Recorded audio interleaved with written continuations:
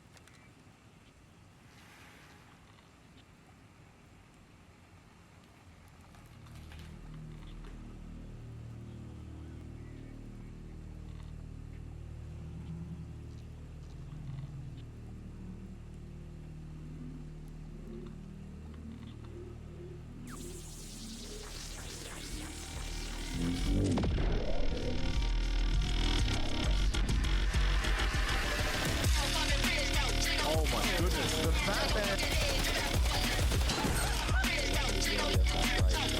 my goodness. Wow.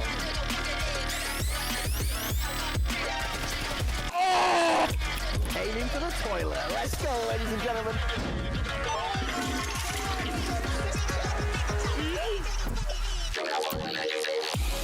Oh my fucking god!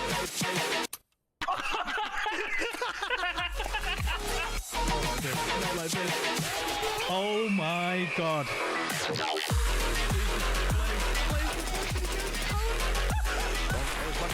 Diablo swings around. Oh, corner with it. Oh, he goes down to the knife and then just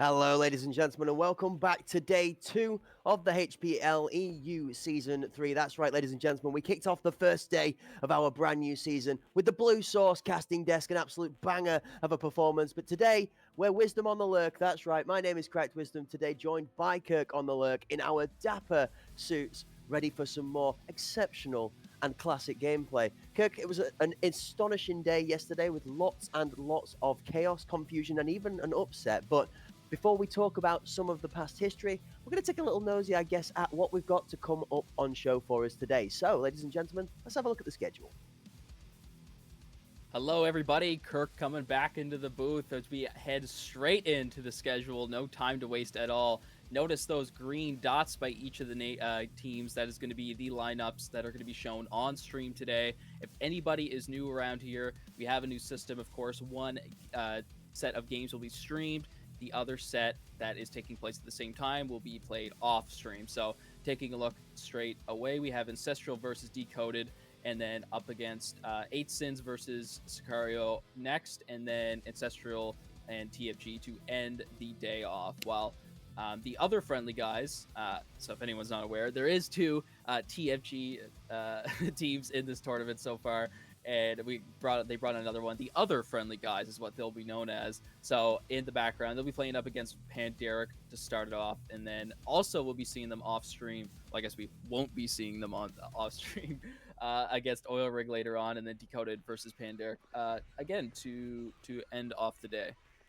Yeah, absolutely. All 6 matches will be being played on today, but you won't get to feature the 3 of them on screen. So like we said, Ancestral versus Decoded first, 8 Sins, Sicario for the second, and then Ancestral TFG for your third featured matches on the day. And that, ladies and gentlemen, is going to take us to looking into what we've actually got in store for you in that first game. And before we look at those 2 teams, the standings as they currently are before we get into day 2's action. So with that table on screen for you folks right now, in that 8th position is Decoded with a 0-2 record. Panderic also went 0-2 in their first match on day 1. The other friendly guys with the 3rd squad of the table right now to also go 0-2 in their first match on the opening day. Everybody else 2 notes above those 3 positions at home, folks, have also played 2 matches so far rather than just the 1 map. So though OFG, Panderic and Decoded have only got themselves 1 match worth of results and they are at the lower section of the table, it gives them an extra chance to be able to score some more points and put their stake on where they should be. That being said, TFG, Ancestral, currently holding that 5th and 4th spot with Oil Rig, 8 Sins and Sicario topping the table right now. So out of nobody's surprise, of course, Sicario is at the very top of the leaderboard, just like in the previous HPL, where they went single-handedly undisputed champions of the last tournament. Insane performance. However, there has been a few lineup changes amongst a lot of these teams. Sicario losing one of their main members, if I'm not mistaken, one of their, I think it was their IGL, if I'm not mistaken. So they have traded him away and have received someone brand new that will Of course, a lot of people probably already know by yesterday's performance, but we'll be seeing the team lineups later on as they come. We'll have a nice graphic to show everybody. But one game yesterday played by Ancestral. That's why we're going to be seeing them twice today on stream. They had a little bit of a rough time in the HPL 2, but so far it's been quite a nice surprise to see them come out and play so wonderfully. I imagine that they've done so much practice and VOD reviewing since the last time, and today we get to see 2 explosive games for them. So I think that's going to be the Kirk's pick to look out for if I had to pick a team, one of the teams that I'm probably most excited to see.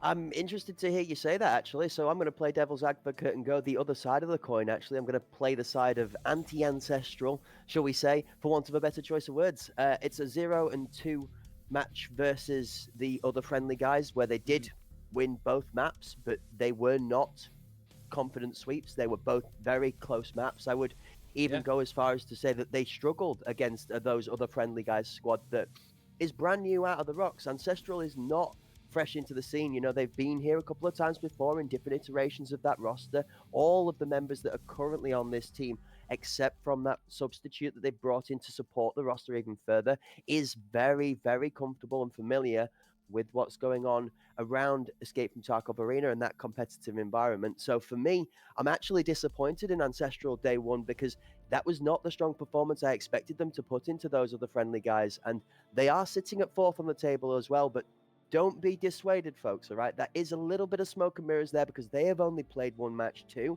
and they have not faced any of the Titans of this tournament just yet. And the reason I'm saying that, Kirk, it's not anything against Ancestral. It's just you can't talk anything at these top 3 teams right now. We saw dominant performances out of Oil Rig, out of Sicario, and out of 8sins, despite a little slip-up, shall we say, to the friendly guys squad. But, you know, the top of this table looks destructive right now. And I think we're going to need to see a way stronger Ancestral if they've got any dreams, let alone actual goals of making it into that top 4.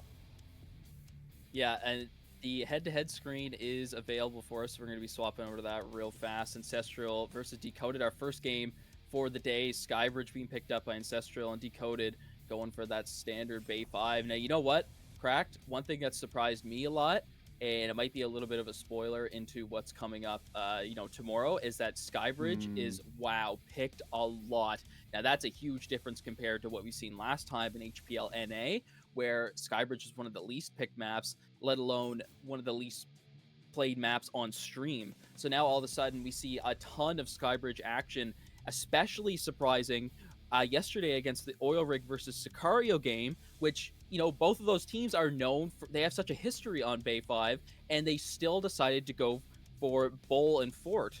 Like, where's the Bay 5? It's surprising. I think the meta might be switching up. You know, some new strategies might have been kind of cooked up in the background. But moving on to, you know, staying on to this game on stream right here, of course, going to be an explosive game with Selfish, Kafinas, Yeshmas, J4, and Geistras on the main roster for Ancestral, while Osane, GG, is going to be on the substitute list. Now, give me a little bit of knowledge on the Decoded side, correct?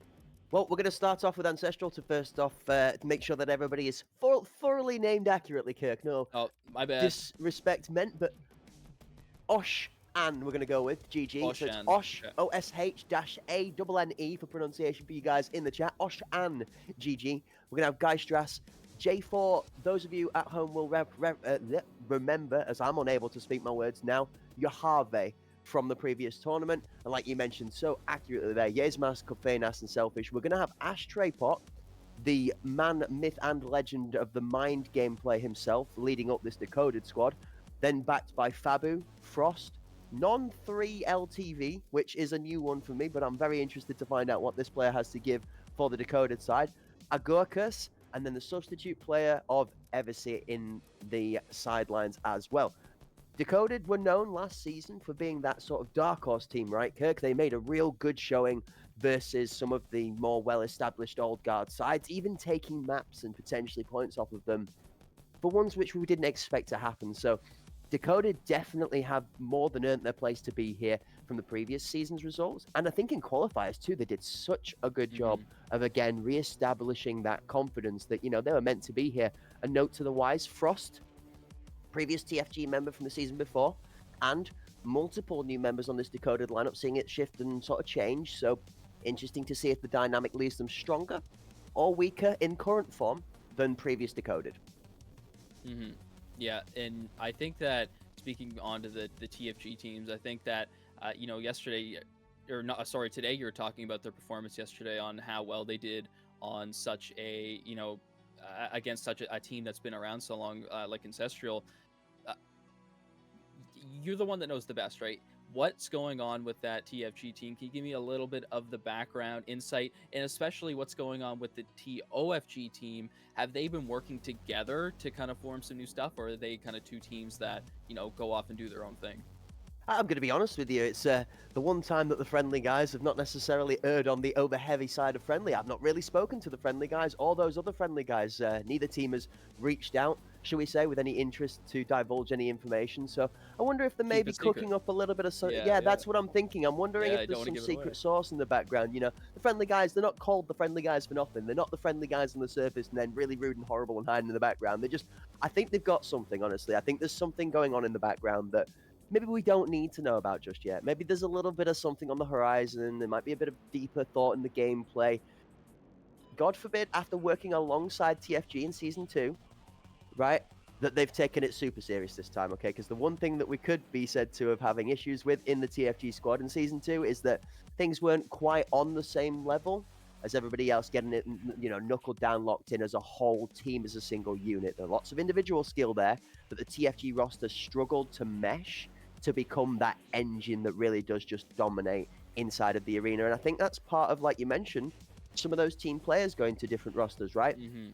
8sin's Fox now from the original TFG roster. Decoded's Frosty from the original roster. The Pigeon stepped away from the TFG team. I know he's working alongside, not necessarily within the Panderic squad, but I know he's doing stuff around that Panderic environment instead now. So, lots of the original TFG concept, the rebuilt TFG, shall we say, have gone off to different places. That being said, Stripey has stayed with that TFG team and built it up from the ground up. So we're going to get to looking on some more of that a little bit later on. But let's lock in on this first game of the day, because between these two teams, and like you said, going to Skybridge first, I'm really excited to see which one this favors. Skybridge, like you mentioned, is not the go-to map, right? It's one of the ones we've seen a lot less of. Do you think teams are scared of Skybridge, Kirk? Or do you think it's just that players favor the more open maps? I think it's just an EU thing, maybe. Because NA was really where they kind of despised Skybridge. They really didn't want to, take their chances there at all. We did see a couple of games near the end of the tournament, but I know for in the past, the EU, Hpl EU, Skybridge was definitely a lot more popular than it was in our first NA tournament. So maybe it's just, I think the maps overall are pretty well balanced. So I think it just comes down to like which one you favor more, like which map do you have the most experience on, which one have you cooked up the better strategies on, because that really is what's gonna prevail you over another team versus saying a map is defense sided or whatever, right? Like, and it can come down to that. If two teams are very equal and they have similar strategies, then it can come down to very minute details like that. But I think Skybridge could probably favor teams that prefer more choke point holding, especially on the defensive side. You can get caught out on these angles where you have to react so fast if you're an attacker, because there's not enough room to run around. Like, when you come out fresh off spawn and start heading towards trains, all of a sudden you have to make this massive jump peak, and you're going to hit the ground before you even make the full jump, like to get into safety. So I think there's a lot of angles like that on Skybridge that if you're not quick enough, you're just going to get your head taken off. So that does make a little bit of sense why it is a bit defensive sided, because the attackers have a little bit they have a little bit of trouble sometimes setting up into the positions where they want to execute on a site. But again, like I said, it's just these teams have probably strategies cooked up that we haven't seen just yet. So more compared to the North American League. Now, you know me, Kirk. I like to play my my puzzle games in my spare time. We like a good old New York Times Wordle solution before getting ready for the casting on today to warm up the brain. We love a Sudoku or even the Rubik's Cube, which, funnily enough, is actually not in close vicinity for once. That's a wild scenario. We'll find that one later. Have you drawn the line between the new weaponry and this map, Mr. Kirk? Because There's a particular axe that is currently sitting on the bench being beasted out by its little baby brother, the TRG, right now, that is destroying people in different dynamics. I mean, Furlex yesterday was merely Flex in another form of his final evolution, it seems like, being the Wormy-to Burmadom, shall we say, of the Pokemon world, where he's got 5 or 6 different weapons that he just seems to be the best in category on, including this TRG. 3 out of 4 halves yesterday, Furlex top fragged on that marksman class. You think about Skybridge, you think about that B site and how much people don't necessarily like to challenge that B. If your team decided to take that TRG and go, hey guys, I got a window and I can shoot down 3 big long lanes, like, Yeah. And you know what? That's something I actually was thinking about. It reminds me to when you asked me the question in NA League about when we were on Bowl, we were talking about the AXMC, right? And you told me, you asked me, is this a map that you expect to see this on? And if not, then when do you expect to see it? So I thought that Bowl wasn't really the map that type of weapon was really most appropriate on. And if I had something in the back of my head, I didn't say it, but I was thinking, you know, if you had to pick one, it was probably Skybridge, right? Because of all those choke points. There's a lot of points where, you know, you got to be quick about it or you're going to get caught out in the open. That's perfect time to slam somebody down with a Lapua, especially when on the defensive side, it's a lot more difficult to flank than it is to flank through on Bowl, you know, around going around back to Sniper Tower past Gen and then come back around. And, you know, that really challenges that Lapua player. But the TRG, you call it, I know it as the Seiko M10. That is a surprise. It's surprising that I see it picked up because as far as I'm aware, the AXMC is just better. no, other way around, other way around. I'm pretty sure because the AXMC, you can take the stock off of it and it's still functional. It allows you to ADS really fast with it. And oh my word, this man's been coping. Okay, so let me bring you into the realms of knowledge. That stock issue is a stock issue, shall we say a feature, rather than an intended part of gameplay. So I don't expect that no stock thing to stay. Okay, I don't think that's an intentional purpose. The idea behind the TRG is it does cost a little bit more in Metascore, so it is more expensive, which completely agree with you on that one. The AXMC, if you're going for an economy build or you need more magazines in your BSS as backup because you're not playing on a map so heavily for long lanes, I would agree with you. The Axe is 100% the wise way to go. Flip side, the TRG has more ergonomics.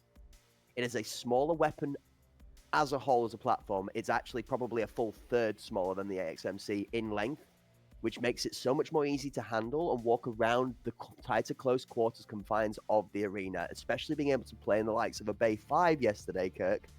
Yes, Furlex ran that weapon in Bay 5 comfortably.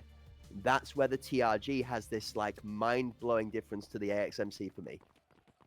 That is quite surprising to hear that come out on Bay 5, a map that is such tiny, you know, corners a lot of the time, not a lot of super long range angles. So to hear that he made that work on Bay 5 is very surprising. And ladies and gentlemen, we are straight into this game, Skybridge, Decoded versus Ancestral, and already an absolute... What is going on for Decoded? Oh, all of a sudden it was going so well, and then right back at it, we have J4 and Selfish grabbing 2 quick comes for themselves, and Selfish got to check that trigger finger, almost taking the head off a teammate. We saw a lot of team kills yesterday. I remember Blue getting a little bit upset. He was getting angry. There was so many team kills, and it was so unfortunate. So hopefully today these teams have, you know, maybe had a little bit of a, take the edge off a little bit, and, you know, they're not as nervous and can accurately put those crosshairs where they need to go. Got to apologize to Blue, actually. The only person that did not benefit out of the quality of life changement of your team being always Blue. Because now, when you team kill, it's always Blue on Blue violence. Poor Blue's getting the rough end of the stick, whichever way you look at it, it seems like, after the QOL changes. But I have to say, shout out to Battlestate Games, who have partnered up with the Hunt Premier here to bring you this HPL EU Season 3, again, live on Twitch. You guys will get to watch all of the best action as it comes in live from the HPL EU scene and the NA scene, including loads of elimination tournaments and stuff coming up in the future. Whilst the quiet part of the round's going on, don't forget to get yourselves locked into those socials. Now, Bomb on site and J4, last 2v2 as Ashtray does delete the first of the second Ancestral problems in his way. Ashtray 3 off the first round of the 4 members that he has left in his sights. The last one's going to come around to challenge as Ashtray retreats to Rat. Ev's going to go down. Little unfortunate as Astray's caught in a reload. He has minimal HP to play with here, actually. Selfish has got way more pressure and tempo if he plays this right. Minimal time to spare, and just Ashtray whips around the corner at the most absolute perfect time. It is not enough to get the weapon up, and a bomb defusal will be coming out for the first round win of the day, of the map, of the game. Decoded grab the very first day 2 win. 4-0-1. Ashtray pot. Now, other team head collector, it seems like. He's stacked himself the full 5 players worth of kill participation. He gets the final killing blow on 4 out of 5 of them himself. I'm going to talk about a dominant performance out of the gate. Well, how about leading your team from the front of the charge? The captain, not sat behind a desk and giving orders, but right up in the thick of the action, playing his life and claiming more than 1-for-1 many times as possible. J4, Yesmas, and Selfish playing in this whole section. Bomb playing really reserved. Frost finds that opener again into Yesmas as Geistras levels it out with a kill onto Fabu. 2 members very slowly going up through VIP. However, they're not going to be aware of 2 members also ready to stop them, and with the most optimal grenade I've ever seen, had no absolute chance. Yeah, he had a grenade in his own hand, and he wasn't able to do anything about it. The scope, something which has seen a lot more favor recently, even off that platform of the TRG, even people running just the marksman, the VSS only, still running that Razor, so you've got that variable zoom and the scope to be able to use to your advantage to hit those shots down range where the red dots and the lasers don't quite work. Guys just actually picks up the one at the back. Wow, I'm actually shocked the first person didn't go down. Eventually picks it up and cleans up the second. It's now Frost left in a 1v2 with the bomb planted, and, well, unless he manages to get round the right side of... Ooh, he's almost there in time. Geistras is going to pick up. Not even Frost is going to have time in... 3. If he goes now, he forces the 1v1. That's exactly what you want to see, but Geistras fakes that bomb plant. Maybe pros fake sometimes, and that results in a huge round win for Ancestral. However, we have to very respect the play of Frost, who knew exactly what to do in that situation and did not hesitate at all to isolate that 1v1. You almost wish if... Like, I wonder... I say wish and wonder. I'm confused between 2 words, chat, because I'm almost wishing that Frost had gone just that little bit quicker there, but you then hesitate to wonder whether if it had been played quicker, he'd not been able to get that first kill, like you said. Gets round into the bomb in time, the bomb doesn't soft plant, he just commits to the plant, you end up getting caught out in the open. Many a scenario. This time around it played out in the favour of Ancestral, we're tied up. Fabu's going to get caught in the middle of the sprint as Frost does again find that first blood. Just note that one, Kirk. 3 rounds in a row. It's been first blood for Decoded. Ashtray for 2, Frost for the seconds, and the third. Frost follows one up. Frost goes down to Kafenas in the trade as Ashtray then closes Selfish out of KFC. Kafenas is through the smoke and he doesn't realize how far past the team he's gone. Oh no, Kafenas! You know where the bomb is. I mean, I don't know if it's super smart to be going to B right now. Your teammate needs help reclaiming that bomb. This is not the rotation you're looking for, sir. He's stumped. And the craziest thing is he's going to walk straight into the long, deep hold from Eversea. J4 gets found almost caught in no man's land as Kafenas has had his ankles broken by absolutely nothing altogether. Wow. All right, now he's going to have to be careful here because it's very possible to have... Yeah, that's going to get swung by multiple people, but all it takes is one, and he's going to find the short end of the stick on that one. Decoded grabbing their second round win, and that was a really difficult spot to reclaim that bomb, especially when the 2 teammates on Ancestral were isolated. I mean, you got to feel rough for Kafenas then. One unfortunately placed smoke just really sold him out. Debated the most of security and confidence into him to be able to push through, and that's just unlucky. You then want to flip-flop that. I'm going to be real with you. Our Gurkhas did not deserve to be alive making it to KFC. Like, regardless of what happened before, Kafenas hit some good shots on that transfer and trace, and I'm actually very shocked to see our Gurkhas makes it across there. That is, however, what do we know, Kirk? It's the buckets. Those big tanks are going to be able to take that kind of abuse once in a while, and you have to play into that. So, round number 4, how's it going to go? Where's first blood? This is something I'm paying a real keen eye on. The Gurkhas. Oh, pushes up close to try to buy as much time as possible, and that's the only thing he can really do in that situation. Geistra's getting a little bit aggressive as the bomb does go down. Frost wins that fight. Selfish backed up to watch the flank, and Yeshmas very close by. However, the rest of the remaining team of Decoded are slowly converging on, while there is one on the flank, and Catch is Selfish turning, looking the absolute wrong way. J4, though, trades him out. Yashmas is ready to go back and forth and ends up picking up Frost with 2 members left to go. Only 16 rounds in the mag, though. Buddy system on site's really strong. There's the first. No, J4's opened the window and dead. Fabu is down. Fabu wins the fight, but J4 has his back. I almost thought Fabu was getting into blue to steal that one out there, Kirk. J4's not having none of it. None of it, he says. Guys, lock it in. He says, I've got 4 reasons why you're not allowed to give this site up. Brings it back 2-2. From downtown with the 9x39, that's those subsonic rounds still connect, and when they do, they're going to hurt. Big fat bullets, huge damage, high pen.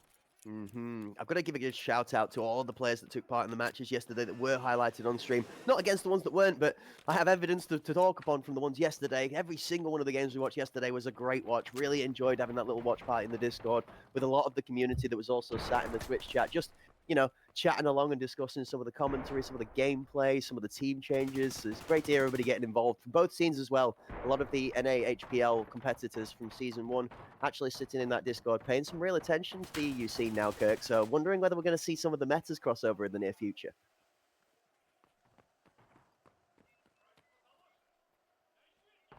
M10 shots for this round, taking out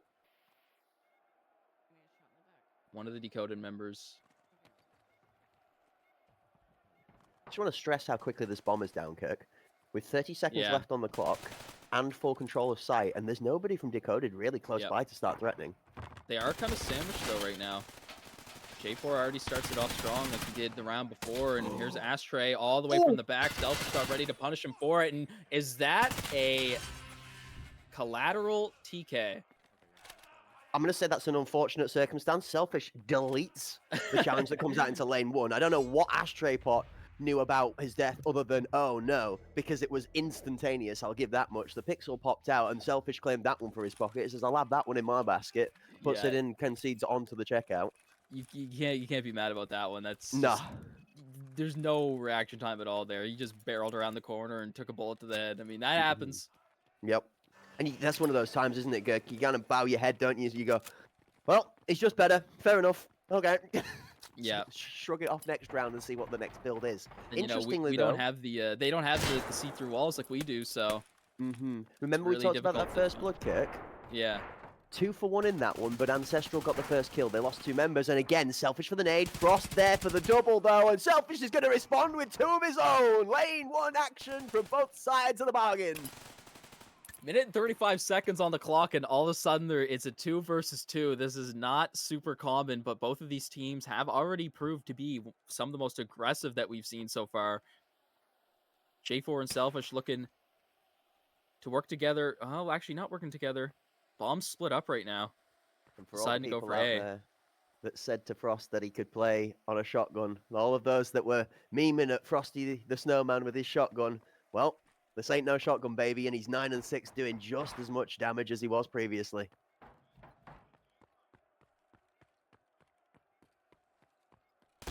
Is there a rotation for this here, Kirk? I'm going to say this is...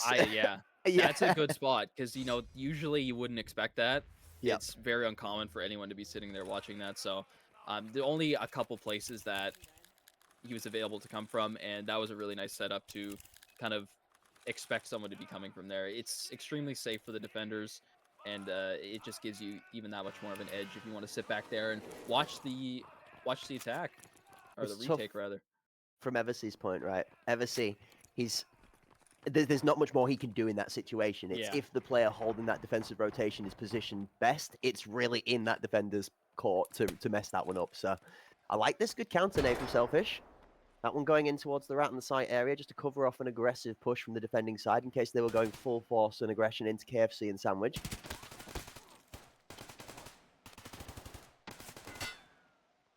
Interesting. It's so surprising. Like, this is the first round that we've seen Decoded actually play a little bit more passively on A, and that's exactly what happens when you run up by yourself. Gurkha's just barreling straight down and dies to multiple members just waiting for him, and now it's 2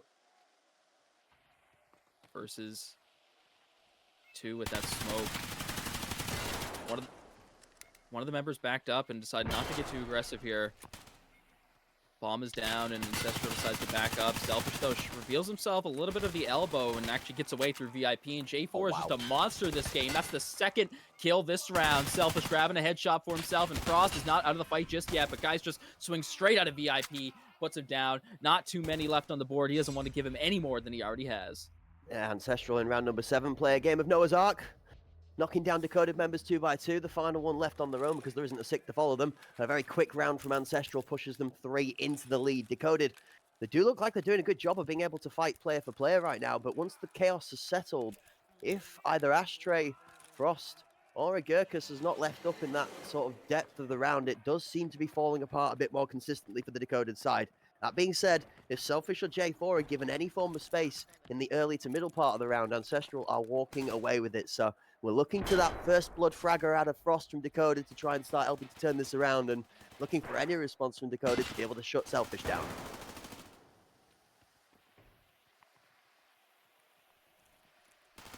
Second time for a dedicated push for Ancestral, and look at this, everybody's just so close to each other. However, the red Ancestrals are in a better position, and they still somehow come out with a 2-man disadvantage.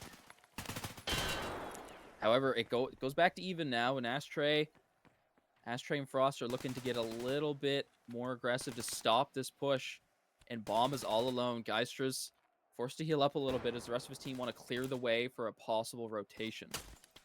Decoded used confusion. Geistras was confused and is currently standing there with the swirling icon next to his head, just letting that one debate off for a second, because we all know how much those lovely Enforcer helmets do for protecting you from headshots, but how little they do for helping your ears. The lovely little sound of a ring whilst that one bounces off the dome. Now J4's looking up to the A site to see if there's anybody left still home. Decoded have 2 members tight on this back angle here, one in jungle, one playing slightly wide of. They also have a late flanking lurk on the B site that's going to give them full information that they're safe either way. Now with 25 seconds, this is down on Ancestral to be able to, under pressure, execute a good bomb plant site. Ashtray Pot denies the entry as Jezmas gets taken out. The response from J4 is going to convert onto Ashtray as he repeats. Shot from jungle. Frost is down onto Geistras. Frost gets a great pick outside of VIP to help out the Decoded squad. Now, J4 has everything in his hands. The first is available. Second, he's going to get into cover behind. Has he got the shots on Eversea? Eversea still running. He doesn't get his gun up, and J4 just takes a free kill to close out the round. He's cooking. Unreal performance. J4 always seems to be in the right place at the right time. And that's something I kind of noticed also with the game in general, is that whenever kind of smokes disperse or whenever, you know, a push is decided to be made, the other team is also deciding to push or be there at the exact same time. And there's always 2 people just staring each other down is how a lot of these fights go. It's not like a holding an angle, oh, I spotted somebody. It's always just a 1 versus 1 straight up fight, or 2 versus 2 stare down like the Wild West. 6-2. Side swapped. And this, for me, is where the tempo changes. I think these teams are relatively evenly matched now, given what we've seen in the first 8 rounds. And I actually expect Decoded to come with a similar level of aggression. Selfish finds the headshot as Ashtray Pot's trying to sneak and cheat a grenade through to the rat section. The aggressive bench push from 2 from the Central is going to see Capenas finding 2. Argus on Frost goes down. Capenas somehow actually picks up the TK, though. Fabu for 1 back. Yesmas finds Fabu, and now it's all on Eversea with Hpl Eu. There's still a minute and a half on the clock, and we're already down to 1 member. Eversea, what is going on? He has such little health and still deciding to challenge multiple members. This is what's going on around that site. Every single round almost, it's just full aggression from both teams. However, in that time, it seems like Ancestral just kind of got there quicker. I'm pretty sure it's almost even for the timing to come out of spawns to get to these positions, but it just seems like maybe Decoded kind of fumbled around a little bit before they made their push, and it allowed Ancestral to get closer than Decoded would have expected there and catch them off guard. Interesting one for me is that there was a couple of, should we say, a bit of banter in the chat yesterday. A little bit of frustration out of the Ancestral members that the commentary of struggling into the teams they played against may have just spurred them into a sense of dominance today, because this is a much more confident performance out of the Ancestral squad, and you definitely would be arguing to say that they struggled here right now. Decoded are having their... What? Wow, okay. Decoded were having the game taken to them until Fabu behind a smoke has found himself a double kill that's going to change our minds for a second. Look at the flank though, Kirk. Oh, I'm scared. Look at where Yesmus is, and look at where J4 is. Oh, they noticed though. Two of them are both turned around. As soon as one of them knows, they're all gonna know, because these teams are excellent for communication. They've been practicing. Yeah, but this is the every problem, day. Kirk. Look at where Selfish is now that everybody's turned.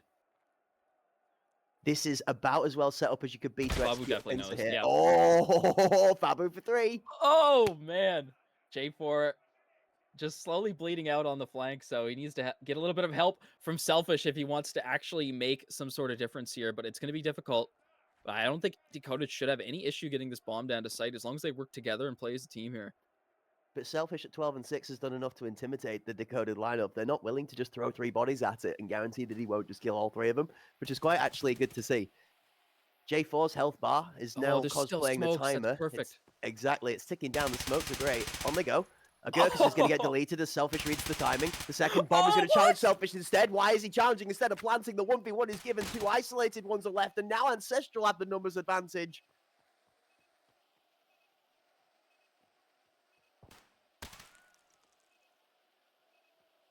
Let the gameplay speak for itself. What is going on?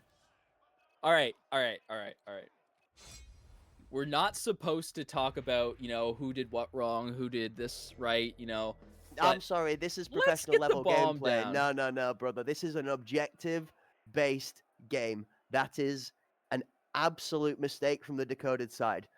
Respectfully, this is the top level of gameplay right now. You can't drop mistakes like that into a team that is absolutely already pushing you all the way. You cannot tunnel into the man like Selfish. We made the point before, Kirk. He'd intimidated them. And look at the mental gameplay there. That pressure he's put on just from the performance through that game forces them into poor 1v1s, and the unforced error is capitalized on. There's nothing else to say to that other than that is a ball drop on the side of Decoded for sure. No, you're absolutely right. I had to get someone else to say it before We're all did, 'cause positive. I might I'm not have been down so for it. nice about it. Yeah, I'm all with you there, but we're at the level at this moment. You can't make those mistakes, and Ancestral are going to close out a very deserved 9-2. It was a good start from Decoded. It was a good start, but Ancestral ran away with it after round 3 or 4. Wow. What an amazing game. Actually, a really good first game of the day, I have to say. One of these games that you'd expect to be somewhat, even, but Ancestral comes out and really shows what they're made of and smashes a huge performance out on Skybridge. We've yet to still end the series, though. We still have Bay 5 coming up next, but when it comes to Ancestral, right, this is kind of what I've expected from them. They've been in the league for so long. They've had so much practice. They know how these teams play, especially against Decoded, who, they had struggled a little bit against in Hpl 2, where Ancestral only claimed 7th place, the second from the bottom. Decoded was up in that number 4 spot. So all of a sudden the tables have turned, and it seems like Ancestral have really worked on those strats. They've honed in exactly what they need to, and they're here to play. And not only that, but yesterday they also had a really good performance. Of course, we have to respect TFG for almost coming back and taking them out. But wow, what a great game to see, and that's why I expected this to be, one of my favorite ones to watch today. I'm mind blown. I am honestly stunned. It's very rare that I sit and watch a game, and I'm very shocked at how much of it's down to foundations, okay? Like, because people don't make 1v3 clutches, people don't hit that jump shot. These are things that are like not a guaranteed percentage play. But when you have 3 members and good positioning and a smoke left to set up for sight, it's so mind-blowing that decision-making process didn't go where we thought it was going to go.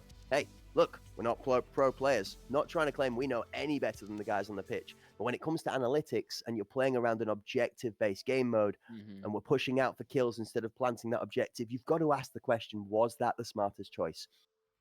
That being said, past is history. The future is a mystery, and the next map we're going to be going to is Bay 5. What I am scared about right now is where the mental of that Decoded side is going to be. That's not just map 1 in a game that realistically to begin with was very evenly tied. Let's talk the first 5 rounds, 3-2, Kirk. We could have seen this going either way, okay? Now I'm scared. This is Bay 5. This is Chaos Central. There is no time to rest on your laurels, get that mindset back into the gameplay. This is going to be even more pace, more action. You want to talk about selfish? I mean, the man likes a little bit of heat, okay? Not afraid to speak his mind. And he's not afraid to show it on the pitch as well. You've then got to back that up with, normally it's selfish at the top of that leaderboard for Ancestral. J4, we might as well start calling him J44 because he's going to end up dropping a 44 bomb in one of these games if he keeps playing like this, all right? Yeah. J4 has been absolutely slaying people today. And I'm actually really delighted to see it because one of the quieter players early season, last time we saw him, J4 was already starting that escalation of getting better and better towards the end of the season. Great to see that it hasn't stopped in the off season and it's just gotten even further. Well, it's really always nice to see someone else step up to the plate and become one of the heroes of your team, where sometimes, you don't always want to rely on that one person, because if everyone else can't show up and do their job correctly, then, you don't want to have to rely on that one person. So it is awesome to see someone else come up and take the limelight on Ancestral, but it's only one game, right? And we still have plenty of games left to go. It's only day 2 out of the full 5 days we have to show in the HPL EU Season 3. So coming up next on Bay 5, like you said, one of those really chaotic maps, and of course we're going to see if that Seiko M10, the TRG, decides to come out, and if he's going to decide to try to make that work somehow. We've already seen it work yesterday, but that might just be a one-person thing that they've been practicing, and it's an unexpected strat. So it's like, whoa, we see this, we don't really know what to do against it. Got to make your decisions quick, or that Hpl Eu is going to take you down so fast you won't even be able to think about it. And now you were talking about that mental game. A lot of people think that maybe gameplay is straight up the most important thing, but sometimes you don't understand that mental game is more important than your physical skills sometimes. And the big thing to think about, I think, if you're decoded right now, is that you need to have some sort of positive mood, right? You can't think that, yeah, we lost, it's not great for a tournament, but of course you're never going to learn anything by winning all the time. So sometimes you just got to take that L and you got to move forward and think, hey, like you said, was that the right decision to make in that situation? It wasn't. Now we're going to think about it and we're going to learn going forward. Yeah, absolutely. Just looking at a couple of the match results from yesterday and where the teams have actually played. Ancestral, familiar with Bay 5, took off against the other Friendly Guys squad yesterday on Bay 5 with, again, a good performance out of Selfish. This is one of the maps that more favors the Kafenas and Geistras battle buddy system, where J4 yesterday showed to have the weaker of the Ancestral players' performance. Not necessarily a bad performance. They ended up taking that map against those other Friendly Guys 9-4, but J4 was down the lower section of the leaderboard. I'm curious to see whether J4 is just on one today and whether we see a Bay 5 performance with him up near the top again, or whether that means that, different maps fit different parts of this Ancestral team better, and despite of the environment, they're actually going to have a good, strong squad, just in different flavors, should we say, for each of the sets that we go to. The flip side to that, Decoded did not get a chance to play on Bay 5 yesterday. Their matches ended up being into Fort and Skybridge versus 8 Sins.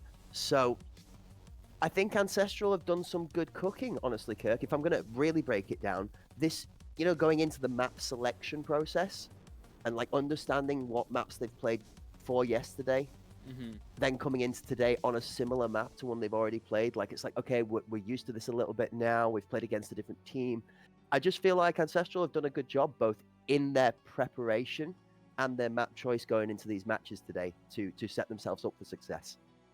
Yeah, and it always is a little bit more of a, kind of relief when you don't have to go up against, Oil Rig or whatever going into Bay 5, because you know how dangerous that can be sometimes. However, 8 Sins are a very strong team. They have had a few name changes, and I think they're on their 3rd name by now. And also losing a huge member on their team, which I'm surprised to see that. I don't know if it was a trade. Do you think there's trades going on in the background, or if it's hey, I'll go over there and we'll take this one, and If I'm honest with you, the understanding I got from it is it's an exceptional opportunity for Rapid to continue developing his career, and therefore has moved up to the likes of Oil Rig to work alongside Bakizi and Lattes and the rest, Codex Cacao, who arguably Codex and Cacao, are known as 2 of the most devastating entry players within the 1st and the 2nd entry positions in the game overall, and the top fraggers. So Rapid, an aspiring player with a similar level of skill, putting him in that environment to further develop his career is a good, it's a good move all round. And you know, they didn't necessarily lose out, did they? Look at the take-ups and the extras that the 8 Sins squad have picked up in the meantime. I mean, it's 8 Sins Fox now, it's 8 Sins Pablo, it's 8 Sins Nemo, and I mean, all three of those names are the kind of name that in the ranked scene strikes fear into your heart going into the ranked queues. You even, as somebody who wouldn't really dodge games, you even hesitate to think about that. Well, do I play this one? Is it really worth getting smashed that hard? Probably not. So, you know, there's definitely not a downgrade. I've really enjoyed seeing the swap abouts in the teams actually this time, Kirk, because I think given the experience of being surrounded by season 2 of the HPL alongside the friendly guys stuff, there are players now that have gone to teams where maybe it's just my personal opinion, but I think they fit. Like I've seen better compositions of players that play a similar style now, where they were maybe just kind of like everybody needed to just get 5 people together. So more of that in the future. Yeah, I think it's fun. I think it's fun to just think about, because even beforehand you would think like, what if this person was on that team? What do you think would happen? But like now we get to see that. Oh my good lord, is that a grenade and a 2-piece from Selfish? We're already out and man's on a 3-piece chicken nugget dinner session. What is going on? And we're live, ladies and gentlemen. Bay 5, Game 2, Ancestral versus Decoded. 2 kills on the board. Make that a third one, actually. And then everything goes quiet. Yeah, we're live. Fabu, Frost, and Ashtray are very not, as is Eversea as the 4th goes down. Agurkus is struggling to hold on to his health points, and he does no longer own them. Geistras is going to claim those. Ancestral take less than 45 seconds to claim round 1. Well, if I'm not mistaken, this is Decoded's map pick, so, you know, first round doesn't count. We'll just take that from now on. First round doesn't count, and you know, just throw it in the back pocket. You know, don't even keep it on you. Just throw it away into the fire, and just, you know, burn it. Don't even think it exists, and pretend like it didn't happen. Watch this nade from Selfish. It was probably an early hell nade, as you see the Ancestral squad taking their time coming out of that side of the map, and also you see Decoded now playing really safe in his spawn. Ashtray says, if you can do it, I can do it better. Do you hear an Ash 12? Those big, beefy bullets, casings hitting the ground like an earthquake. Geistras eats 2 headshots on the front door as Frost pays the price for it and is going to feel absolutely robbed for his efforts with good crosshair placement there. Yezmas does respond with a headshot into Eversea as well. Geistras finds a Gurkus, and this is slowly starting to go the other way. Only Fabu and Ashtray Pot left alive to try and resuscitate something in the back end of round number 2. Only thing they have really in their favor right now is that the bomb is in tow. Ashtray's side is exposed, and J4's got that one for free. Doesn't quite convert the bomb from a good swing, but as he tries to escape to sandwich, J4 is going to re-swing for the conversion. That is Ancestral moving to 2-0. That's just perfect recognition of map knowledge too. Like, as soon as he knows that they're going to be looking into sandwich, you know, you can understand exactly the position that he's in, and you're like, all right, this is the perfect time to swing because I know he won't be looking at me. He has to clear this angle, so that's what I'm going to swing out. And it was perfect. He was looking the absolute wrong way. He got a free kill and was able to continue and to converge on that. So excellent map knowledge. Really excited to get down to the nitty-gritty and talking to a couple of the EU members on Wednesday when the podcast comes back. That's the next thing on the scene, is speaking to some of the guys from the EU scene to get first ideas as to what they think of the first weekend of the HPL. So yes, sir. Lots of topics to talk about. That on a later note, though, Yezmas is going to take the first into Argakas. We've got a response this time on a 1-for-1. I'm going to get a DM from Agurkus by the end of this saying you butchered my name so tragically. Agurkus, if there is a pronunciation, reach out to us, let us know. We apologize profusely. We only aim to appease. That being said... There's a lot of languages in Europe, so you can never really know. Maybe that's not an English name. Is this Ashtray on an Ash 12? Is that we're really going for the full... I think he's doubling down on the name. Play. Yeah. Oh, those back shots are not going to be successful this time around. That smoke's really good down the middle. Actually, both enforcing the through, but the jump into connector from Ashtray is going to find him losing his ankles and his life. Interesting play. No way to defend yourself when you're in the middle of that jump, and he pays the price for it. J4 falls to the hands, or sorry, Fabu falls to the hands of J4, and all the way out in mid is Geistras shutting out the last remaining member of Decoded, and Ancestral grabbing a third round win already. What's going on? This is their day, I think. they still had to see them later on. They're still going to be facing TFG at the end of the day. If you're an Ancestral fan, I'd say start getting those emotes thrown in chat. You know, let that fire burn and show your love.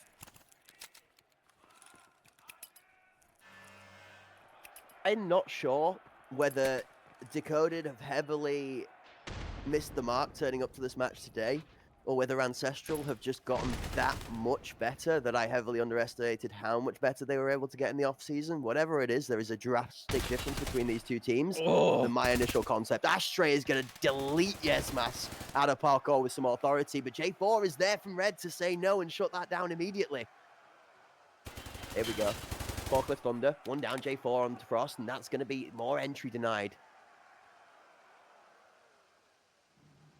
Fabu in sight by himself. His teammates are very close by. And here they are. They both come in. We're going to have 3 members converging onto B site in a 3 versus 2 situation. However, there is Kofi coming up behind very slowly. He could get a quick couple ones right here, but Eve was so ready for that one at the very last moment turnaround when it was absolutely perfect.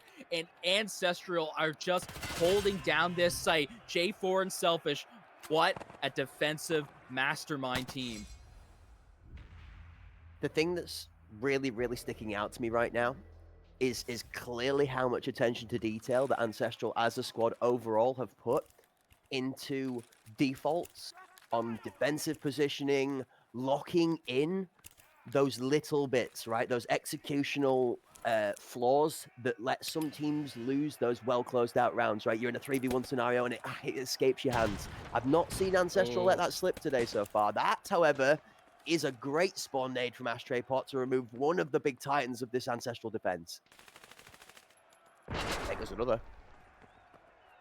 Yeah, Frost grabs another, and all of a sudden Ancestral might be looking like they're losing their first round, but it's not over yet. Smoke's in a decent spot.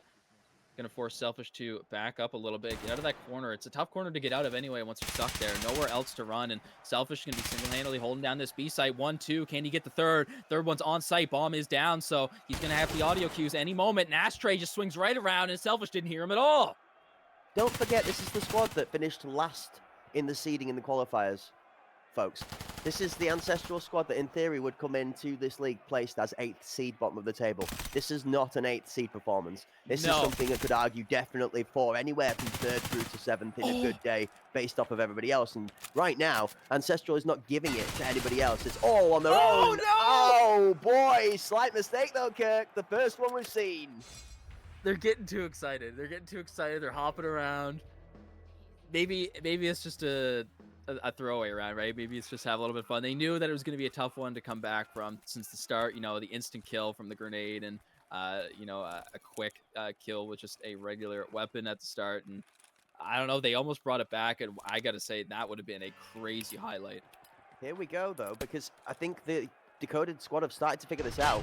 Avoid the spawn nade, get a spawn nade off of their own, and then try and enable Frost for those first blood kills. We saw Frost doing so much damage on Skybridge for Decoded, picking off 1 or 2 members multiple times. Astray's going to go for the dirty wallbang. Nobody actually hiding in that corner now. Everybody knows that one is taboo for the time being, whilst you can get easily wallbang from Forklift. Kafenas finds the first as Frost does go down, and that first blood is going the way of Ancestral, not Decoded.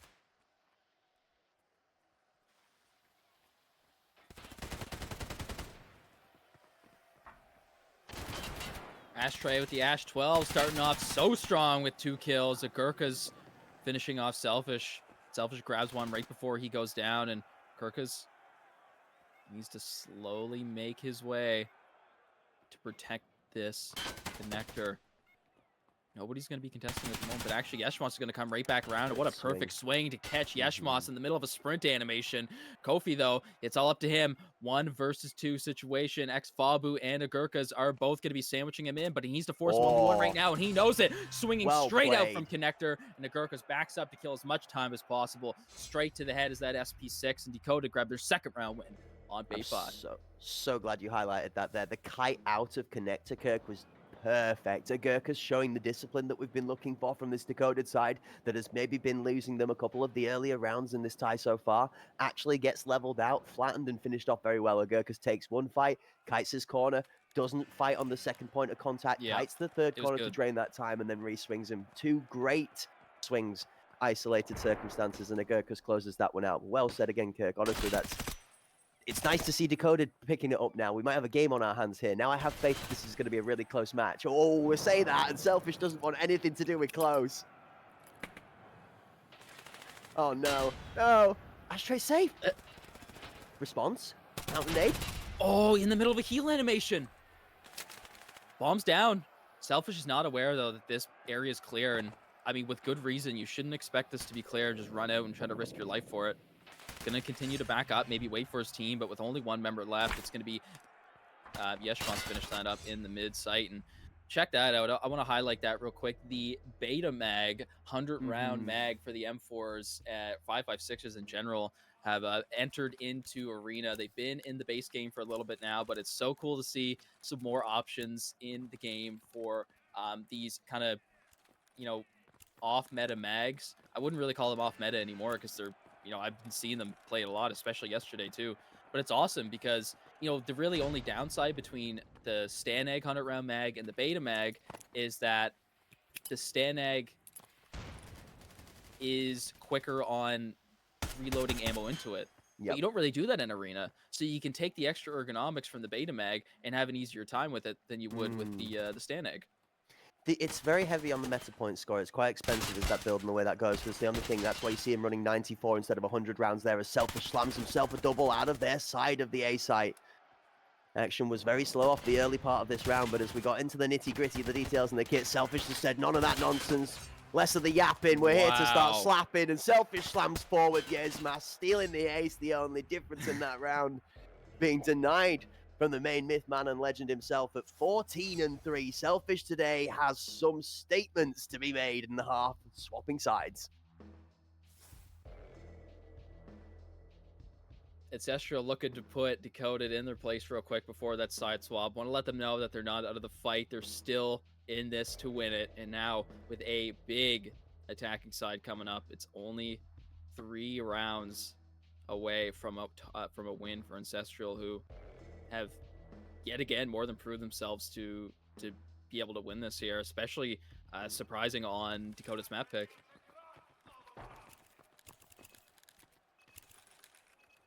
These nades, though, they've been huge, not only on Bay 5, but on Skybridge. It seems both of these teams are very well aware of where to place them and how to do it in the perfect amount of time. So we're going to see how Selfish lines this one up. And I imagine Dakota's got one for themselves to send straight out. That looks really good. Oh, just a little bit short. Makes contact with the pipe. This moment in time, I think that the Dakota squad need to find a way to get Fabu back in the action. Agurkus is going to be inspired to some strength of their own. One of the members inside of this Dakota squad that has seen success. Selfish finds one response into Fabu. Frost, though, is going to take out J4 on that front door. And it's 2 versus 4 now. Yezmas levels 1 down. Frost gets taken out. Bomb is going to creep towards that midsection and look to rotate out as the teammate that is currently holding that B site, Selfish, has fully cleared this location. Was that? That's a TRG, if I've Yes, ever sir. heard one. Yep. There it is, Ashtray. The VSS backup as standard. Selfish, though, however, puts him down as soon as he swings that corner. Wasn't enough time to react at all. Yeshmas, the last one alive with bomb down, though. Yeah, I think Dakota have done themselves enough inside of this one, so long as they play the last 2 members versus Yezmas well. Yezmas is looking to push out towards the known information player so that he can not get himself sandwiched, as you do see that flank coming in from Forklift side. Oh, He's got himself into the best position possible, but Agurkus does get inside the door to be able to challenge it. Yezmas goes down, and Decoded are going to pick up the round. It's well played for the numbers there. The initial concept is Selfish getting forced into having to rotate 2 versus 3 to that fuel site. Left Decoded in the best position to close it out, and they do take that round 3-6. It was a good try, right? In that situation, Yep. it's, you know exactly what you need to do, but being able to do it safely is really difficult. That bomb goes down, you know that you need to wait for someone to start defusing so you can force a 1v1, and then, you know, once you win that one, you have a much higher chance of winning overall than going in a 1v2. However, when only knowing where one of the members are, you really can't take a decent guess on where the other one's going to be. So, you know, you're kind of forced to just play it slow and hopefully to pick one up based off that instead of waiting for someone to go for the defuse. And like, what's going on here? Slaughterhouse in in on A site. Like, what's going on here? Ancestral are just running down Decoded. So you know that you were like, oh, is that a TRG I hear? Well, Ancestral heard it too. And the one Oh, thing about the TRG that you can't do is give it space to take single shots like that, or it'll get its Oh. life made easy for it. But what you do is realize that the TRG has a bolt fire animation to do. And that's what makes the gun feel doo-doo, is when you click and you don't kill somebody, and all you hear midway through that bolt animation is ba-dum, ba-dum, ba-dum, ba-dum, ba-dum. You're getting charged, boy. And you better hope that bolt's back in before the faces come around the corner, or else it's going to be all around me of familiar faces, and you're banished to the Shadow Realm. It's the one thing that this gun falls down on is tempo. If you can push it quickly with a full auto no weapon, way. he might hit this if he's not careful. That looked like it was straight on. It just didn't pen. Mm-hmm. That's game knowledge, ladies and gentlemen. This is why we're here. The top level of Tarkov Arena performance is on show multiple times a year for you at HPL. Always make sure that you're here to learn new things if you're an Arena fan. Fabu finds a kill onto Selfish with J4 and Yesmas being the last left alive. Fabu has that mid control. This is something we talk about on Bay 5 a lot. The green or the sandwich or the gap control from either side of mid, or playing top maze, or beacon box's side of top mid is very, very dominant when it comes to being able to rotate in and out of certain places. They've actually given mid up. Now, this is a smart play here, Kirk. They've given up that top mid, central mid position to allow the bomb to move so that they can have it float to a site in this 4v1. What they need right now is either the time to run out or just free information to challenge this last member on his own. Hold good angles.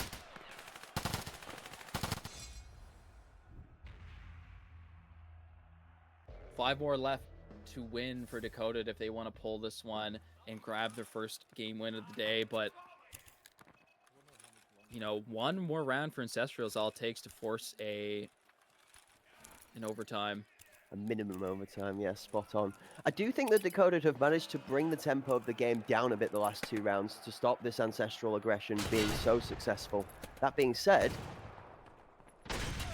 this lineup that Ashtray Pot has been trying to find with the TRG has not been successful yet. An over-aggressive connector is going to find two quick kills from Fabu. Kafenas is there to take the trade, but not until the 2-for-1 comes through.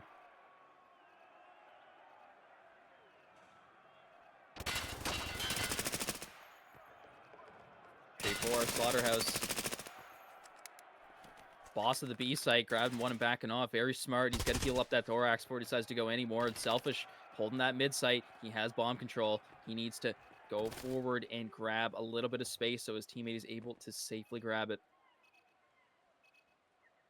Ashtray might pay the price of the box bang in a second here. I almost thought Selfish was going to go for that, but he's going to instead get slammed by Ashtray Pot. Talk about wrecked, guy. Oh my, TRG. Talk to me some action. Oh my word, what a shot that was. You know, that's so hard to hit when somebody's already pre-firing where you're coming from as well, through that aim punch. This is, yeah, I'm going to say goodbye. You know, in this situation, it's a 2v2 or it's a 2v1, whatever. You know someone on the enemy team has a Lapua. There is so little amount of reasons to swing into that by yourself, right? It's a bolt action rifle. One shot goes off, you get your teammate to trade you right out.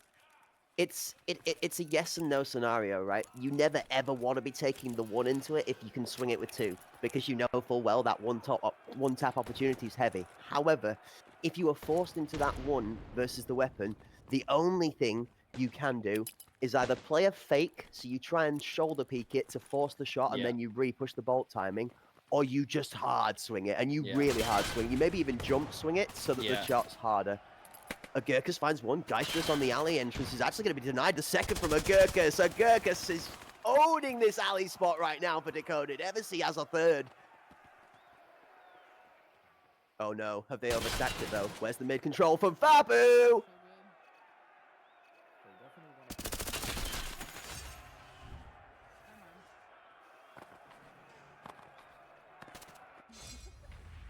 This has suddenly flip-flopped, Mr. Kirk. This has turned into what I would say is a very even game now.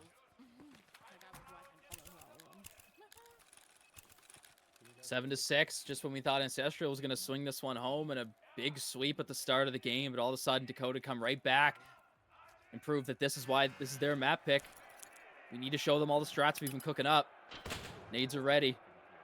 Selfish is doing a real good job here to not get too aggressive and knows that those grenades cannot travel all the way to the spawn now and that they had a 0.5 second reduction in the fuse time.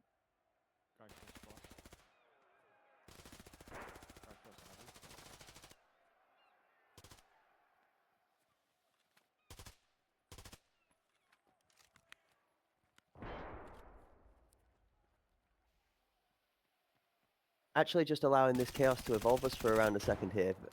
The entrance to this site is being really slowly held, actually, by Decoded. Look at this defensive setup, Kirk. This is really smart, actually. It's almost baiting them into having that free access being a member down, but knowing that they're relatively well stacked up against it. Where the bomb is stood right now is extremely dangerous, though. Given the scenery changes, you can straight up wallbang directly through the bus now. Crosses Tetris. Oh my. Fenas finds the rotation. That's a good hold. Doesn't even make any sound, and he's still they're gonna gets come back. put down like that. All the way out in mid, XFub, we tried to get a little bit of pressure onto the A site, but Geistros was sitting there ready.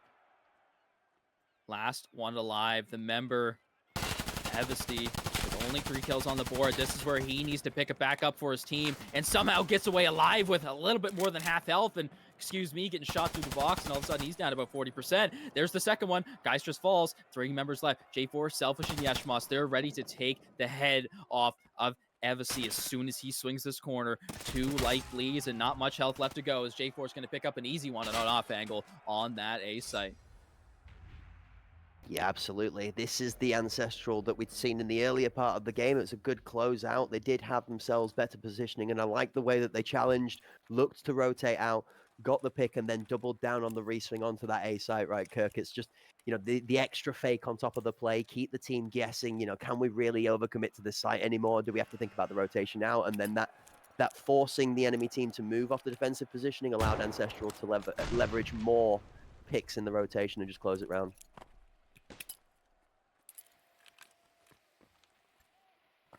Once Ashtray Pot got down the mid, nearly manages to find the shot through the smoke, just slightly off on the right. Frost for the first, Geistros responds, one apiece, Geistros for the second. Babu does take out Selfish though. Ashtray Pot finds Geistros from Sandwich and is going to start making his way to Ali. Bombs on site, J4 has Fabu. Gurkas in a good place though, takes out the bomb at a crucial moment. The jump shot from J4 as he's trying to get over into Rad. Doesn't actually go down to a Gurkas. What was that? This is the time for J4 to shine. He's already been such a menace in this game and the game before. Selfish has been doing a lot of numbers, though, this game, and has to heal up a little bit. There's that TRG hoping to just pen something and get the kill because Decoded need this round. If Ancestral and J4 can single-handedly take this one home, that is it. Ancestral grab 3 points and skyrocket themselves on the board. Honestly, at this point in time, the best way to play this with where they're sat is Ashtray has line of sight onto the bomb. Agurkus is in a lot of pain right now and does not want to get wallbanged through those windows, which is what J4 is looking at. There we go. That's how that's played out cleanly. Nicely done from Decoded. Boom. Tick, tick, tick. That's the VSS. It may sound quiet, but man, does it hurt.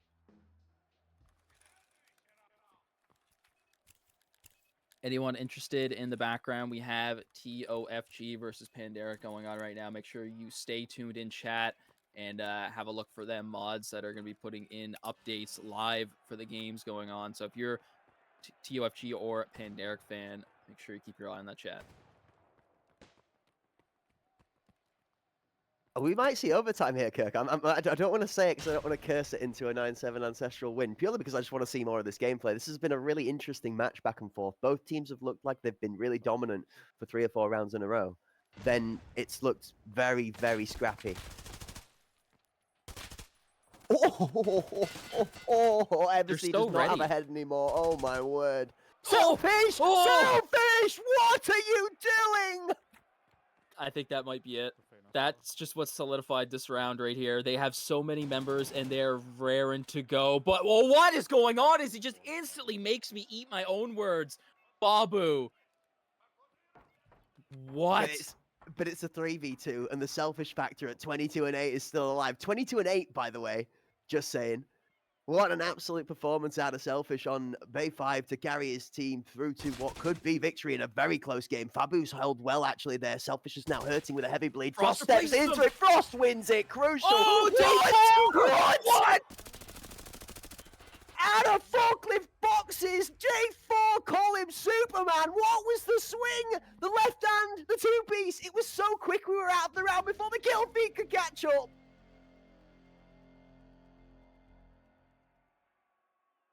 That had to be like a collateral, like, there's no way that was 2 bullets. Like, it was 1 bullet, 1 through 1 to grab 2. What a crazy performance. That is something that you wouldn't even expect on the Decoded side, right? Because that bomb is down. You expect them to back up and play defensively on it. J4 decides to opt in for an unorthodox strat and push forward. Decoded do not expect it and fall to J4. What a menace on Bay 5 and on Skybridge. J4 is just, so far, you could probably put him as, you know, a fan favorite, like an MVP so far for these last 2 games. Even though he wasn't the top kill leader for that second game, is still making crucial plays. And those kills that he did get are the ones that really mattered. They had a huge impact on the rounds that he got them in. I'm going to give Fabu credit, okay? Yeah. Decoded was having a rough match in Bay 5. Fabu was on a donut for the first 2/3 of that game, and then found something out of nowhere to start to re-establish some mid-control for that Decoded side to solidify actually bringing it to a close game. But, we say 0-7 to Decoded, all right, after a rough one. I think the J4 squad are going to be saying 0-7 like this now, all right? I think the official 0-7 shake is going to be with 4 fingers very firmly facing forward in respect to J4, because the Ancestral squad right now are thinking in J4 we trust. That right at the end of that round there on the forklift looked like it was overtime bound. The mental could have been destroyed, but just, well, forklift fortune favors the bold. Wow. Well, I'm going to have to say the exact same thing I said after the first game, right? If you're Decoded here, you have to keep a positive attitude. You have to think that you can't learn by winning all the time. So take those 2 losses and figure out what you did wrong. Figure out, you know, all the times that a split-second decision could have been made a little bit better, and just continue pushing forward with that extra bit of knowledge that you gain from that. VOD reviews are always available, of course, as long as Twitch wants to hold them. So if anyone, even the fans, want to go in and see how Ancestral have been doing so good and want to maybe copy a little bit of strats for themselves, those nade lineups have been phenomenal from both sides. You can tell that those have been being practiced. So many starting nades off of the rounds to really propel a team win for that round. And even, you know, when we saw J4, I believe it was J4 on the A site, who still had a V40 left when there was about 30-40 seconds left in the round. Bomb was down and it was able to be used. He didn't end up using it because it seems like he didn't need to, but it was still available, right? So sometimes those nades aren't exactly something you want to just throw off the bat and you know, get rid of and possibly waste. So it is always nice to see also utility management being taken into account as well, and it's not something that, you know, you kind of just throw out willy-nilly.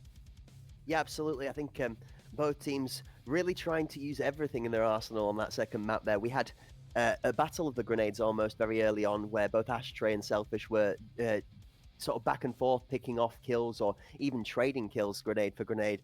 And then we had the battle of the guns, where Selfish and Frost were dropping 2s apiece off of each other, depending on which one of the 2 wanted to pop off for the round. And actually, overall, I think you've got to give the performance for the 2 games to Selfish as the MVP for the Ancestral side. Like, J4 did some exceptional work as well, and arguably you could split it down the middle. But that performance in the tougher match from J4 at the end there was like the final blow that was, I guess, catalyzed by a strong Selfish performance through the tougher parts through the middle. So you've got to give Ancestral their due, and I'm actually glad to say that it is a much more, you know, dominant performance than what we saw from yesterday. That being said, that is only the first of 3 amazing games we have got for you guys here today. So time to take 7, all right? Just get everything back in line, rock ourselves all into our chairs nice and comfy for the next game. And I think before we go anywhere, I think that Kirk's got a little bit of delight, shall we say, some icing or a cherry on the cake, so to speak. So of course, with every single tournament, with every stream, we always have something to give away to the chat for being amazing, because of course, these would not happen without you. We love everybody in the chat that's here to support us. And with that, we're going to be giving away, of course, another standard edition arena key giveaway. So in the chat, the word will be !headshot. We have seen so many headshots, and that's the word that we've decided to pick up today. Put in that chat !headshot to get yourselves entered for the raffle, and we will announce the winner after the short break coming very soon, where we're going to be seeing 8sins versus Sicario coming up next for game 2. We'll see you soon.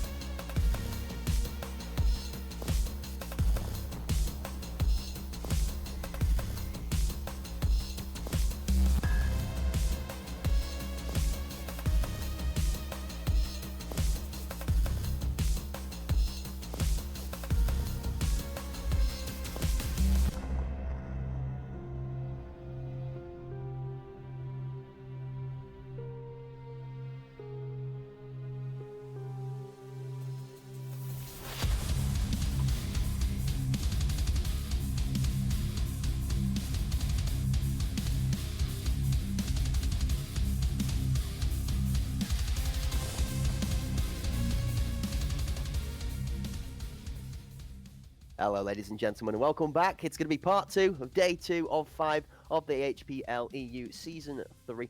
We are back. My name is Correct Wisdom, joined in the booth by the one and only, and now beautifully rouge-coloured Mr. Kirk. How are we doing, Kirk? Did you enjoy game number 1? And are you looking forward to game number 2?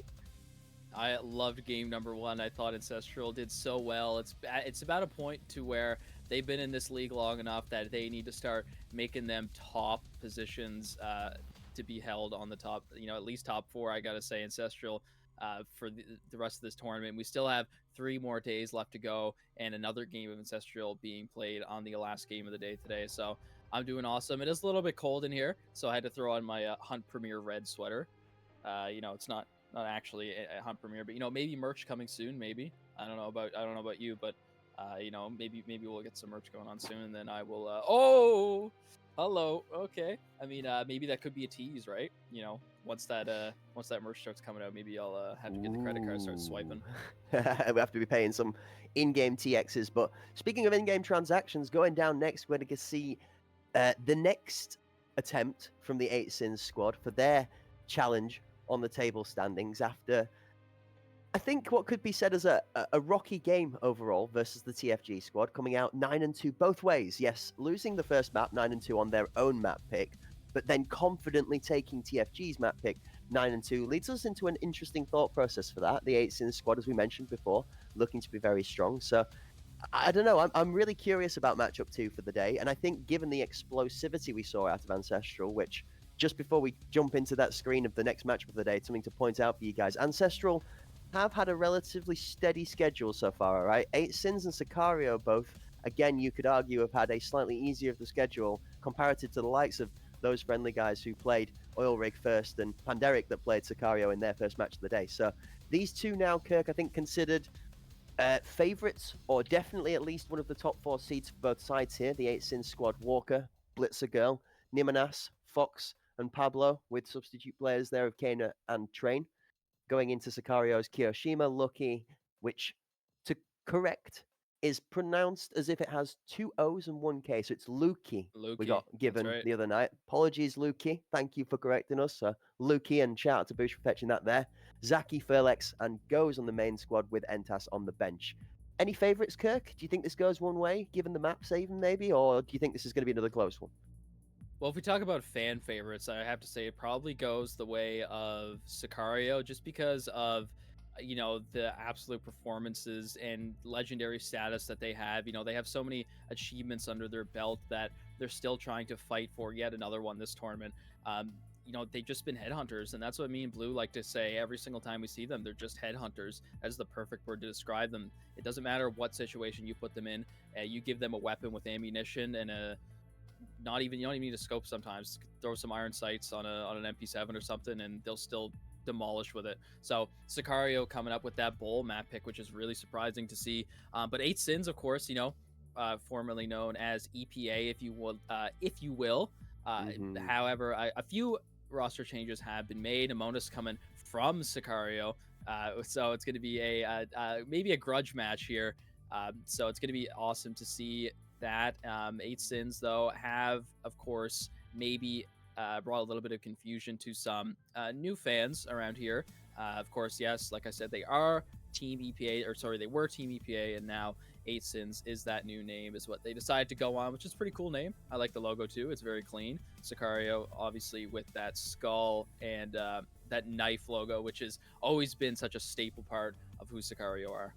So yeah, just to bring the guys in the chat back to, the back to the reality, shall we say? Let's give them the extra nitty gritty in the background here. So, Eight Sins, ladies and gentlemen, is an actual competitive esports organization. Okay, they have not just changed the name from EPA, but they have been picked up by that Eight Sins organization and have struck a deal to go under the Eight Sins branding. Eight Sins, if you'd like to check them out on the socials, something that are very prevalent all over the Twitter pages. So go look up that Eight Sins esports page, get yourself locked in with what they're getting up to, because not only do they have an Escape from Tarkov arena team here, they've just burst out into the arena scene after seeing success across titles like Counter-Strike, Sim Racing, Rainbow Six Siege, and many other things that their team is getting involved with. So if you're interested in finding out a bit more about Eight Sins as they get involved in Tarkov Arena, you definitely should, go get involved with them a little bit, because they're starting to show interest here, which I think is a smart move. It's an Eight Sins, shall we say, a meta move, all right? They're getting ahead of the curve with all the interest coming into the arena scene, and they want to be one of the first people to stamp their authority on it. So,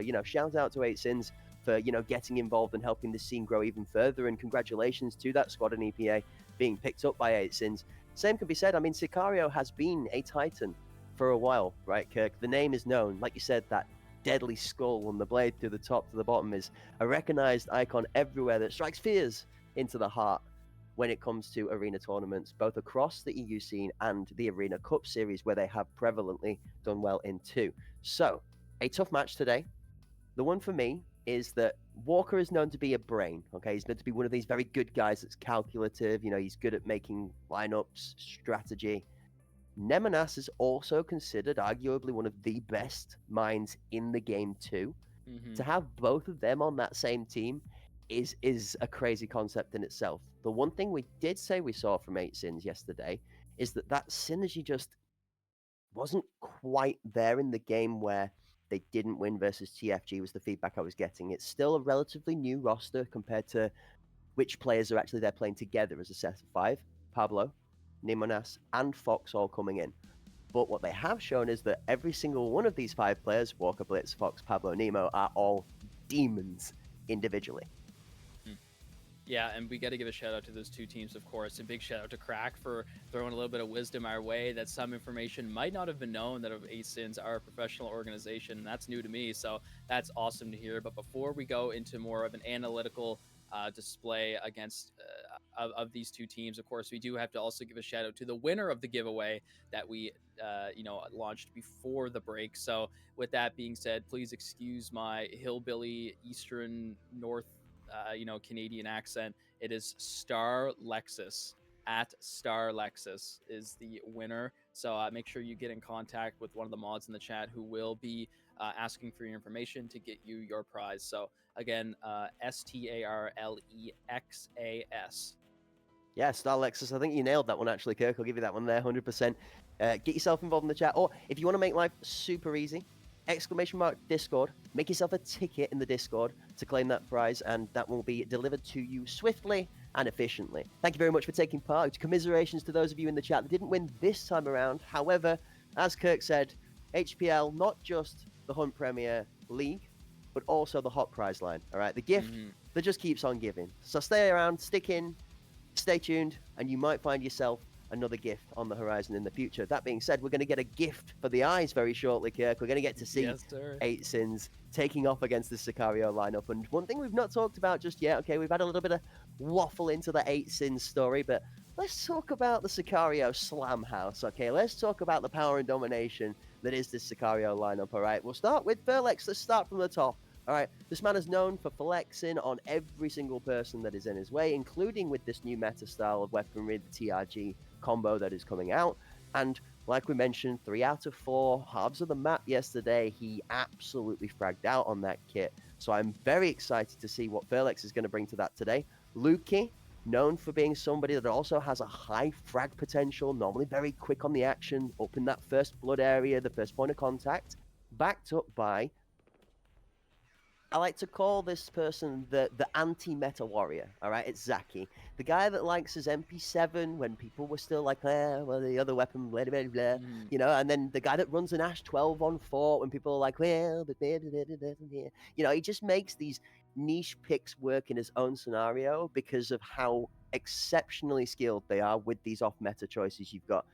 Stripey has his Ash 12 favorite. All right. If you've gone in the ranked queues in the NA scene, you know your Bunny X Paco, who loves her MP7 with the front sight, an old throwback meta for the nostalgia out there. Okay. Many people have the different things, and it's how well you exceed with those different things that really makes you stand out. And that's why Zaki is one of those players to me for Sicario that you like. He's like the dark sheep, right, Kirk? If you forgot about the 4 Titans in the back line, then we'll just rely on only Zaki as the 5th problem. Do you know what I mean? It's just a crazy line of talent.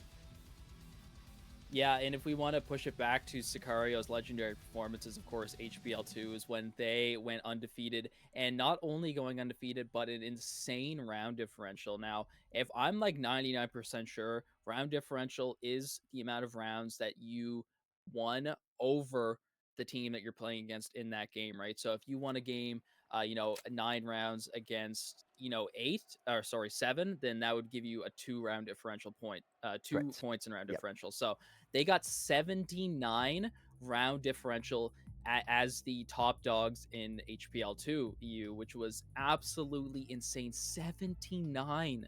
Do you know how many games that means that they stomped and didn't even come close? Yep. And gross. So far, they haven't lost so far. But the round differential isn't looking super high so far. But of course, it is day 2, and we still have plenty of games left to be played. But what do you think about that? You made a really good point there. And the one thing that has changed from the previous season to right now for the EU scene is that round differential extremities has come a lot closer.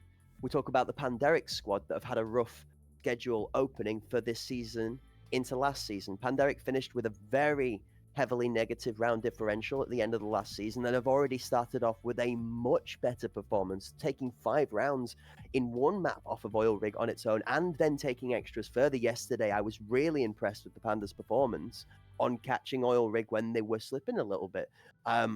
That being said, like you mentioned at the top of the table, your 2 and 3 and number 1 spot there are not, that plus 20, plus nearly sort of 30 boundary after day 1 that we were seeing that was so scary from a couple of these top teams where people are super undefeated, even to the point where 8sins have lost the map in day 1, which is, again, I don't think you would be, I don't think you'd be seeing anybody across the socials who you would think in mind says that 8sins drops their first map of the tournament to TFG. But again, props to the TFG squad who have turned up again better than what we'd seen from them in the previous season, finishing out 6th in that last time around. Again, to push one of the top 4 teams from Those Friendly Guys squad is not something we're surprised to expect, as they did show last season they could push all of the better teams in instances.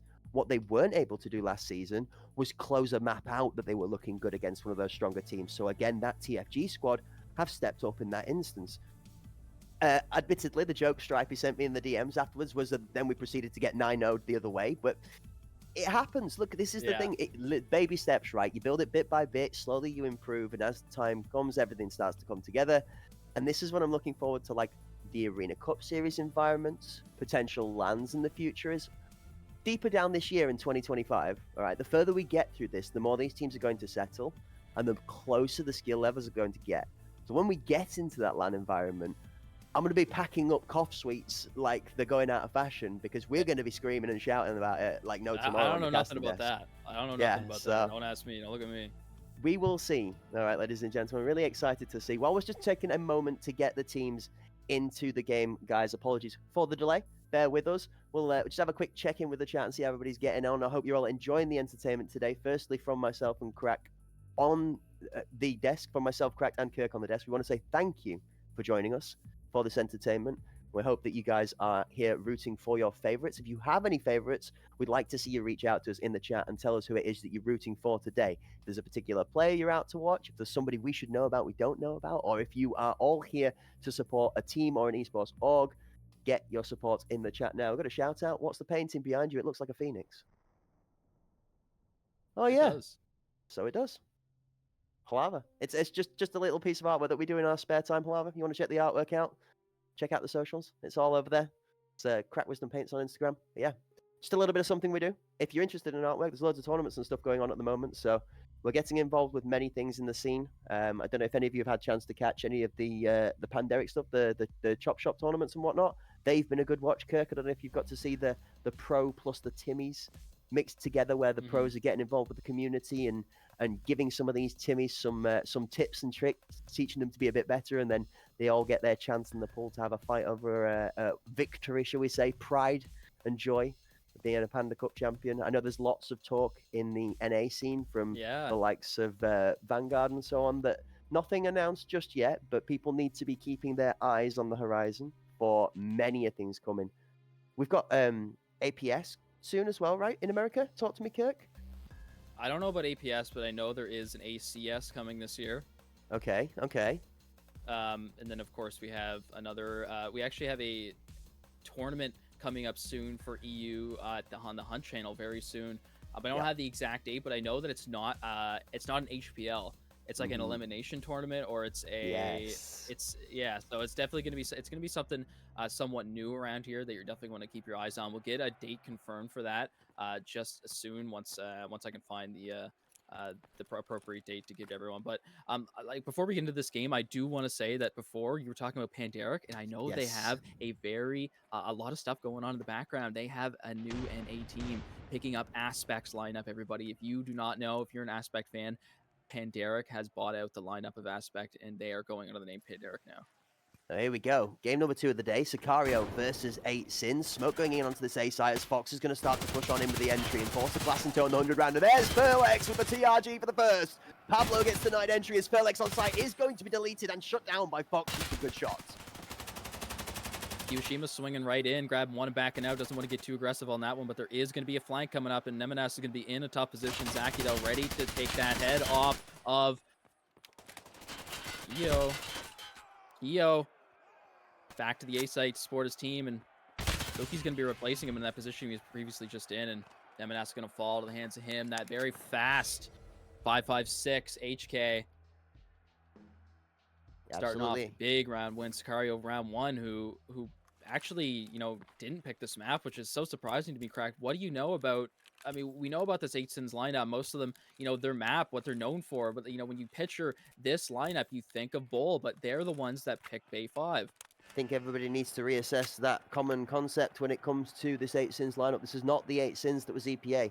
This is a different form. 3 out of 5 of the members are brand new, which means that this team might look different completely in its execution, may not be known for its similar strengths. What we're going to need to see now is what this new evolved 8sins lineup does have strengths in doing and where they might struggle. Confirmation on that EU elimination tournament, May 17th through to the May 25th, as Zaki takes out the first kill onto Fox. This time, Sicario not going to want to give any space on this site for the 8sins squad. Nemo has other ideas as he claims that rat position, with Zaki still trying to hold from this back alley.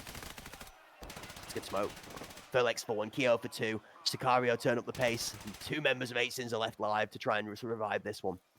Yeah, that smoke was actually like perfect. It just completely shut down 2 members of Sicario who are now forced to go the long way around. Bomb does go down though. It isn't.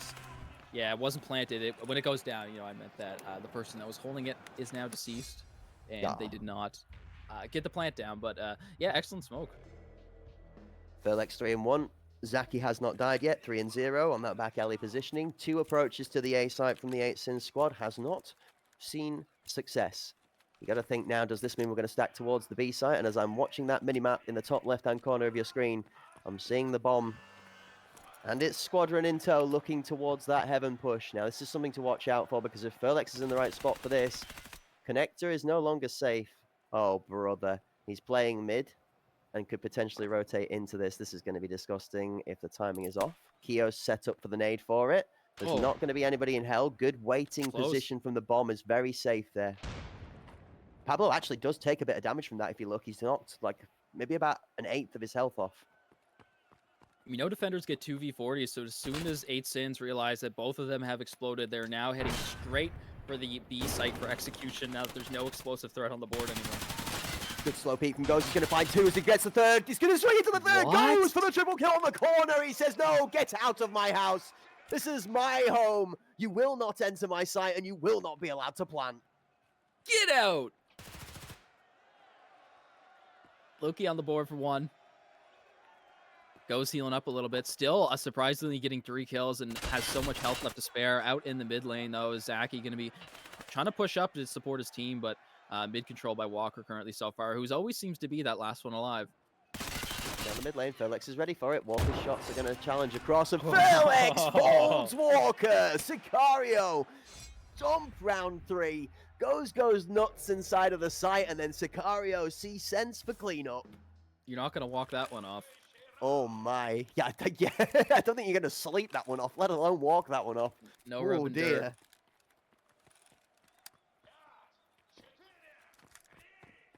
Gotta love the extra little amount of rails on the M10 to get a little bit extra ergo. If anyone doesn't know, there is that one specific rail that you can put tactical devices on that does give you a +1 on ergo. So nice to see that. And maybe that one can make a difference. You actually, there's a lot of little tips and tricks on your guns. You can, oh, never mind, hold up, wait a minute. Felix hasn't got time for action. He wants to nail one of the 5 8 Sins problems he's got in front of himself. Oh my word. Smoke's put up in good spots now, forcing a kind of hold, just information gathering. B4 is still available for 8 Sins. They only have 1. Attacking side only gets 1. Fox is going to use that to make some space here.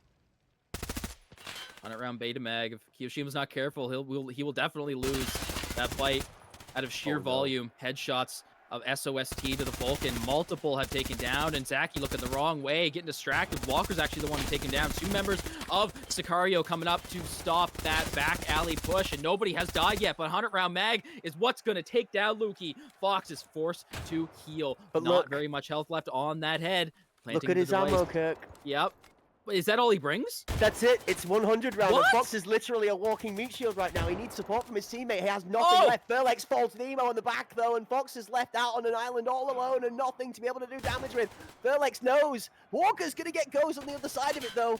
Go loot a body. They Your don't teammate's ready there realize. to protect you.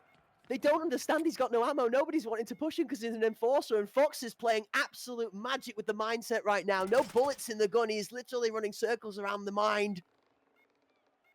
He had to have picked something up now. No, he didn't. He's still What is happening? This is Escape from Tarkov Arena, not run away from the enemy arena. Oh, Felix has got melee out. He's going to go for the defuse. He doesn't realize Walker's here. And that's the round. 8 Sins. Talk about 8 Sins. They lose 1, and then the 7 deadly sins are unlocked. Fox finds something out of nowhere. What is that? You thought you'd seen it all, folks. Well, you have now.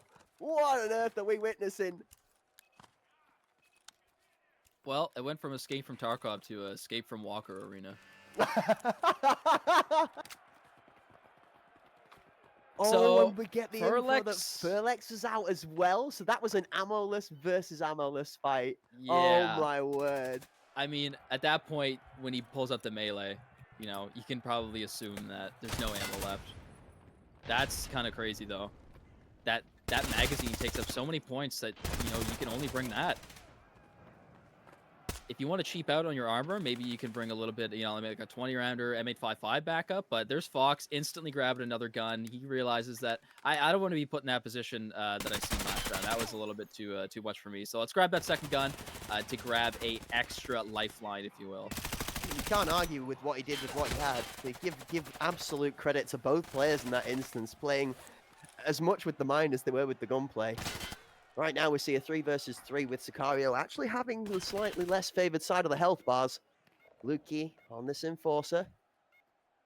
Relatively helping themselves. Tag from the alleys, he spots the bomb on site. He's going to realise windows. Good challenge from Pablo, finds Lukey wanting. Red hot barrel. He's going to head straight back in. And what is that goes? Knows exactly where to aim, and he puts it so well in position. However, Blitzer Girl finishes the round out with a second round win for 8 Sins. But wow, with that red hot barrel, if those bullets aren't absolutely accurate and you start firing too much, oh man, you're going to be put in a jam, a sticky situation. This game is crazy. This game is already absolutely wild, and we're only 5 rounds in. We've got another map of this to go as well. So one thing about that Enforcer kit with the 100 rounder that really does pay a downside is it is so expensive to put together for all the bits that you want. The crucial tier 6, so you have the best armor, the helmet that you need to be wearing, that Vulcan with the face shield, then having the 100 rounder and your stims, and it's just such an expensive kit to run that I don't know how viable that 100 rounder really is unless you are absolutely critical on your ammo economy. Yeah, I remember that was an important conversation we had in the past about ammo conservation because, you know, when we spoke about it at that time, smokes were brand new, and you were thinking that, you know, possibly shooting through smoke just to gain pressure or try to get a kill was something that we would see a lot. But Furlex just whipping around the corner like a Ferrari. One, make that a second one. He's just on fire right now. The turbocharger is warmed up, and he is continuing to go forward through the alley. He's going to make a huge flank right now onto Pablo and Blitzer if they're not careful. There comes the M10 Seiko. Furlex falls, but he decides to back up. Okay, never mind. Blitzer's in an okay position to be able to play with this here. Oh, I say that, and then Goes is just going to absolutely annihilate the window challenge. Those thoughts banished. 4-2. Sicario leading with confidence, but not by a huge margin. This is a very good game to watch, and I think these sides are relatively closely matched.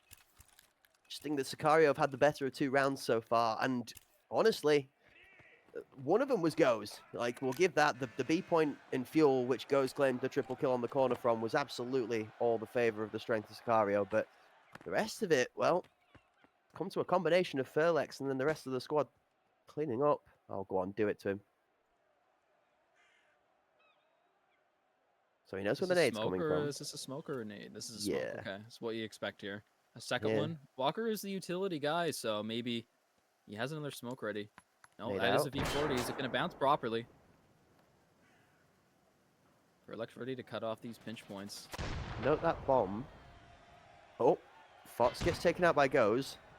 And this is where this changes now, because Goes has given information that what might have been a fake out play towards that fuel site by 8 Sins is completely and utterly caught red-handed while sneaking. Bomb is going to rotate the other way. I like the patience from Furlex here, because the information has come out that they're going to be, instead of getting aggressive on his plat, he's just played slightly safer. Walker's going to run straight into the headshot! Roll up, and knock him down. Unstoppable force versus movable object. It's just so loud. You stop in your tracks when you hear it. This is better positioning from the 8 Sin squad, though. Pablo gets his head down. Blitz is there to help. Furlex finds Pablo through the wall because he doesn't care about scenery with the big bully bullet. Oh, those shots through the wall are so close, and Zaki is just grabbing a second one now, and he was so close. He saw those fragments coming through the wall and just kind of drawing an outline of them like Looney Tunes, you know, like when Bugs Bunny is trapped against the wall, getting shot at, and it makes like an outline of bullet holes around him. I think that's what we just saw right there. This is a crazy game, and I am very delighted to be here to watch it. And I am excited to see which breaking point the 8 Sins squad can find, because this is the last attacking round they've got, and normally, you know full well that the 8 Sins side, especially with Walker leading that charge on the mental side of things, they will not give any quarter. They will have something in store all the way down to the last round of overtime, and then some.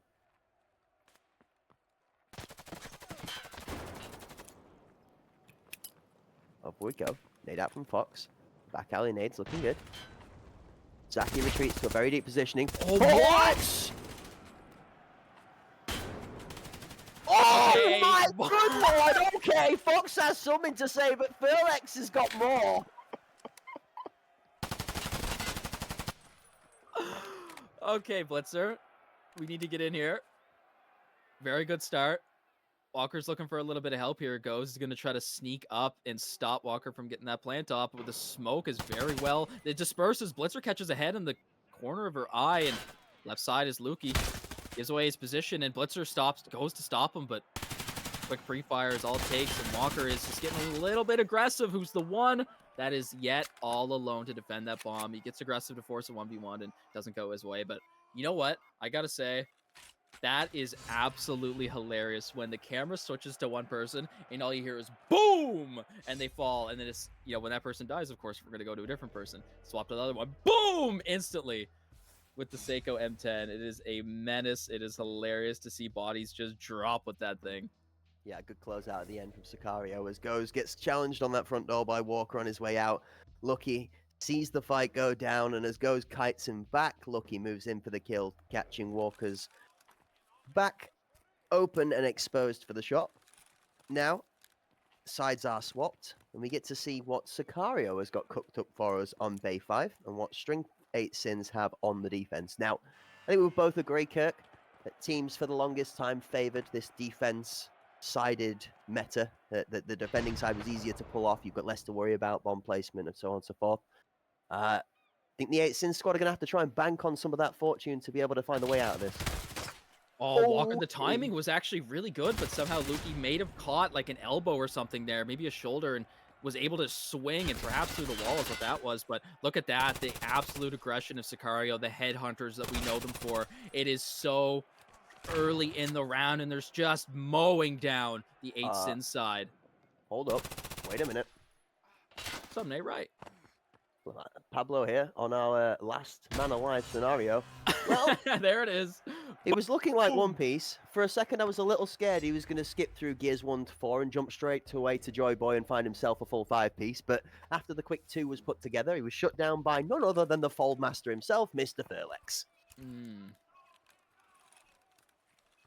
It is fun to see something unique. I talk about this every single tournament that I cast, is that moving from, a 60% M4 pick rate every single game is that, it's been changing, especially in NA, where we've seen so many other new weapons being picked up, and sometimes you see these unique weapons like the M10 here, or some semi-auto is being opted into, like the G28. So it is really nice to see this, and it's refreshing, and it's not boring. Like, we get to see so many different types of weapon systems being utilized.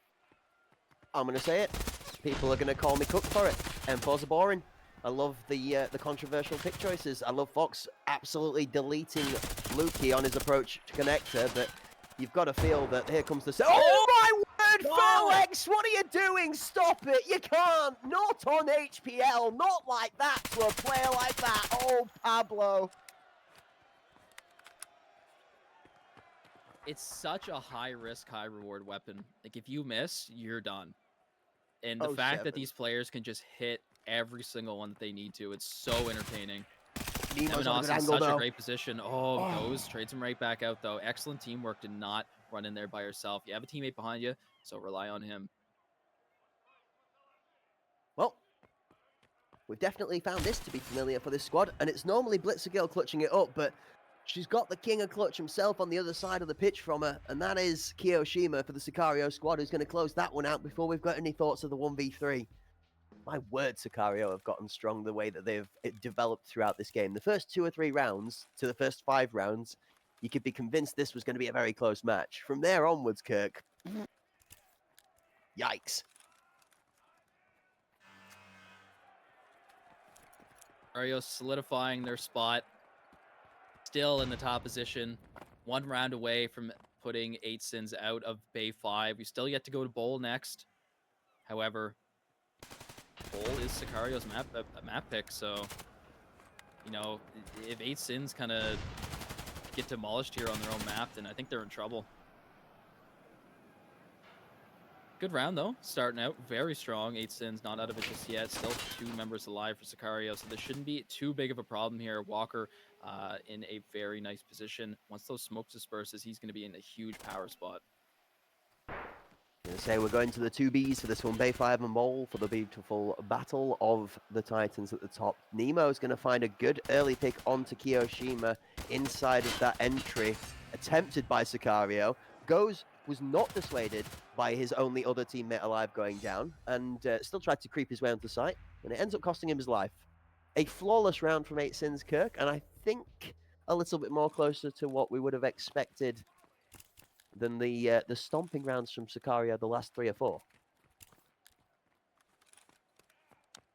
Yeah, it is nice to see a little bit of a comeback here from 8 Sins, but those huge comebacks is usually when you'd expect them. So far, if we want to base it off of previous tournaments, is around that 4 to 5 round in mark. So I think it's a little bit too late for 8 Sins, you know, unless they, you know, sprinkle a little bit of fairy dust and, you know, maybe they threw an extra $1 inside the wishing well today, and maybe they might get some sort of miracle coming their way.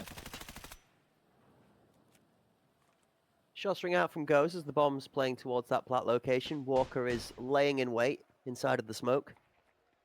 Flash goes off in his eyes as Goes is jumping around, trying to create a bit of audio confusion. Smoke out. It's going to go towards their door. Walker's not moved a muscle.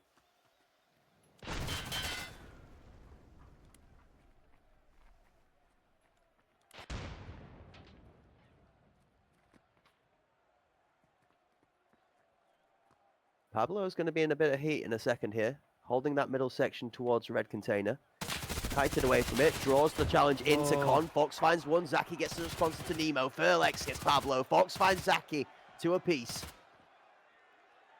Fox has also done a really good job of covering his positioning from heaven there. You saw Kiyoshima trying to find him, but Furlex is going to fall Blitzer Girl, and then it suddenly swings back in Sicario favor. On the point. All down to Fox. First point of contact. Oh, no. 7 kills above the highest leader on his team with the bolt action. Fox eats one. Somehow. He won't eat the second. I mean, yeah. And Walker may be soon to fall here. He actually gets away. I would have expected that to hit him in the leg there, but he actually gets away with full health. And, you know, if headshots can come out in very fast peaks, Walker should be able to do this. However, he does lose about 40% of his health in the progress. And coming in straight through connector, there's going to be way too many angles to check here, I think. And Furlex is going to whip out that secondary BSS to finish off the job. And Bay 5 goes single-handedly to Sicario. Yeah, good closeout. Furlex with a 4K at the end to finish the game off in the favor of their side. Bay 5 done, dusted, logged into the record books. That's it. 19 and 5 headshots out of those, though. Something to giggle at, we'll say, Mr. Kirk. The one thing that a lot of people have expressed, not concerns, but shall we say a little bit of inner frustration about, is the fact that you can actually play a game on a TRG, drop a 20 bomb, and have a 0% headshot rate. Yeah. It is perfectly possible. So a little bit of give and take on whether it's a skilled weapon, Well, but you can't deny the skills that Furlex has been using to hit some of those shots. I mean, the top tier of its skill cap is otherworldly. it's high risk, high reward. That's just the way it is. And, you know, you miss that one shot sometimes. Like, you're in a position that you can't even bail yourself out of. Sometimes a teammate can't even bail you out of. So you need to make sure you hit those shots. And with these high skill players that we, you know, come to have at HPL, you know, this is the highest level of regular season and tournaments that we have for Tarkov Arena. So we love to see them come out and use these weapons that otherwise, you know, probably wouldn't be picked up that often in lower tier tournaments, because, you know, these pro players. They know how to use them, and that it makes a lot of sense because you look at other games that have these one-shot capable weapons where if it's a one-shot to the thorax or the chest, there's no reason not to go for it. It's a bigger target than the head. It's in a more predictable position, and it's easier to flick to. So there's no reason not to just go for that thorax and have an easier kill there. So it makes sense that the headshot ratio could be low for a Lapua user. Yeah, absolutely. I'm just looking through the totals at this moment in time, and it's scary, all right, to think how much this is at this point in time, okay? And I'll put it into context for you. At this moment in time, all right, oh my word. Given the games that have gone, okay, you want to add on the extra 19 kills Furlex has just picked up, okay? Furlex already has over 60 kills in the tournament across 3 matches. I don't even know what to tell you. If you want to start looking at a key to stopping this Furlex squad right now, I mean, this is the problem, all right? We've not even got to the other 4 issues on Sicario. You break Furlex, and then you've got 4 other massive problems to have to deal with. Like, Sicario look they could still play like that right now after losing Nemenas. Mm-hmm. And I wouldn't even say it's a loss because they get someone equally just as good on their team to replace him. But if I'm not mistaken, was Nemenas not the IGL? Not one I know off the top of my head for sure. Definitely one we would have to confirm. I do believe that Nemenas was a heavy part of the workings of that IGL positioning. Whether he was the IGL or whether it was something that was maybe shared between 2 as like a dual responsibility thing, I'm not 100% sure. Maybe get to speak to them in the future and find out that. Yeah. Fishing rod for the podcast. I don't know. Yeah. We'll see. We'll get Sicario to jump out. We'll see. It's a curious one. You ask a good question, actually, because you ask that to the point where is Nemo then dual IGLing with Walker in the sense of 8 Sins? Is that something we're seeing here? Is that what you're kind of attesting to there? Well, no, I was just kind of thinking how Sicario were still able to perform on such a at such a high level that we know them for, and if Nemenas was that IGL, I was just saying that it's really surprising that so fast that they're able to replace whoever that IGL was and still perform at the top level without having any issues. So it was just sort of a what if situation. I think it wasn't really any sort of questions towards 8 Sins, but that is a good point though, because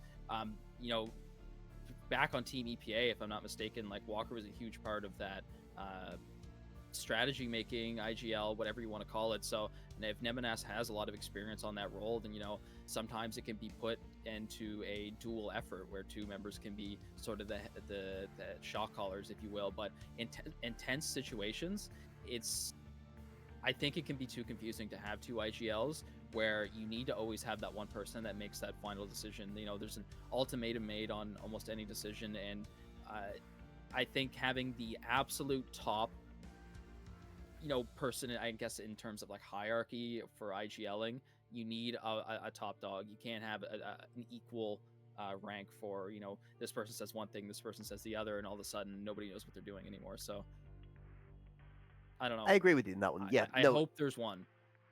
A decisive mindset, a single decisive mindset, or at least a decisive voice whilst you're navigating the game is definitely something to help ease the amount of things you have to manage whilst playing.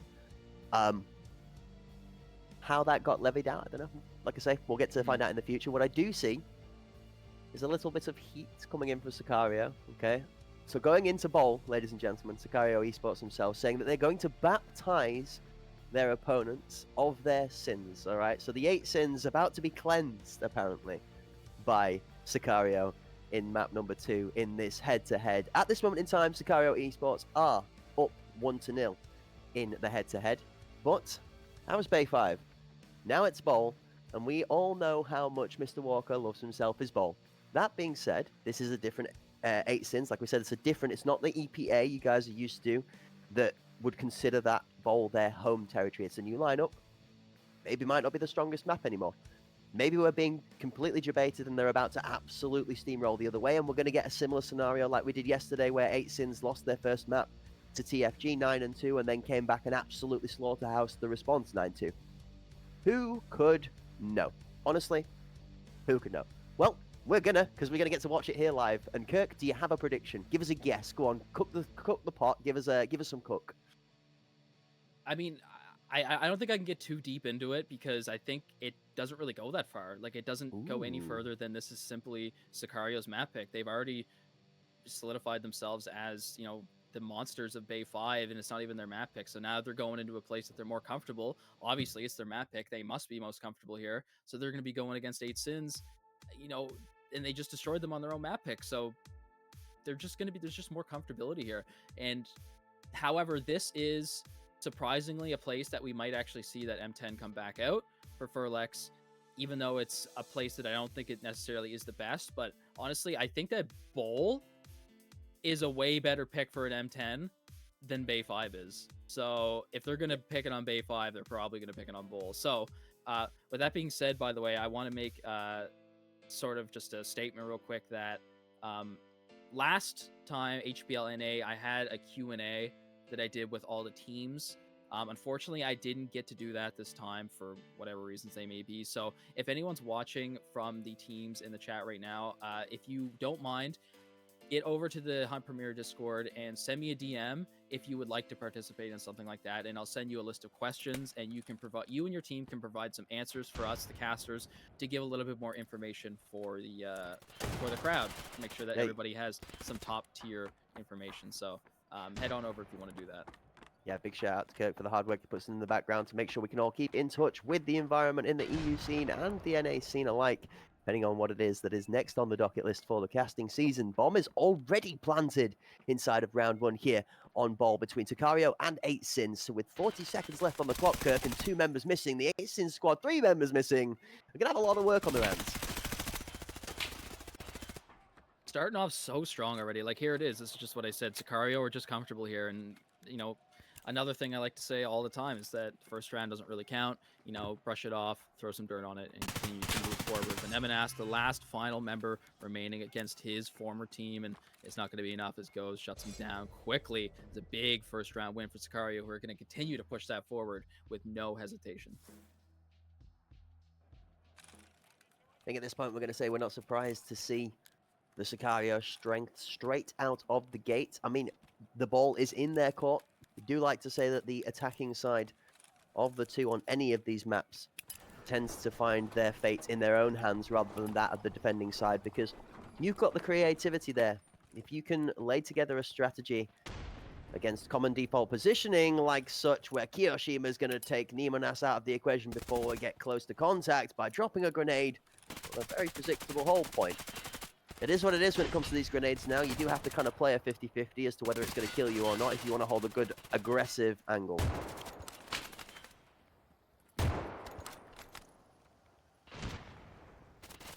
Here's that M10, the one that we predicted.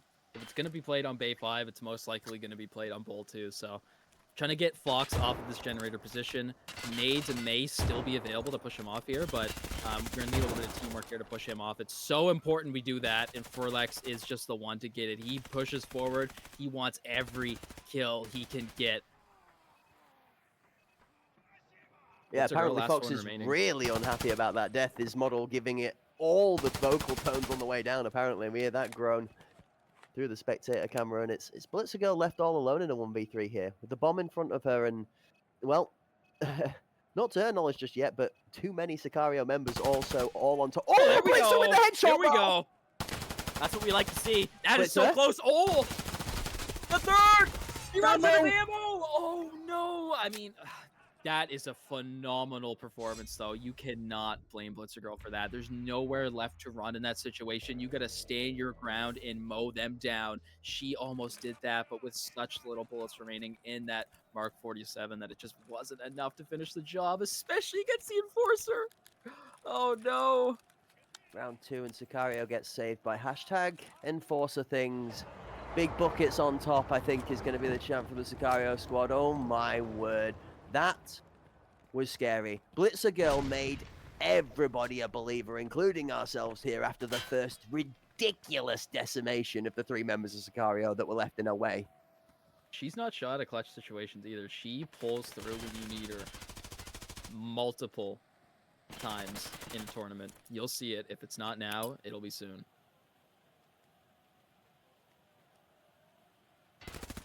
Pretty standard hold here.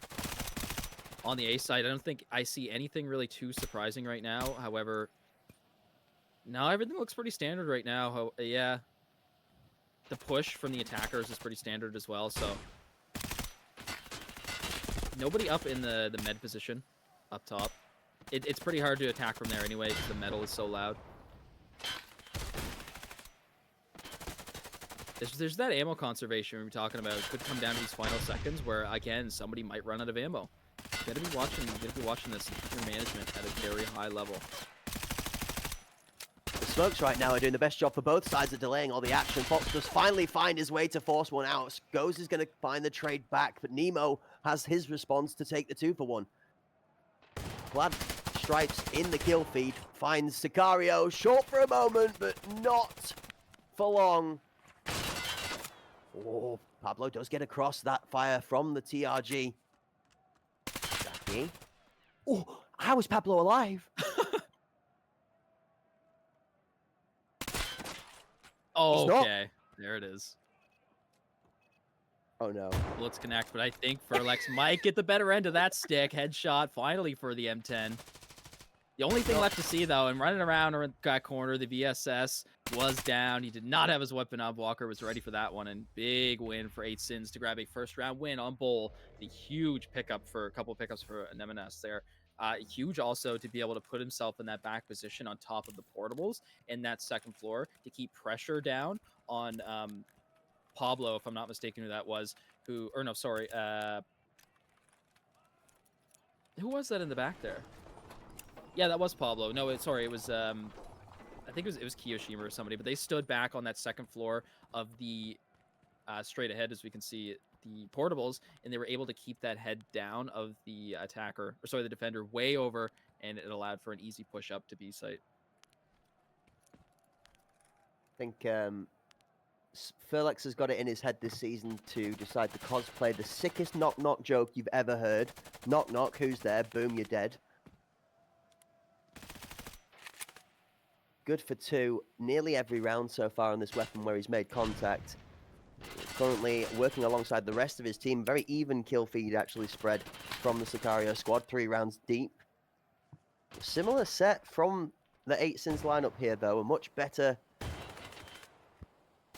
more even match so far from both teams inside a bowl. But, I mean, we're almost feeling similar to Game 1, Kirk. You start to wonder when it is that Sicario are going to put that extra gear in play. Keo drops one onto Fox.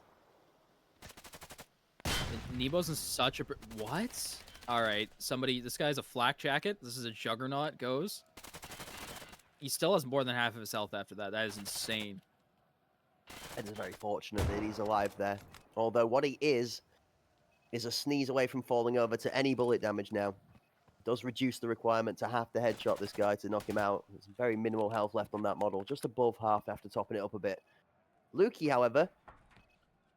He's feeling a little bit loose. And also missing health. Furlex finds the back of Pablo. Exactly. Hello, I'm behind you. Look who's here. Blitzer Girl's going to fall prey to the demon as well soon if she's not careful. A good challenge from Nemo's going to divert attention from Furlex. He's going to give space. Nemo gets 2 on the curtain, which is really big. The third's going to walk into him if he's not careful. He does get taken out, but Blitz now has a chance. 1 versus 2 with 4 seconds left on the clock, and I actually think she's done enough to just close it out because they cannot plant the bomb in time. Well played by the 8 Sins squad. Nemo goes hard on curtain.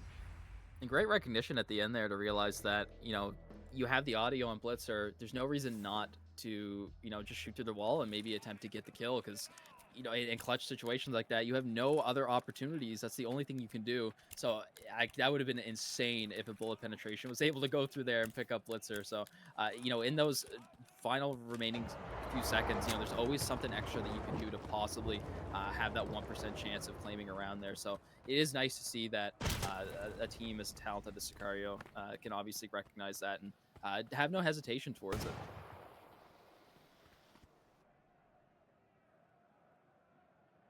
On the nose, Blitz doing very, very Blitz things. Something we're commonly familiar with seeing her doing. It's this very lurking, playmaking style. There it is. There's Furlex for the first as the TRG does not one down, though. Oh, fractured leg strap. Fractured leg strap, Blitzer. You look to your right, Blitzer. There's 3 of them behind you. Oh, no. A full push towards B side. They know that Blitzer's always that one to be holding B. Now that she's down, they should have full reign over it. From downtown, Pablo. AP bullet straight to the dome of Kiyoshima. He's not going to be feeling that one. So fast.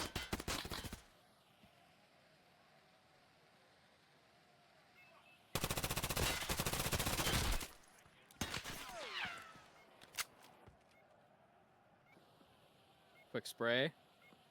Lots of health for Sicario. Still full on the health bar as Pablo's hurting a little bit. Has a fracture as well. Gonna wait for Nemenas though, to be able to take some space before Pablo opts to go in. He knows where goes is. He has the audio cues. Now he's in a tough spot. It's going to be 3 members swinging on him at once, and Furlek's going to be the one to finish off that round with the MVP, the highest kill count so far, which, you know, is yet again no surprise at all with that M10. One to the head, 1 to the chest, and that's all she wrote. 3-2. Sicario find themselves 1 round in the lead for now. Did sort of wonder how long it was going to be before they start to extend this lead in their favor. Again, on the attacking side, we talk about this, looking for like a 5-3 or a 6-2 scoreline going into the heart to say you've done a good job giving yourself a consistent chance to close it out. Now, on board with the Sicario mind, it's the slow push towards... Ali's going to catch the rotation from 2 members. Unfortunately, Lukey finds himself walking into the bullets of his team where it goes, but it's merely a consolidation prize for the 8 Sins members trying to challenge the angle as both get deleted instantly.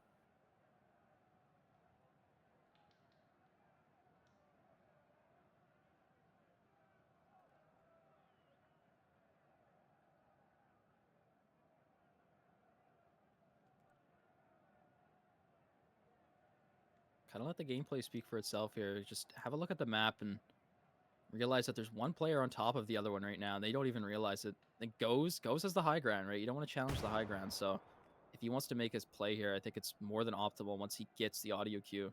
Blitzer does have that dead is what she has actually. I was gonna say the helmet, the availability to hear. But yeah, for Alex sides, you know, you don't need to hear anything. 1 bullet and you're down. Quick scopes. MLG Gamer. He swapped the scope out. He had the Bravo 6T before. Now he's opted in for the Razor. Is that going to change the aspect of his gameplay? I think not. He's comfortable on any scope. You give him a 1-shot weapon, and Sicario are going to rocket themselves up to a 4th round win. 11 kills to 3 deaths. What a performance for yet again for Furlex. You know what, Cracked? I've been digging through my old notes here. I have the last time we saw Sicario play Bull against EPA. Well, of course, 8 Sins now, but, you know, a lot of their members are EPA. It was in Hpl 2, and at that point, Sicario were already 5 wins up. EPA were 3 wins to 1 loss. So, you know, the last time we seen them in this situation, Sicario were already, you know, undefeated, and they still continue to be undefeated. So if anything goes off of last tournament, it's going to be that Sicario is going to come out yet again on top. Pablo makes a great pick into Furlex. 8 Sins going to feel themselves numbers favored for the first time in a couple of rounds. The time has already drained relatively well as well. Nearly 60 seconds off the clock as Lukey's pushing towards this generator position. The nade in Fox's face really makes him retreat a little bit for the time being. Back out the smoke he comes, goes unable to find the kill on that shot. Also gets challenged from Hop Up and doesn't go down either. Neither team wanting to give up their lives too easily right now. 50 seconds.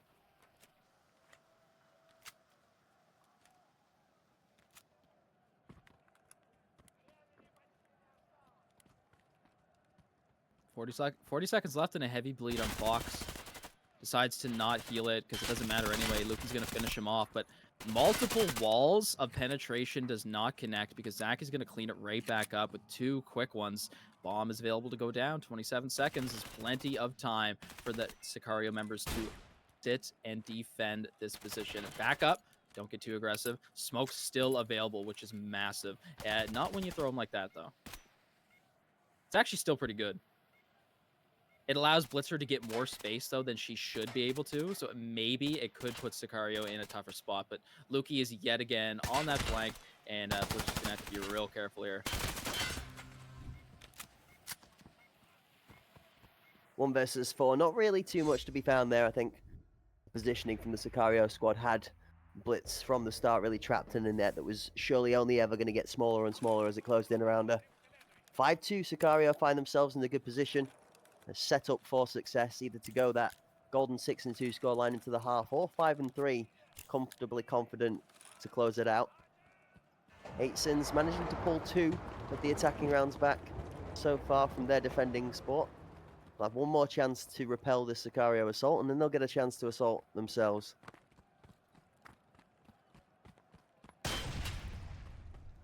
Oh man, these guys are really quick through here. Holy. And you can't push through like that. If you push through and you have a teammate right behind, you're going to get collateraled. That's exactly what's going to happen. Furlex actually misses a few shots for the first time in his life, surprisingly. Blitzer Girl eagerly gets away with her life, and she's probably happy about it. And wow, there it is. You missed too many against her. Fool her once, shame on you. Fool her twice, you're dead.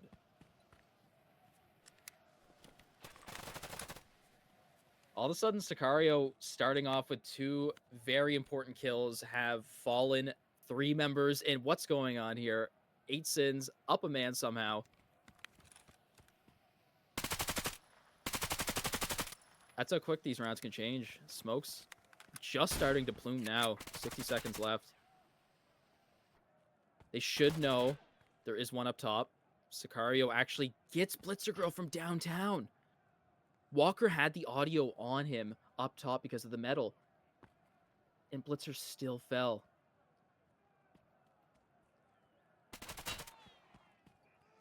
Gio's going to find Walker on the curtain push. They're so good at flanking. Saki's gone all the way around and does manage to get the bomb down. Pablo is the last member left alive on the 8 Sins squad with any form of an attempt to be able to delete and defuse this bomb. Smoke goes off on the headshot as he crosses. He's in that angle now to be able to challenge it as both members from Sicario leave that site empty and clean him up, being forced to have to move into the open space to have any thoughts of challenging. Well played from Sicario closing the round out. 6-2 as we go into the half. Maybe Pablo not too familiar about that situation because it's usually Blitzer in that spot that Pablo is in, but Blitzer opted in to stay around A for that site, for that round, sorry. And I think Pablo opted in to go single-handedly observe around the B site, get some information. So it's interesting to see that they decided to swap it up there at the end where, you know, Blitzer's so comfortable usually going up by herself or flank watching. But, you know, if things aren't working out, you want to switch them up sometimes. And we saw that there. Love the mask choice.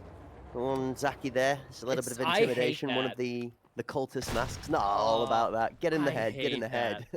Hey, you have the opportunity to get 40% flashbang resistance, and you choose a goofy mask. A lot of the common opinions right now actually don't prefer having the hex wall, the goggles. They prefer having like the condors or the bat wolves at the moment. The extra ricochet chances is an interesting perspective. The extra layer of potential dice roll for a bullet not to connect. So interesting, very interesting. What a clown fiesta going on here. Bullets just dispersing left, right, and center. Nobody even knows what's going on until the dust settles and it's all left to goes. Bomb goes down, and look at this spot. If he pushes this corner quick, Blitzer could be caught out. She's very aware of that position and goes, takes the opportunity with everything he has left. 19 bullets in the mag. There's still 3 members to kill. You might want to reload that.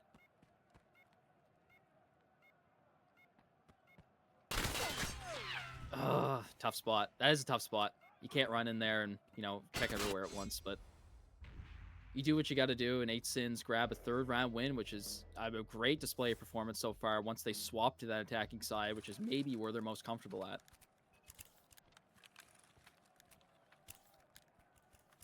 Three rounds away from success, Sicario find themselves in a good situation, moving into the half. 8 Sins on their first attacking round have other thoughts and get a good sight and post-plant control over B. Managed to close it out. A good round out of 8 Sins to bring one back. They still have 3 more to tie it up. And this is an interesting choice of scope. Not a fan personally of the 2x, but I know a lot of very highly skilled players that say the 2x has its place, especially when it comes to quickfire weapons. Oh, Ooh. wow. A really quick push onto that yellow van sees 2 Sicario members get kills, as What? well as 2 8 Sins. Fox through the smoke onto Verlex. Huge member to get off the board right now. Okay, Fox just heads straight down, jumps down, ends up getting the kill.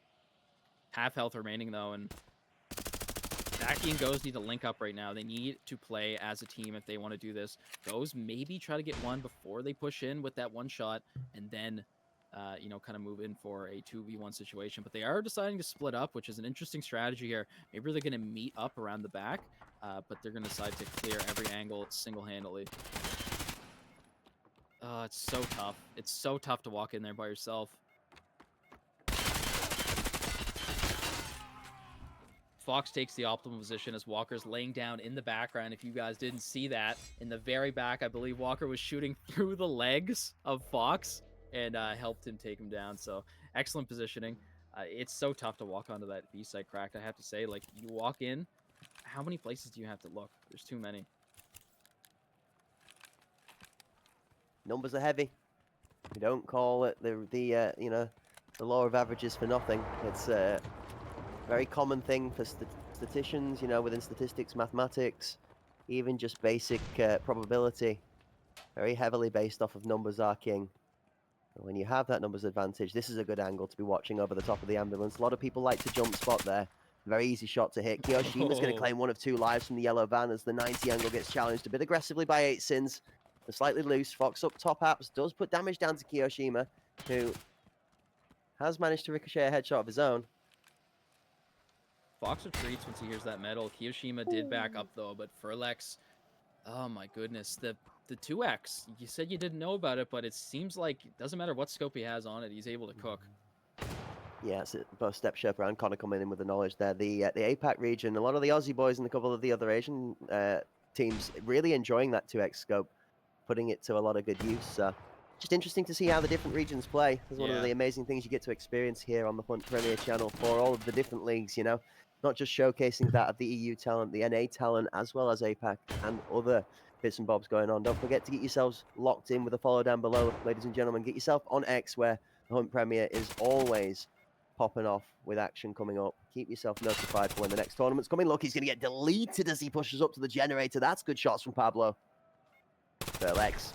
Oh, good timing. Good timing, I have to say. But the remaining members of Sicario are deciding to push in all together. And what is that? The slaughterhouse from Blitzer and Walker. Single, double-handedly hold down that A site. An amazing performance. 2 for Walker, 2 for Blitzer, and 9 kills as the top member, the last remaining member of that round. Blitzer with a huge round win. They need to continue to push these rounds because Sicario was up and they're still hungry.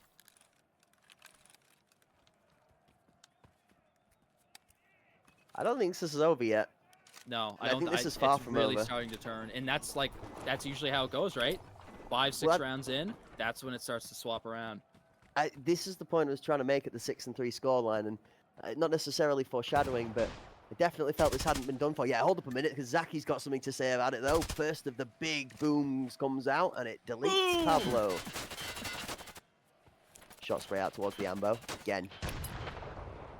Loses a lot of his health, but not his life. Sicario doing a good job of keeping members up.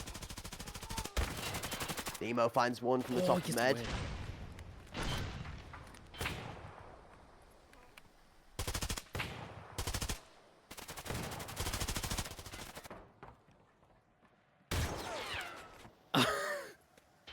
That close range fight, you would never expect Furlex to win that, but he still is able to connect.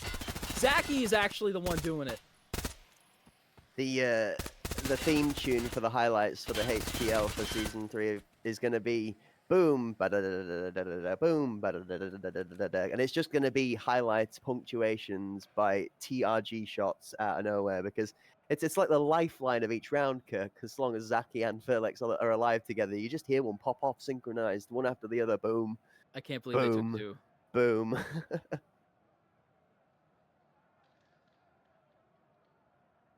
That might be like the problem, to be honest. Furlex and Zaki are able to get theirs, but it seems like after those M10 like kills come in, the rest of the team can't clean up.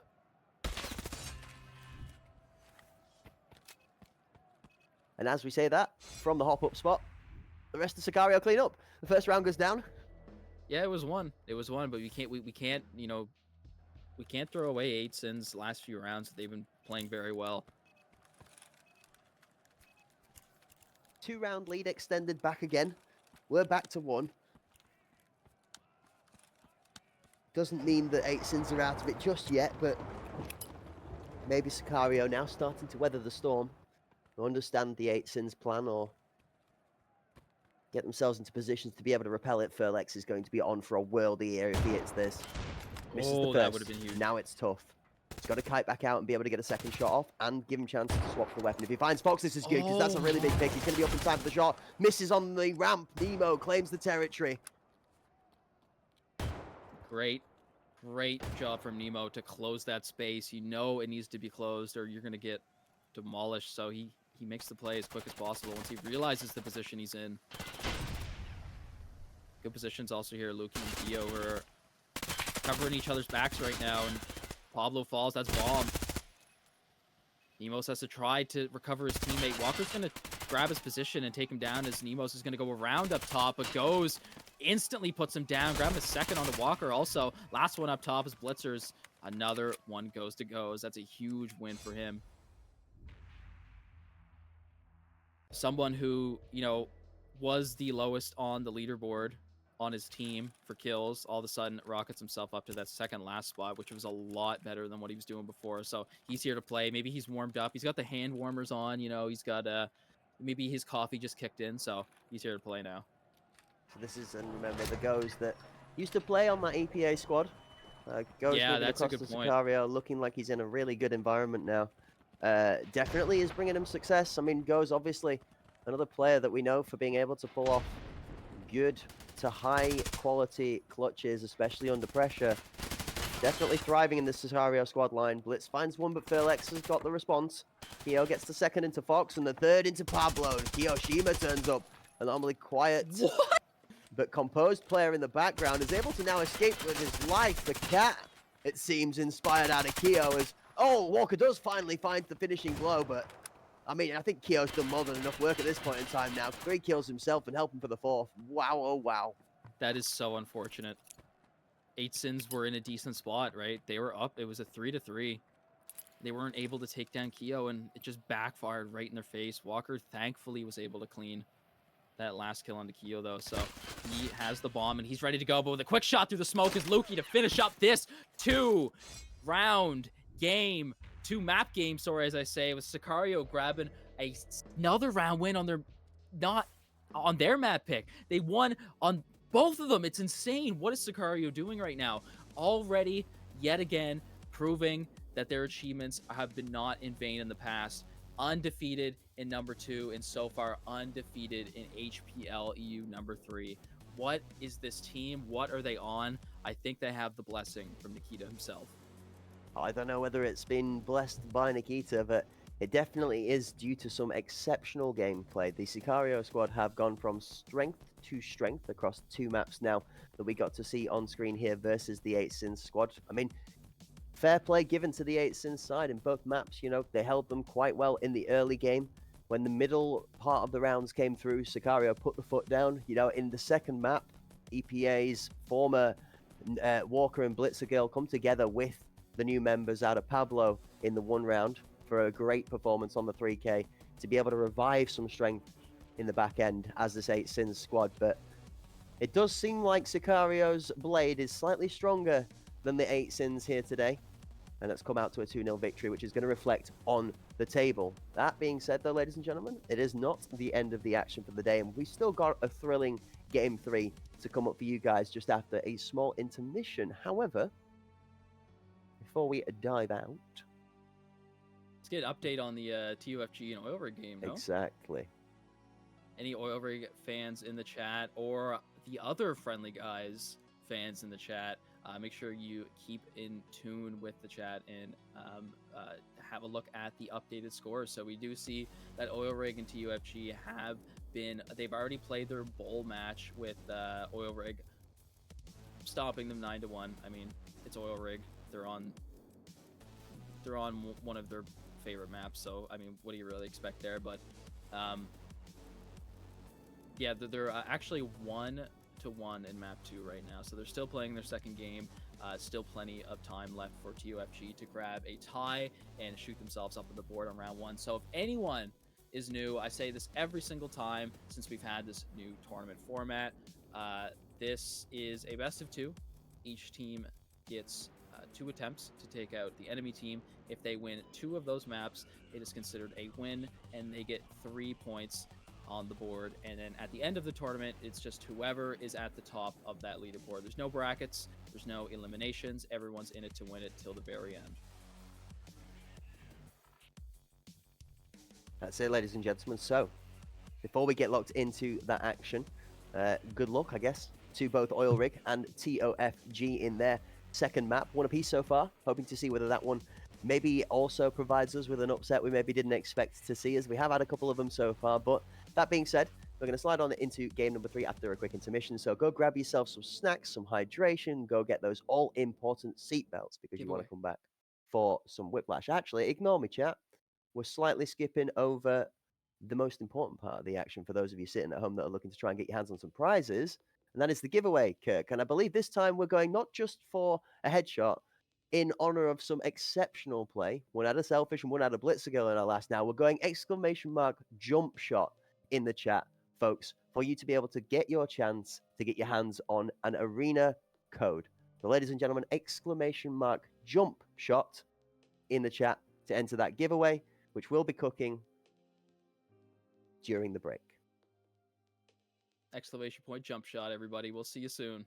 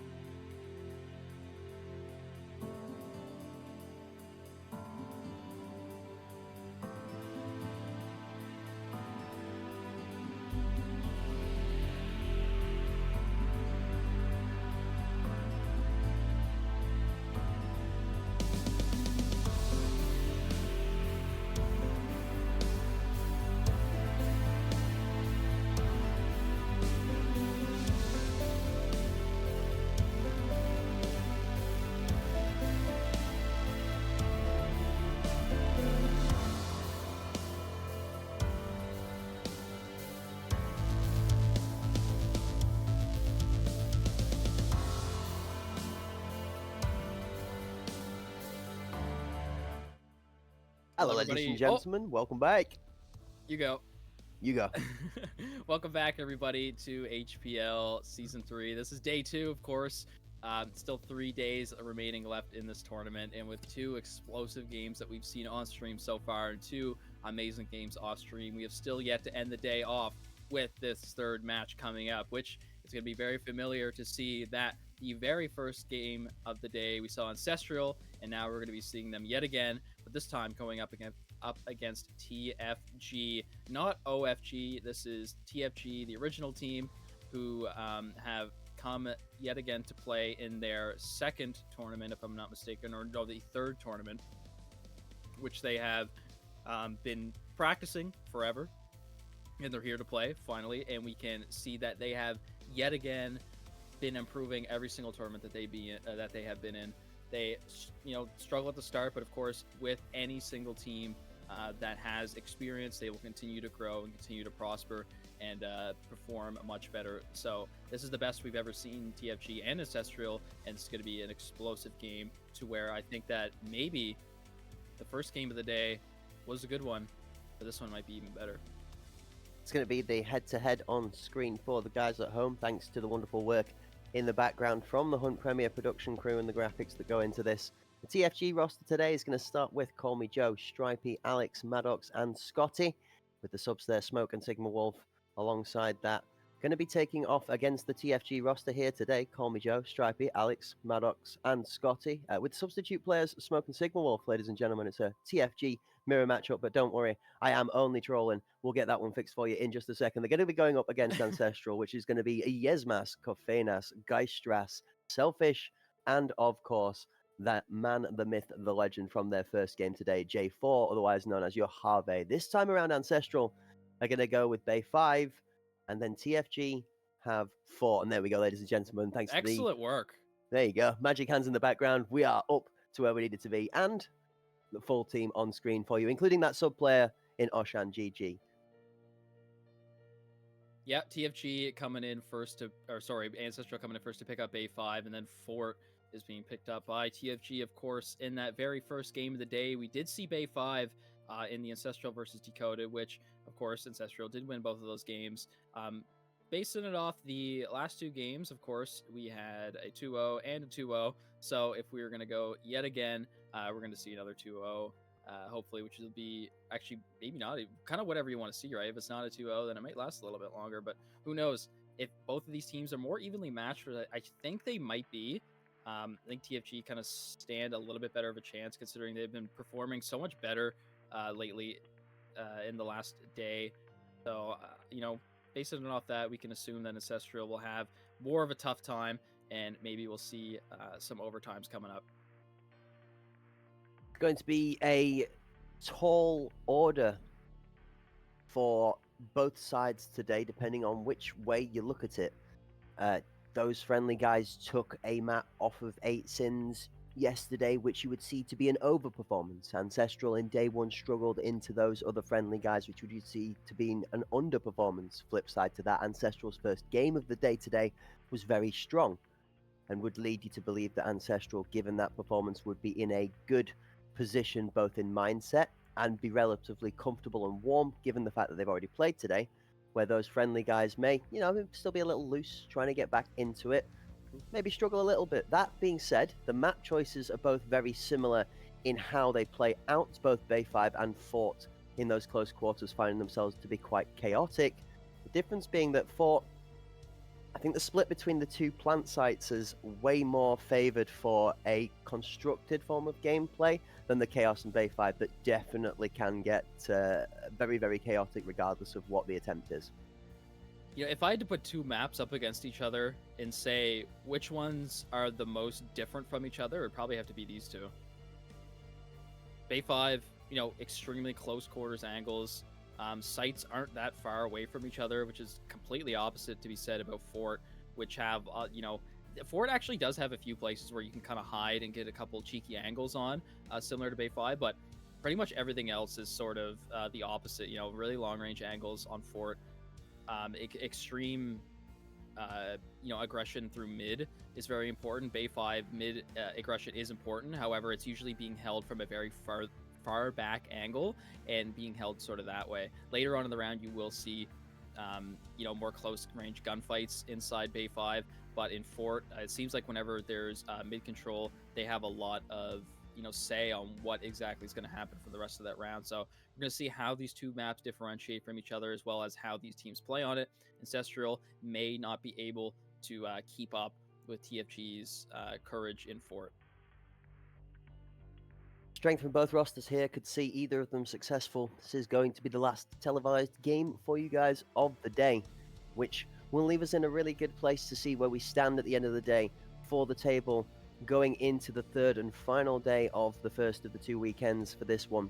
It's going to be all hot topics talking about when we're coming into Sunday's action, because Sunday's day 3, it's bang on the middle of this season. It's going to be the momentum swinging day if you're looking as one of the teams placed within anywhere between 6th and 1st at that point in time, considerably still having a chance to fight for the top of the table. And day 3 will be really the place for all of these teams to sort of say, I need to make my effort known now, so we have a chance in day 4 and day 5 to close it out for a good place in the standings. Remember, ladies and gentlemen, 10,000 euros on the line here for the winning squad to be spread amongst the players, obviously varying from first down to the lower sections of the table. Obviously, if you place in the top 4, you're going to get paid out much better than you are if you place in the lower 4 of that table. And as well, remember, only 2 teams auto-qualified for this one, folks. Okay, Oil Rig, and it was, I believe, Sicario that took those 2 spots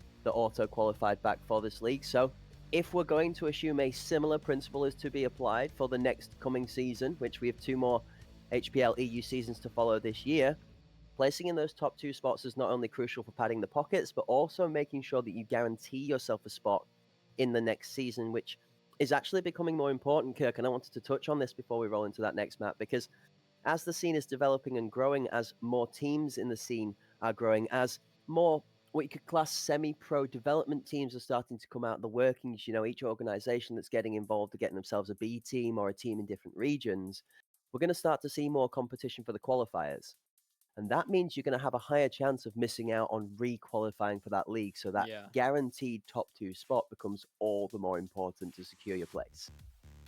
Yeah, and previously it was the top 4 teams, if I'm not mistaken, maybe top 3, but now it has moved to the top 2 that auto-qualify for the next tournament coming forward. So with that being said, the next tournament coming forward, you want to mark your calendars, ladies and gentlemen, for the EU HPL that will be taking place on June 7th. So make sure you mark your calendars for that. But before, of course, we mentioned there is a special EU elimination tournament taking place on May 17th, and there'll actually be a second one of those just like it coming later on in early August. So make sure you mark your calendars for that, and hopefully, of course, not hopefully, we will have more prizes to give away for those times. It wouldn't be an HPL stream or a Hunt Premier stream at all without free giveaway prizes for you to take part in. So make sure you always keep your eyes on the chat. And speaking of keeping your eyes on the chat and giveaways, Cracked, I believe we have a winner for that second giveaway. Yeah, ladies and gentlemen, congratulations to Roscoe P. Coltrane, I believe that is, the winner of the Escape from Tarkov Arena key. So at Mr. Roscoe P. Coltrane. Roscoe, if you're in the chat, brother, give a shout out to one of the mods, or get yourself a ticket created in the Discord to claim yourself that arena code. Now, this is a shout out, ladies and gentlemen, real quickly to that giveaway winner, all right, and a nod to those of you that have popped in from the NA scene today. Okay, this might be the EU HPL, but Roscoe is one of the aspiring NA players that you might be able to catch potentially in the future in the NA scene, all right? No spoilers, but yeah, just noticed that across the last 2 days, watching yesterday and commentating today, there has been a very big presence from the NA pros, and we are absolutely delighted to have you guys in. Thank you for joining us for the EU HPL scene. Thank you for helping us to continue to grow this environment, and we are gratefully glad to see you all here. I'm losing my words. We're tongue twisted thanks to all the insane support, and we have an insane match about to come up in front for you guys right now. How much pressure do you think Ancestral are going to put those friendly guys under, Kirk? Do you think this is going to be a close game, or do you think Ancestral are going to continue where they left off in game 1 and just steam their way through? I think for game one, it's probably good. They're going to continue to steamroll through Bay 5, but I mean, that's sort of something I'm sort of locked in on and I don't really have any doubts about. But when it comes to Fort, I think TFG might be able to give Ancestral a run for their money. They'll be able to push forward on with unorthodox strategies that probably we haven't seen. TFG has been cooking up a lot of stuff in the background since we last seen them, and Fort is the perfect map to do that, which is usually a map that most teams don't really favor. They're not huge fans of. So all of a sudden, when they're forced into a place that they're not comfortable, it can start to give themselves some shaky legs and perhaps start to get run over by TFG, which hopefully we get to see them come out on top in Fort if they want to continue to push their legacy forward. Now, TFG did win yesterday on Bowl, though, against 8 Sins, which was a great performance to see. And, Skybridge, they did lose, which it's fine, whatever. Like, Skybridge is a tough map that you need to have a lot of practice on. It's pretty unique. So the fact that TFG were able to take over a big team like 8 Sins, especially on a map that they're comfortable on like Bowl, I have no doubt that TFG will be able to give Ancestral a run for their money today on a map that they're even more comfortable on. Something to point out as well is the fact that TFG have played on Bowl and Skybridge for both of the matches in day one twice now. So going into this, we're going into two completely new maps for the Those Friendly Guys squad. It's going to be Bay 5 and Fort. So a fresh set of surroundings for them. Whether that's something by choice, obviously by nature at home, folks, each team gets to choose a map in essence for their favor. So one of these choices will have been TFG minded. One of them will not necessarily have been by their choice, but it might still favor them depending on how they view it. So we're going to get to see whether they have their chance to be able to knock Ancestral down a peg. I mean, for me, this is where, if you're a fan of like the storyline, if you like things getting close in the middle of the tournament, if you like good climactic games towards the end, this is where you're maybe a TFG fan, all right? Because Ancestral have put out a strong performance today. If that middle of the table is going to start to get a bit hazy, we need to start seeing some of the underdogs, maybe putting a peg in against some of the guys that are slightly lower down in that higher section of the table. So I think the hands are for TFG to be able to take this from Ancestral. I think if Ancestral continues with the performance like they did earlier today, I think they are going to have a very good chance of taking home a comfortable victory here. But that being said, Stripey, the Tiger, has been on one.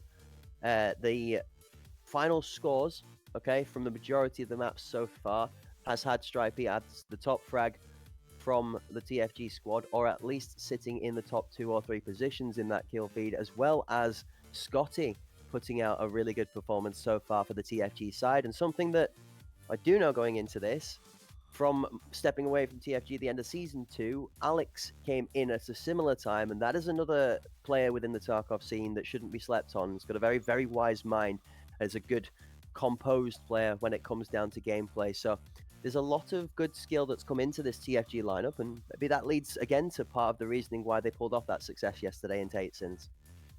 And if TFG are anything like TUFG, then they're going to be doing pretty well so far, because at the very first game of the day, we did see TUFG 2-0 Panderic, which is awesome to hear about, because, a brand new team coming into this tournament that we've never seen before, TUFG, and they're able to 2-0 their first game of the day, which is awesome. Of course, their second game of the day against Oil Rig, they got 2-0'd. I mean, that's going to happen.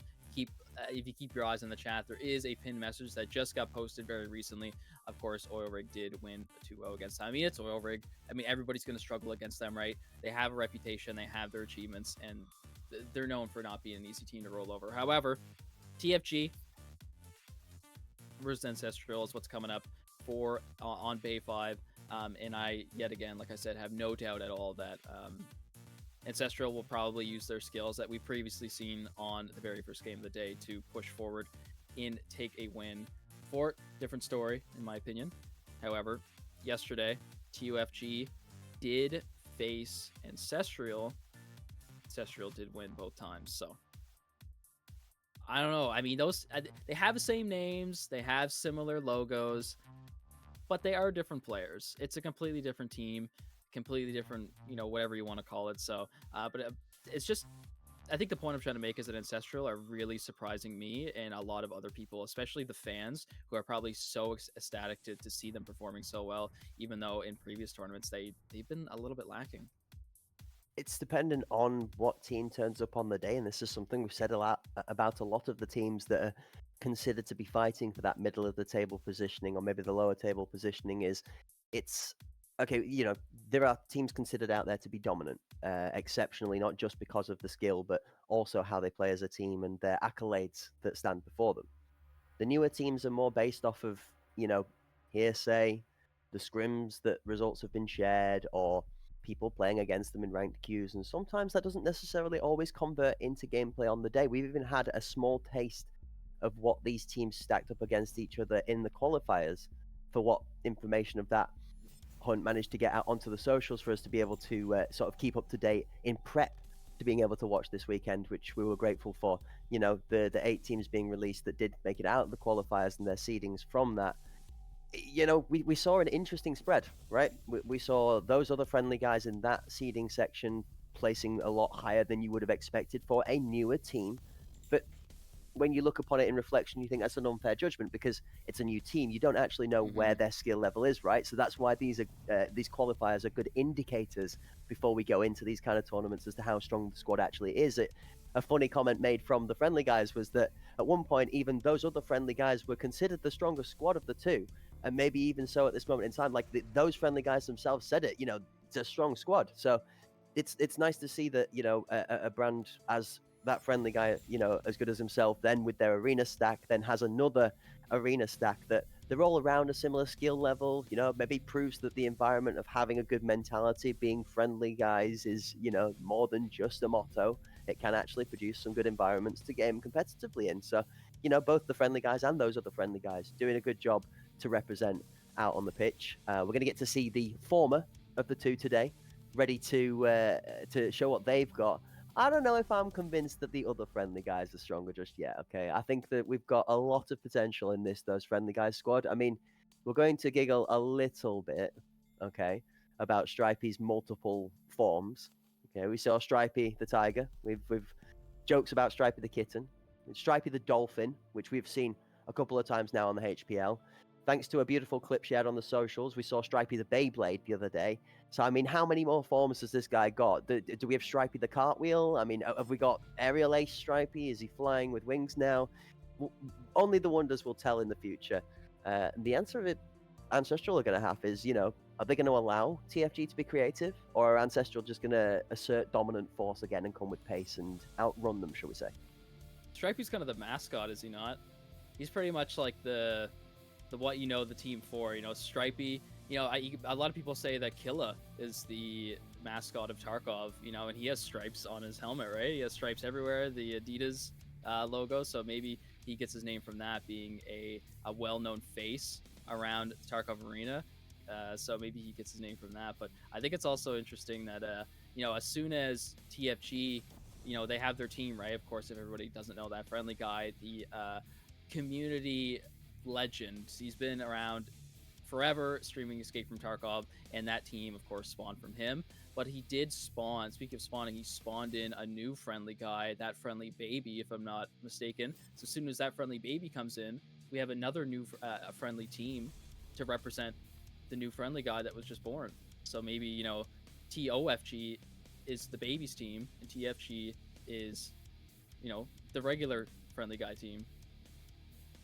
Yeah, I mean, all happy families. I would be surprised, I think, if Mrs. TFG is going to let the kid near a computer at that age. I think she'd probably be more considered about making sure he's having his baby food and that Mr. TFG is cleaning up after the mess as well and keeping her life nice and easy. But I'm sure they'll be having a great old time on that. And we do obviously wish congratulations to that friendly guy on his news. And the young one is on the way. It's a couple of months down now, It's going to be a very tough time. He's taking a little step away for the time being, and obviously, shout out to that friendly guy who was working with us here on the Hunt Premier for the time being, but due to those new responsibilities, has had to take his time away from the casting side of things to look after the little one. So, big respect actually. Priorities come first. Life is always number one, especially when it comes to family. So, you cannot at all frown at the guy. Big respect to TFG for locking it in when needed to. Speaking of locking it in, ladies and gentlemen, we are going to lock it in very shortly to get you into this game. And this one, for me, it's like the most hype, Kirk, all right? It's not in a biased sense, but having worked with TFG in the previous season, I am very eager to see how their performance has changed from last season to this season because, you know, there's a little bit more of understanding there, right? I understand the background from what they had previous season, what maybe issues there were. The change-up of the players is what's new to me, and to see how these new players have come in and what they've brought to the team is what's exciting. So I'm very, very keen, looking forward to seeing that in the future. For me, I think Ancestral have gone, you know, through strengths so far. We've seen them not just outperform, I think, the team they were playing against earlier today, but I think they outperformed themselves in the first match today. They have been previously in other seasons caught for over-aggressive plays, loose back of the end plays, which had seen them placing themselves further down in the rankings of tables where they were finishing out or leaving tournaments earlier than we would thought. That's improved much, and they closed out very, very well in the first game of the day, where they could have over-pushed angles and given free ones, but they actually didn't and held together very well as a team. So let's see how they kick off in game number 3, Ancestral, TFG, Bay 5. Smashing the expectations of everyone, including themselves, and most importantly, the fans of Ancestral, who probably did not expect this performance from them. And legendary so far. 3 days left to go, though. It's only up from here, and Scotty is left alone to defend this as Call Me Joe is ready to support his teammate on the fly. Shots from the back as Scotty wins his 1v2v2. Whoa, there it My is. word! Scotty, hotty in the back of the alley. He is popping off for a quick 2-piece. What a start.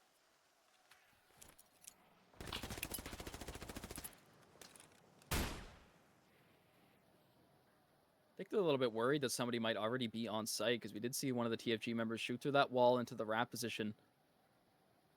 They don't have full confirmation on all the members right now, but as you can see, there is one member of TFG all the way back, or sorry, Ancestor all the way back here, Selfish, who's being really sneaky, and he could easily get a couple kills here if he wants to play it right and catch his shots properly. Just wondering when Selfish is going to cut in the middle There of it the is. round and get himself a kill. That's the first. He's going to drop it on top of mid lane. The headshot onto Stripe. He's going to give Selfish access to this fuel point. Has full con control as Yesmas finds Sigma Wolf down that middle lane there. Sigma Wolf coming in off the bench today. Stepping in for one of the TFG starting roster. Shows a slightly different look. Interested to see how Sigma performs. 3 versus 2 as Call Me Joe's trying to reinforce from GreenCon. Enforcer class running in the animations. Going to see him running into Doom. Yesmas catches that one, but Scotty's got the response. Now, Scotty in the 1v2. As the front door challenges, Selfish reacts quickly enough and will nail that one in the head.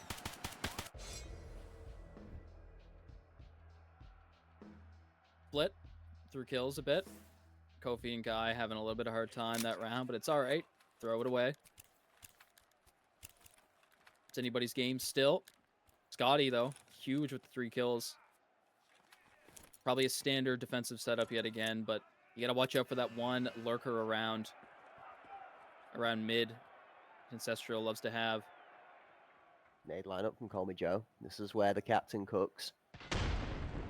Just waiting for the call out of the audio. 2, 3 are in the end of the lane by the white van. Bombs playing safe, coming through from that angle in Tetris. He's still holding. Yeah, we're just waiting for the bomb to drop literally at this point in time, and it's going to be when... Oh, boy. The observer was full, too. Looking over here? All right, well, Kofi grabs one instead. Big start. It's going to be a little bit easier to claim this site now as a big fight happens behind back alley. Call Me Joe is grabbing one in the position that he was in before, and Dysters trades him right back out. And Sigma is going to grab one and back off as he should. Don't get too over-aggressive here. But Yashmas, I think that was a jump peek, which is a huge kill right now, and is going to be able to safely get bombed down. Do you know what's really interesting? I think that nade from Call Me Joe is actually a counter flank nade so that they can come in and challenge the aggression going into the A site. And it's a different look on how to use that grenade there to try and get a pick on the player that would be flanking. Now, the player that could be considered on the flank is actually currently floating through Sandwich. We see Stripey to the right of Selfish coming up to support. Maddox and Stripey, the only 2 members of TFG left to try and take the defuse. Into the office, J4 gets the door. J4 with the transfer, doesn't find the second, but Stripey does get annihilated. Inside of the corridor, the 1v1 on the door frame is going to go in the way of J4's favor as well, as Maddox does not find the shots. That was a good attempt, though. I think they were just a little bit late on the TFG side. If they just it wasn't Maddox, but whoever was on the main entrance there, if they just waited a little bit more for Maddox to push up a little bit into that hallway, J4 would have been in such a tough position to have to pick one or the other, right? But the fact that one of them came out first, it was able to let J4 get one for free and then move to the other one because he knew exactly where he was going to be. So it was just a little bit of, a mistiming, which is fine. But the fact that they had the opportunity and they knew that they had to play as a team and work together was still a great attempt. Scotty's decided to play a way more reserved positioning on the point this time around. Again, it looks like TFG have set up for a similar form of defense. Sandwich control there. Bomb mirrored just to the right-hand side of that sandwich player, sitting in the hole towards a plat from the attacking side. You can see two players looking towards the alley are slowly starting to realize that that forward alley position is not being played. Ancestral have been given a berth of space at the front here that they might take advantage of in a moment.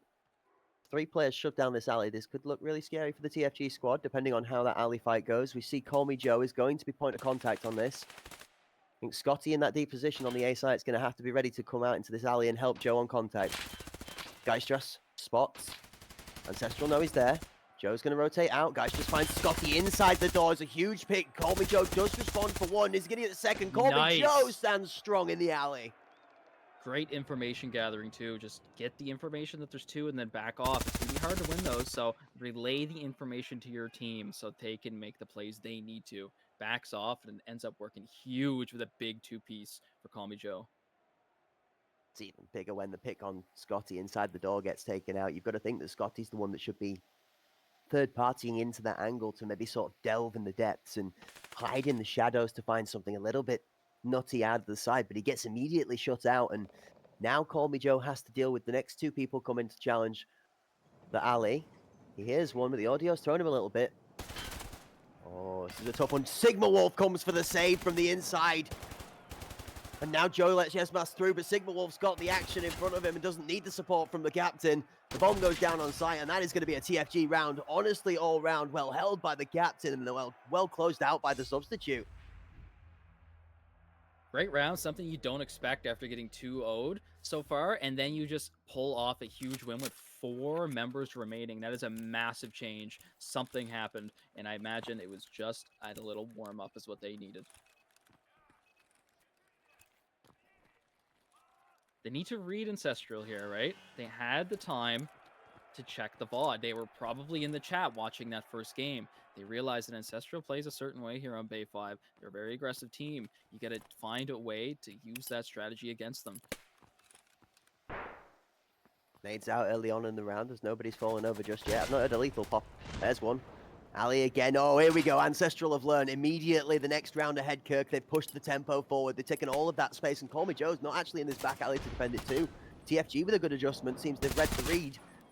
Textbooks out the window. Everybody's just throwing pedal to the metal now, and it's going to come down to the gunplay. Got Call Me Joe on that edge of the alley. He's looking to try and challenge on timing for Geistras. He does find the outside wide swing. Support comes in. Scotty finds the kill onto Selfish. Nobody in the alley goes down. Oh, no. J4 for the response. One apiece. Sigma finds one over the top of the plant skill. Geistras responds to Sigma in the doorway. Gets to respond. 2 for Geistras. Stripey finds the shutdown, though. 2 on 2. Kafenas with half health and the heavy bleeds in a rough spot. I gotta say, whoever wins the back alley fight, whoever takes control over that, is pretty much like who's going to result in having the most amount of control on A. It's such a tough position to take back, and when you have alley, it's so much easier to take it back. Mess with the ball and you'll get the horns. The Mad Ox strikes, and Stripey's here for the finish. Kafenas goes down and the bomb is defused. TFG pull it back 2-2. That could have went a completely different way if Call Me Joe actually decided to go back to that back alley spot. They sent 3 members of Ancestral to deal with 1 person, and they even wasted 2 grenades to try to push him off of back alley control. And the fact that he wasn't even there to begin with, it wasted so much of Ancestral's resources, and TFG were able to propel themselves off of that and have a huge round win on the second to tie it up. It's an interesting give and take of that gameplay, though, right? Because If they choose not to rotate Colmy Joe out there, he gets caught by the aggression. If Ancestral decide not to overcommit resources into removing Joe from that position and they just take the space that's given for free and flood onto site from Ali, you could argue that that's also potentially different as well. Scotty this time is playing the aggressive angle, keeping it mixed up, and he's going to find a first one for free into Geistras. Now, Yesmas and Yohave are going to think about this one. I reckon J4 and Yesmas here are going to think about a rotation. Yesmas is going to sort of tap peek it, softly try and find the pick. Ooh. Scotty gets out for free, just a little bit of damage to the leg. Oh, Kafeinas finds Colmy Joe. Here comes the rotation, Kirk. Yeah, good. J4 realizes that he's got the bomb. He's too far pushed up. It's time to leave right now.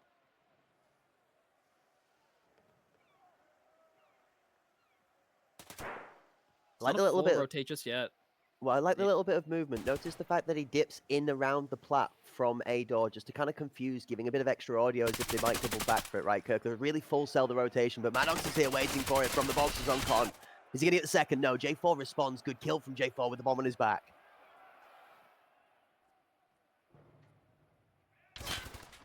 Selfish has been there for a long time. And he actually got nothing out of it. J4 and Kofi are going down to Stripey, holding down that site single-handedly, the boss of the B site. This is a very close game. I don't think this is decidedly in either team's favor right now. It's going to come down to who executes better in each of the rounds and which one of the two teams wins the gunfights. I'm actually very, very happy to see that both teams with the strats are very confident. Notice there's no, like, hesitation in either two squads, right, Kirk? Even if the rotation's coming through, everybody's on the same wavelength. It's all decisive and quick gameplay. That's exactly what you need. Hesitation is what gets you killed. You don't realize what you're doing. You'll make way too many mistakes, and you'll pay the price for it. But calm, cool, collected. Stick with what you were taught. Much better chances. Stripey starts it off onto Selfish, and now all of a sudden, there's no members of Ancestral around B. They cannot gain any information on player locations. Scotty's happy. He doesn't need to over-aggressively peek here. He's not heard anything coming down the alley. Guys just understands that he has to start probing this positioning by putting some audio that direction. In the meanwhile, Colmy Joe uses the time to find a pick. Yes, Mass trades back out as Colmy Joe goes down. Scotty. He's going to try and timing swing Geistras, but Geistras, cool, calm, and collected, just slowly steps him, puts him down. Interesting play out now as 3v3. The spread for Ancestral has majority of the A control. They don't realize that if Yeshmas backs off from mid, they have a pinch on the A plat position, but that one member on A plat could be insane for TFG in a moment. It's in the back line, Sigma 1 for 2. There it is. Maddox not giving up his position. I like how Yeshmas walked away without slow walking to kind of, let anybody know that's around mid to say, hey, I'm leaving now. So you're probably gonna start to peek or rotate. But then he comes back very slowly, holds it again. But he had no idea. Sigma Wolf decided to stay. Or not Sigma Wolf. Sorry, whoever's in mid. He decided to stay and not fall for that bait. Especially when you're up members, right? There's no reason to, put yourself in a risky situation. Just stay where you are. Colmy Joe just about gets ahead of that nade. That nade responding is going to take out Selfish. Guys just for one into Maddox, but the fast push is now instantly diffused as Colmy Joe finds himself a grenade and a gun kill together. Third from Colmy Joe as the one behind the bomb is the one that goes down. Yesmas does take his life for it, but 2 versus 2. TFG have done a very good job of being able to defuse this initial push. It is now going to come down to, again, an even fight to close it out, but the bomb has found sight, and Ancestral have got it planted. Kafeinas is in the best advanced position you could be in, and I think Yeshmas is going to just chill on site here with smoke over connector. Oh, has he got a second smoke for front door as well? Kafeinas finds the first. Flash goes out to Scotty. Scotty's going to be in a rough spot now as Yeshmas finds the shoulder peak.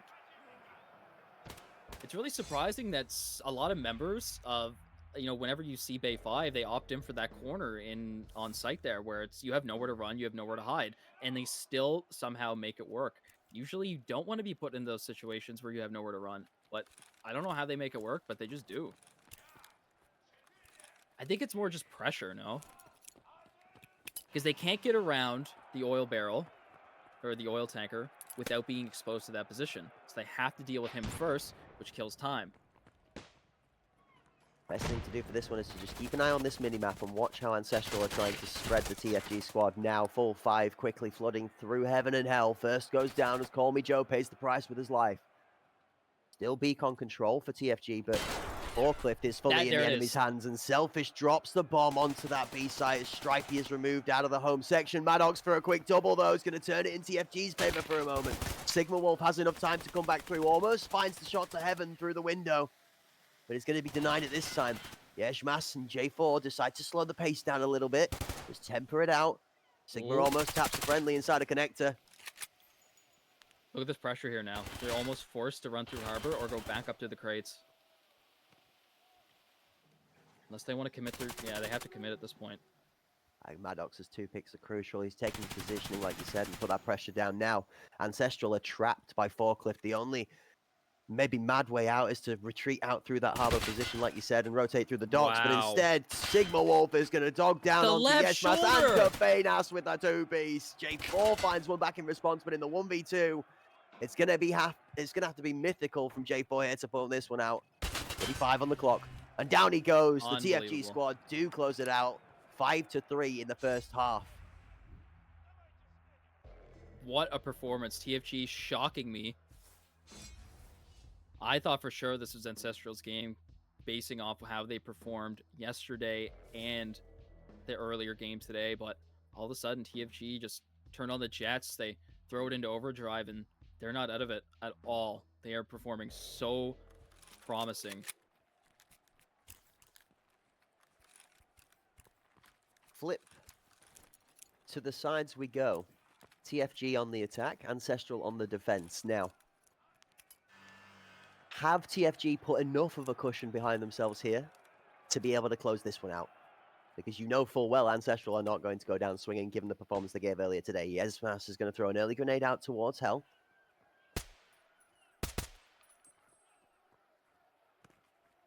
A very split spread from TFG here, Kirk. Take a note on the minimap and look at how this is spread. This is a very interesting setup at the moment in time. More playing off of contact or picks before anything's committed too heavily. Ancestral are happy to weather this with their line of scrimmage too. Also very defensive. Wrap position on A site, their door. Support from Ali. Mid control is playing out of spawn, high on the boxes for good peak advantage. The B site knows from that spawn position that he doesn't have anybody coming his way, so just gets to play safe on site behind the fuel containers. The stalemate will continue until somebody finds a pick. Sigma Wolf has been challenged with the task of finding one. Kafenas instead is going to get Stripey. And he's going to get Sigma Wolf for 2, and Ancestral win the initial point of contact. That's almost Wait, how is the bomb B? How has the bomb got to B already, though? The rotation's been missed on mid. Yeah, the bomb was mid, and they decided to rotate after the 2 kills came out on A. Bomb does go down, though. Yeshmas, after Call Me Joe decides to peek a very dangerous angle with so many members of Ancestral left alive. And this is exactly what we were speaking of. Ancestral are not going to go down without a fight. TFG may be up 2 rounds, and Scotty may be able to propel them a little bit further, but with a double peek from Geistris and Kofi, it's going to be too much to deal with. And Ancestral are going to come back a little bit with a 4-5 scoreboard right now. One more to tie it up. Now, Crack, I noticed whenever a lot of teams play Bay 5, the attackers, they'll send one to the site that they don't plan on executing on right away, and then the rest of them go, do whatever they need to do on site. But this time we saw TFG on the attack send 2 that were right beside each other near that B site, while 3 of them went to A. Now, normally, you would want to take, at fights that you have the most advantage in. But when you send 2 members over to B, you're now on an equal 3 versus 3 on A. So what is the strat with that, sending 2 members to B instead of 1? Do you think it's a little bit of a lifeline for a quick rotate, or what? Going to find out what's happening just as the action starts to come in on this site. Selfish drops a nade over onto Scotty as he gets put down first out of this one. Stripey's trying to dip, duck, and dive his way in, but does not find a way anywhere other than the floor. Call Me Joe does put Kafenas down after his good success on that door, but Geistris has the response into the captain of Joe. Maddox knocks Geistris down as the dominoes fall. The alley fight is won for TFG as Sigma Wolf slams Selfish. Now, Yesmas and J4 have their hands cut out in front of them, but Maddox is not one of the problems they're going to have to deal with. It's just the Wolf. currently hiding in the back alley, topping up some of that HP. 10 and 5 on Sigma Wolf, a great performance in this one, but with the bomb down in a precarious position inside of that office, and Yeshmas in an off angle, this is going to be rough. It's holding it. Yeshmas's patience is solid.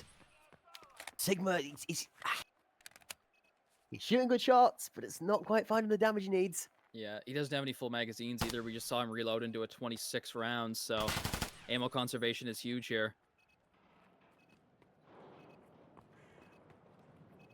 EP is more than enough damage and pen to do the job. 23 seconds left, the bomb down right behind him, and he decides to get a little bit of aggressive to force a 1v1, but I don't know if this is what you want to do at this moment, Sigma. 10 seconds. Here comes J4 in the back to pinch. And there it is, Sigma Wolf, not enough time on the board. It's going to give an easy kill for Yeshmas. For Ancestral to tie it right back up where it was. So yeah, correct. What's the strat? I know you're a coach, right? So you have a lot of insight on some of these strats. Sending 2 to watch over B while, you know, the rest of the team's on the other side of the map. What do you think? It completely depends on the team's mentality and how they want to approach it. Different teams do it for different reasons. Some people send the 2 there to fake it out. Some people send the 2 there so that there's, you know, a solid 2-1-2 spread to play off contact for picks, and then the bomb just makes its way to a site. The idea is that it guarantees that the bomb never has to enter a site in just a 2v something where the numbers could be against them. It's always aiming to try and have a 3v2 with the bomb going onto site. So I understand the logic behind it. How well it gets executed is completely down to each team and whether they can just push forward with aggression like this as Scotty and Maddox pair up for the first 2 in the entrance to this round. This time around, TFG are not looking for a site specifically, but just taking dominance and authority on that middle center space.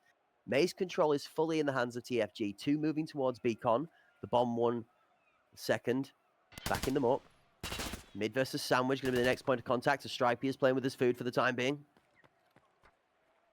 Decides not to take that fight, which I actually really appreciate from that. Good discipline as he backs off.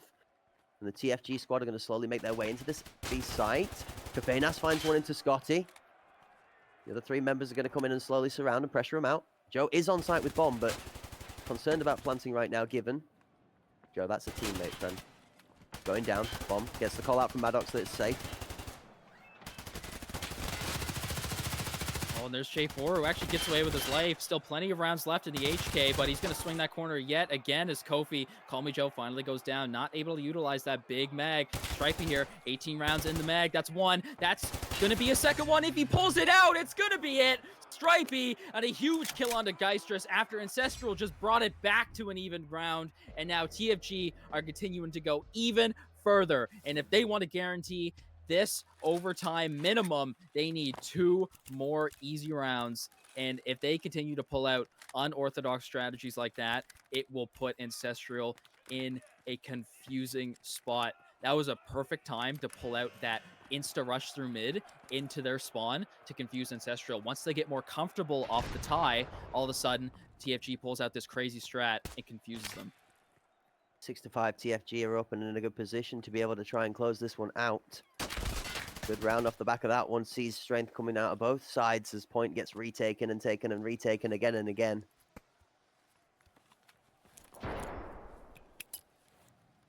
Ancestral are on the way back and looking to try and turn this one on its head. Kafenas finds the first one to Call Me Joe, and the nade towards Ratkus goes wide to the right. Maddox does find a kill onto Yeshmas near Beacon.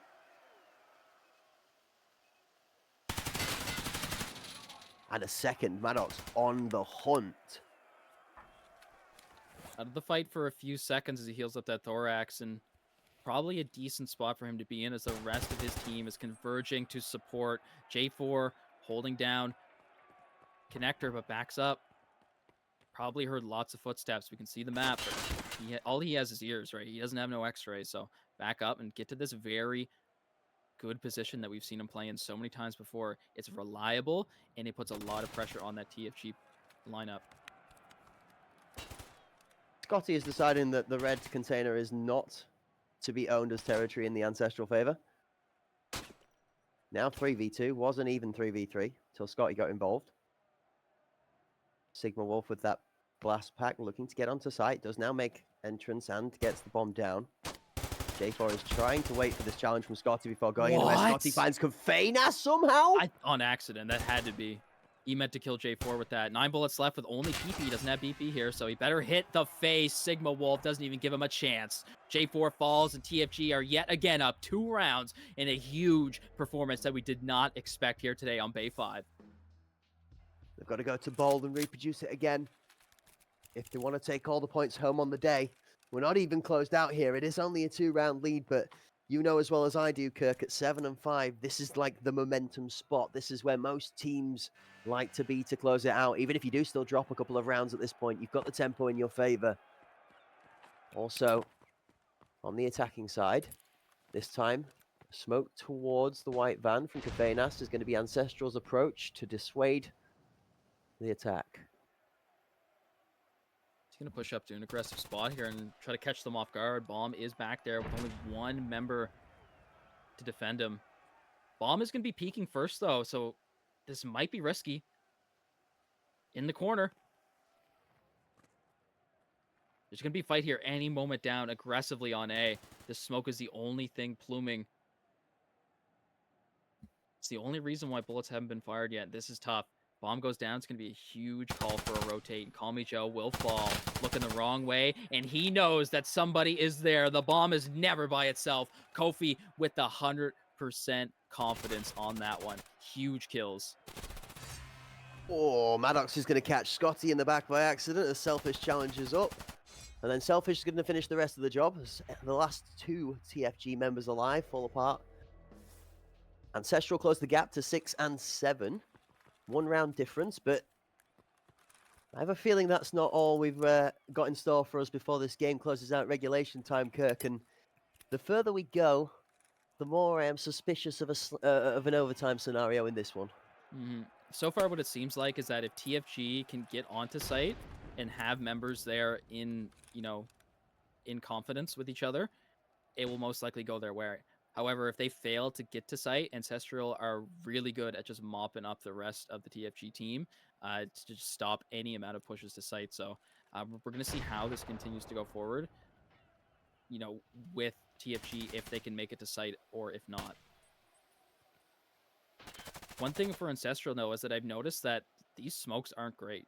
A lot of the reason that they're losing B is because their smokes aren't, they don't have them anymore once TFG makes that execute. So if they can save them and possibly stop a TFG push on the B, it'd be way better for them.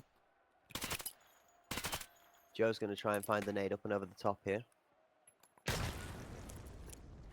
Throw is good. There's nobody home. Sigma looking towards that back alley again as TFG are going to double down on A. Pre-firing towards the positioning behind the box. What? See how fast that was?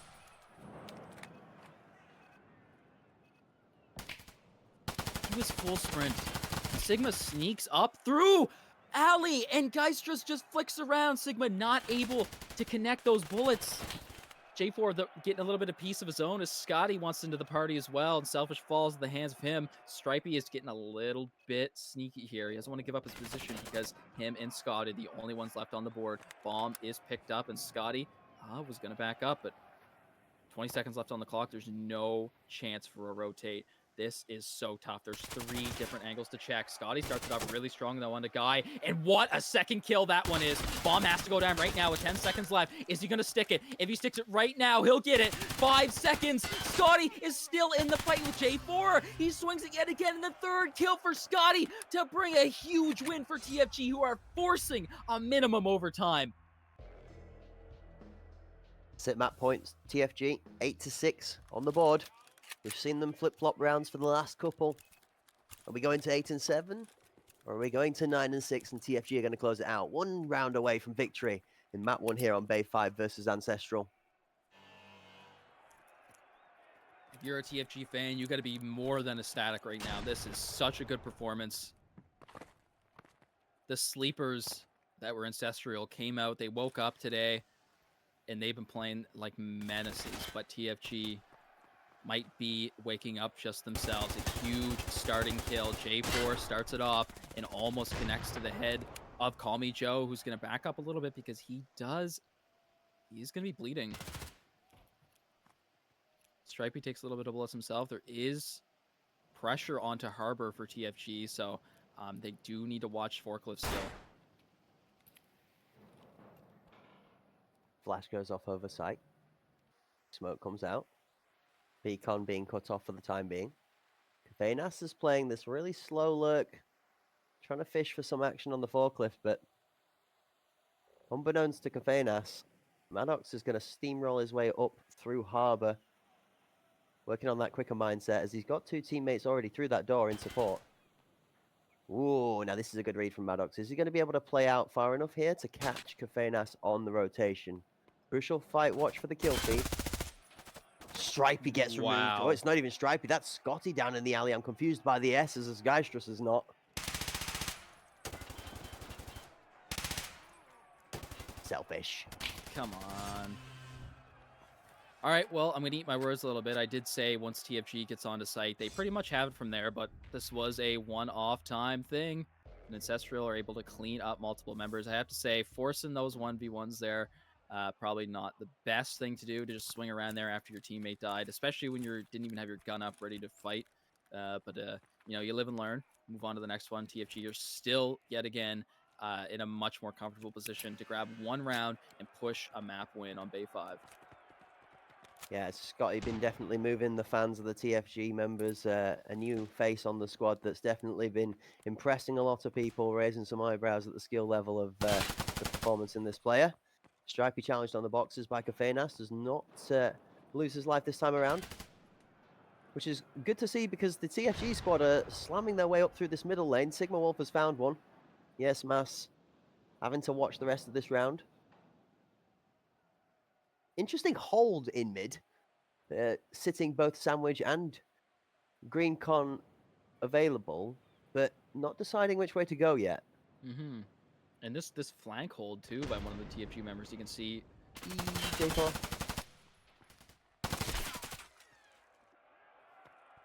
See, that's tough. I find myself in that position, and I always get angry when I'm like, why didn't I just ADS? All I had to do was click right click, and I would have had a way higher chance of killing that guy. And you don't realize it in the moment, but once you look at it later on, it does help a lot. Yeah, Maddox wins the fight out on forklift. Selfish is going to find the pixel peak on to Call Me Joe with the bomb. Good defensive positioning out of Selfish, is deciding to play to the mentality that the gun player's better. Don't need to keep site control if you can just eradicate people trying to sneak their way on. Now TFG recognize this and they're going to try and go with pace. Strikey gets caught up in the re-challenge. The shots from center do not find Selfish past red.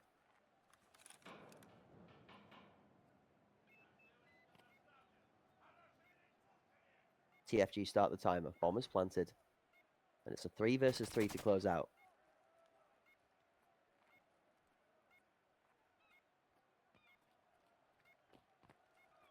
TFG are in every position here to win this one. There is a flank coming in, though, from Kofi, who is going to be taking out one, make that almost two. Maddox, though, puts him down, trades him right back out. Geistra's a little bit low on the health department. 100-round mag with only 35 left to go, but with Sigma swinging back around with a headshot, and Maddox grubbing him 1-2. That's TFG with a massive round win to end the game on Bay 5. This is the prediction that I got wrong, ladies and gentlemen. What happened to Ancestral? I don't think anything happened. They're still great players, but TFG have brought out strats that perhaps Ancestral wasn't ready for. What a game, and it's not over yet. Yeah, phenomenal work out of the TFG side to take that first map home 9-7 and put themselves in the best position to be able to take home all the points on the day when it comes to the head-to-head. Now they're going to have to take that performance, like we said, out of Bay 5 and into the bowl. Hopefully they had themselves some good breakfast this morning because, well, they're going to need a serious solution to be able to find their way through this Ancestral lineup. We know it's not all done for just yet, folks. That was only map number 1, but it's going to be an insane watch for map number 2, given how close that one was. And I can't wait to see which of the two teams does come out on top. Are we going to go 1-1 Ancestral leveling out, or are TFG on the day going to close our final match of day 2 out with a banger and a 2-0 performance? Yeah, ecstatic game. what more could you ask for? TFG fans in the chat are hyped. I guarantee it. I can see those thumbs already in the back of my mind. I don't even have the chat open, but I know that they're flowing through. And TFG himself is in the chat, and he's probably showing so much love to the team, as it were. So huge congratulations for that big map win on Bay 5. As next up, we will be heading to Fort, which is TFG's map pick. So it's surprising that they're able to win that ancestral map pick on Bay 5. Bringing it up next, though, Fort, whole different playing field. It's a whole different ball game.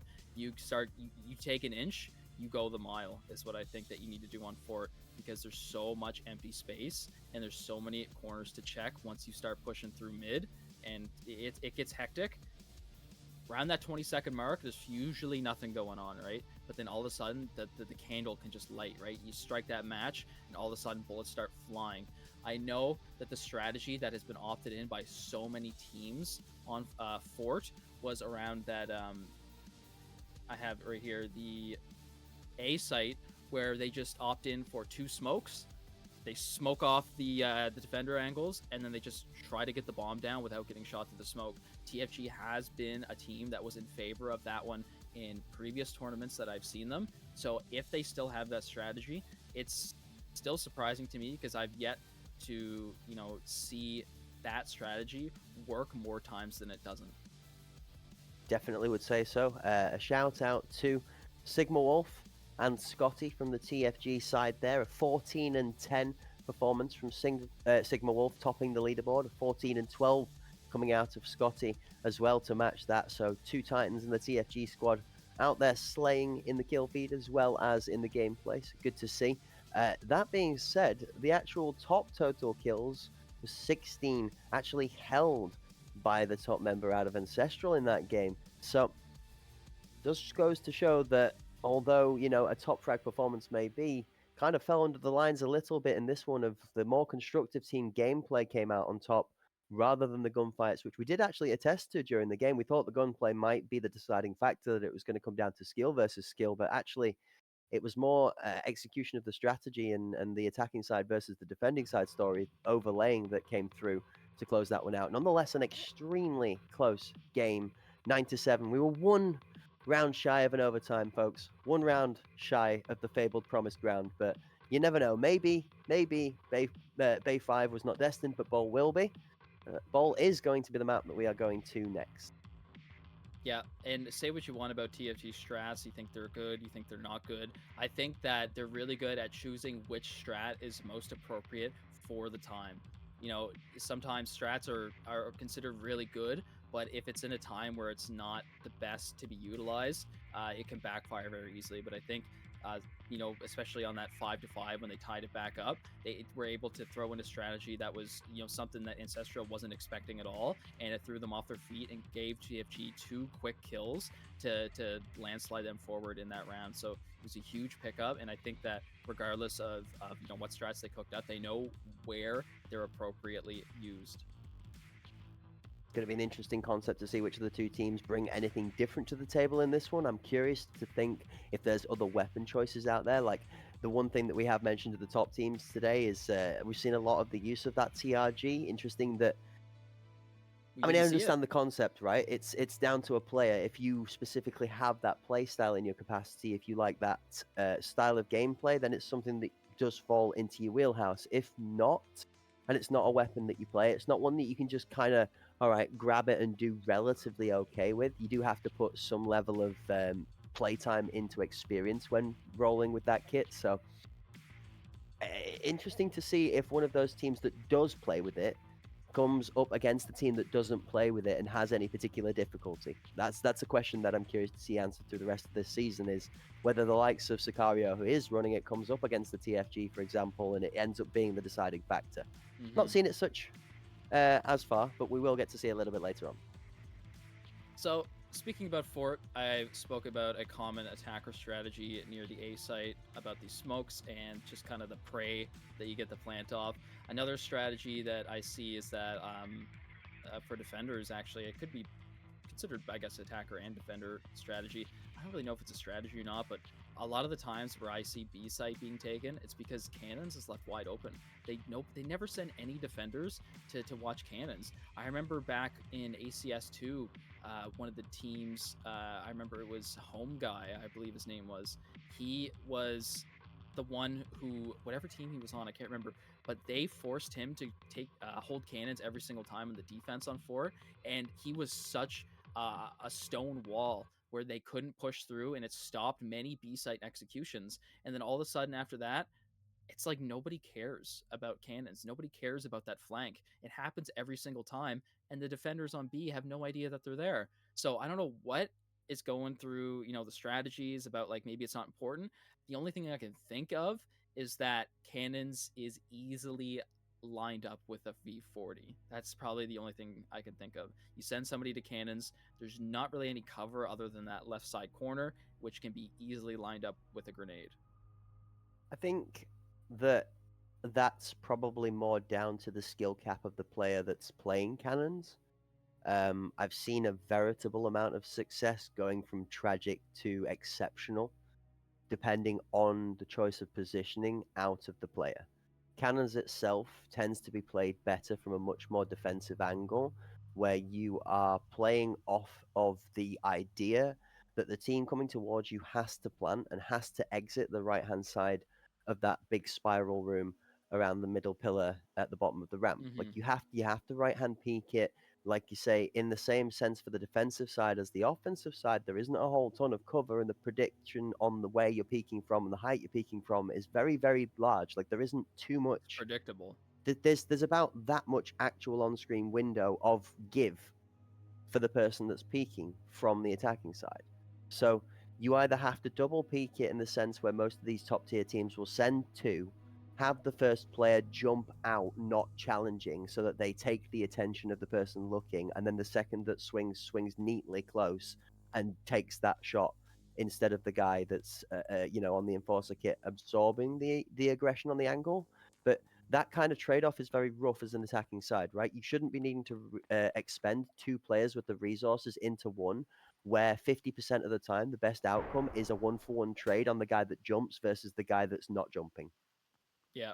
And speaking about that, straight into the game, we can already see fights going through mid. Like I said before, usually 20 seconds until rounds start flying in that mid lane area, and that's exactly where it happened. But Stripey getting one quick for himself over near that lobby kitchen area, and J4 takes full advantage of that nade being pulled out. That audio cue was perfect. Swings the corner, grabs one, gets back to cover, and then grabs Joe. And you know what? I also did see someone being sent to cannons for Ancestral. They backed off now as they should, and they're going to try to take more control and space near that bomb. Smoke up in front of this position that Scotty is playing, sort of halfway between Colt and access to this A site. Scotty going to receive a little bit of support and I would say mental motivation from his teammate in Maddox. Just a little pat on the back to make sure that he's definitely still alive. Needs a band-aid. Yeah, Scotty tapping that IFAK is going to confirm to himself that he does still have health left to be able to top up. I wish I had a stim in real life that would just stop bleeding. Just pop it real quick. Yeah, you're good. Walk it off.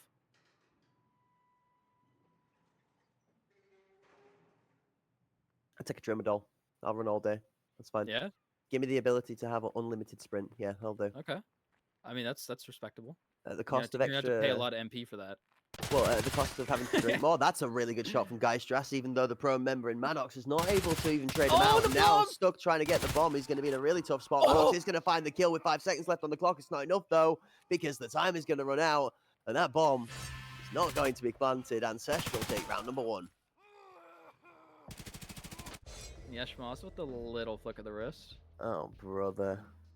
Oh, brother. This guy stinks.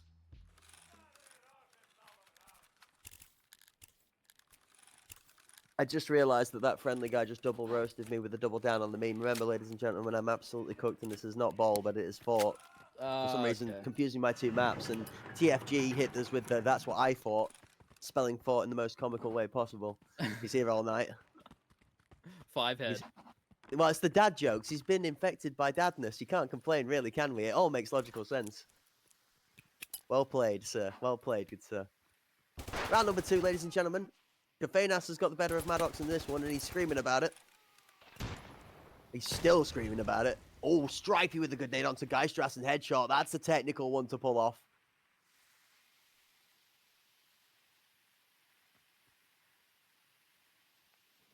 These smokes are not optimal.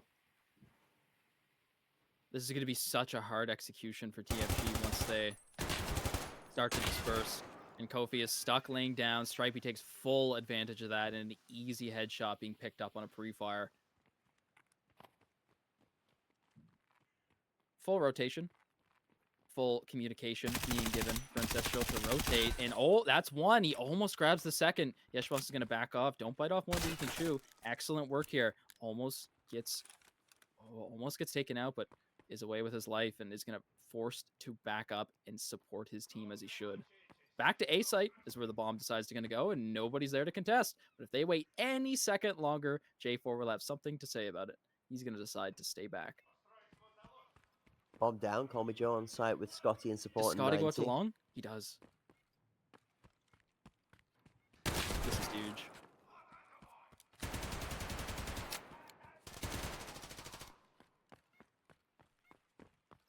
See how long these rotates take. This is Fort, ladies and gentlemen. This is what differentiates itself from other maps. It takes so long to get to the other site if bomb's down. And by the time you get there, you're not going to have enough time.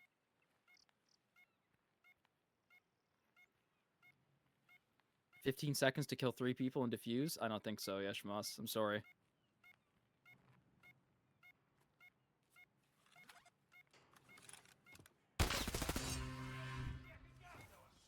And there it is. Call me Joe. All he needs is a sound cue. No reason to get over aggressive. Excellent work, TFG. 3 members still alive. Tied up on Fort. One apiece. Both sides absolutely leveled up after a lot slower paced rounds than I expected, given what we saw on the majority of the performances leading up to today. Yeah. This is a definitely more weathered approach. I mean, we saw a similar thing in the first game between these two sides on Bay 5. Again, TFG trying to play that very methodical approach on the attacking path. Similar thing here now. Scotty's fishing in the mid lane for something.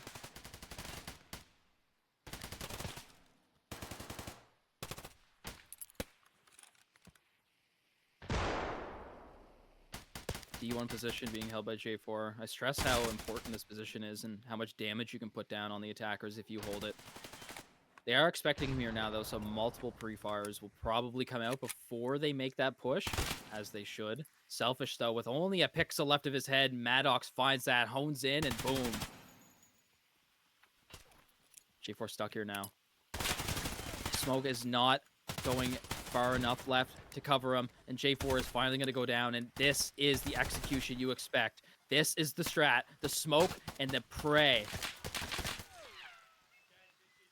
Oh, Kofi has just... If he just sprayed that on ADS, he could probably grab one.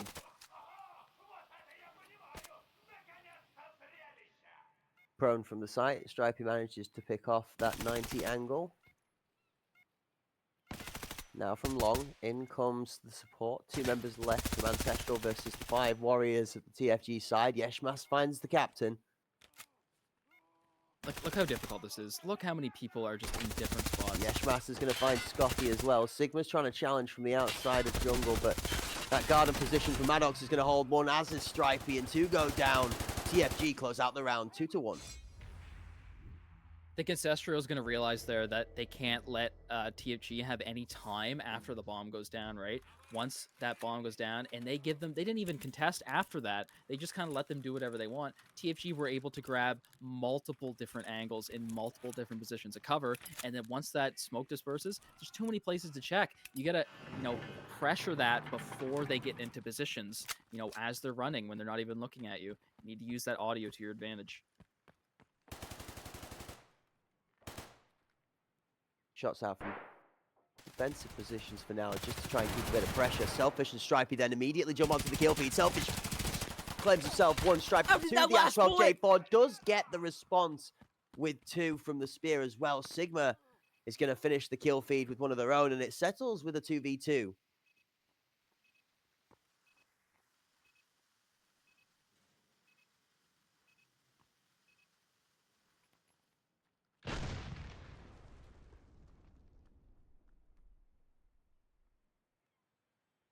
not too much to be said. There's still 1:10 on the clock, and everyone's kind of holding except for one Ancestral member who realizes that, hey, B-side's wide open. I should probably check that out.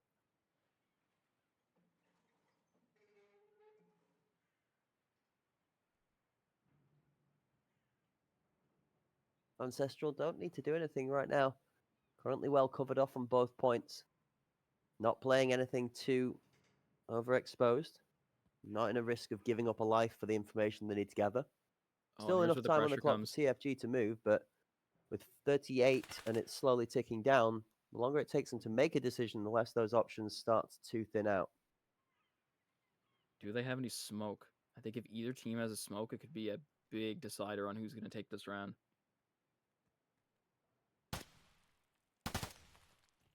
This might give Sigma the opportunity to full swing this.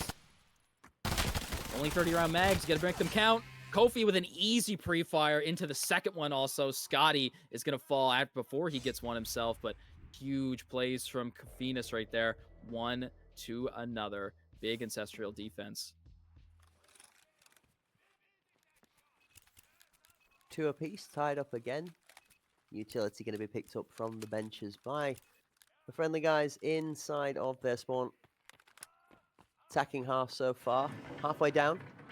4 out of 8 rounds still to go. This time around, the bomb and 3 members strong are looking towards the midsection where that Ancestral member that's about to challenge underneath Heaven's going to find themselves in a rough spot in a moment. Oh, Maddox is about to get on the hop up as well. Kafenas is about to be sandwiched and he doesn't realise it. Is he going to get Sigma off before the contact? Sigma challenges. Kafenas survives. Kafenas wins the fight.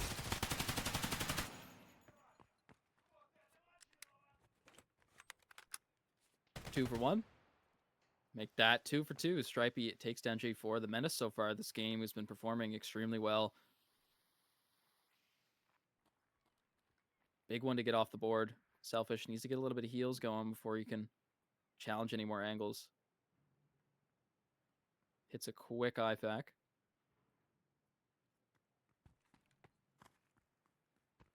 The 2 big dogs of Ancestral are down though, so TFG might have a little bit more confidence than usual. Stripey's still alive. Colby Joe's going to find the pick onto Yeshmas after Yeshmas has taken out that mini. Guy Strass now swinging left and right, tries to challenge, but Colby Joe's going to get the victory. Stripey in the background is going to boom, boom, boom with that Ash 12 and blast Selfish out of the equation, closing the round out for TFG. That finishes them their third. Scoreline 3-2. Any Decoded or Panderic fans in the chat, the game has commenced 10 minutes ago, but still no updates yet. Still playing their games. If anyone is interested in that game, they are playing currently on Fort as well. And then they will be moving on to Bowl for their second game.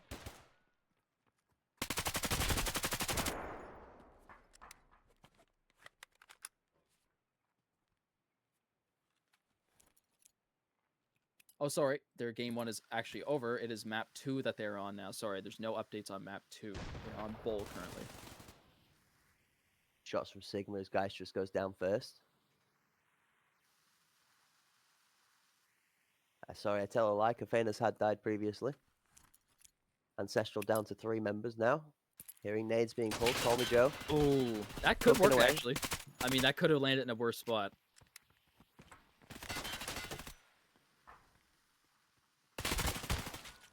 Big rotate through cannons, though. Yeshmas is going to relieve a little bit of a pressure for Scotty. Or sorry, for his other teammate coming in through cannons. And that's Selfish right there who made that rotate, that huge one.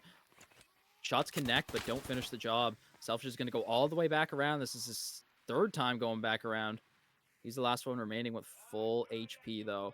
Full AP in the mags. He's ready to cook. He doesn't hear... There it is! If he gets these 2 kills, he's going to put himself into a positive KDA. There it is. Huge reposition. And now Scotty's in a tough spot. He's forced into... Actually, he's in a better position. He's forced into a right shoulder. Selfish has to make this left right here. Bomb is down with 35 seconds. both really good weapons at close range, but the MCX does have the advantage with the fire rate.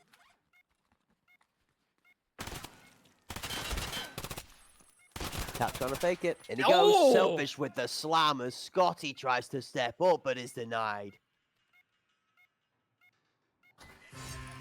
Excellent work. Excellent work from Selfish. He made 2 crucial rotates, confused the members of TFG, maybe thinking that there's more to deal with than there really is. He was like a ghost. He made himself appear in multiple different positions so fast. Update on the off-stream game. Decoded is currently up 5-1 against Panderic on Bull.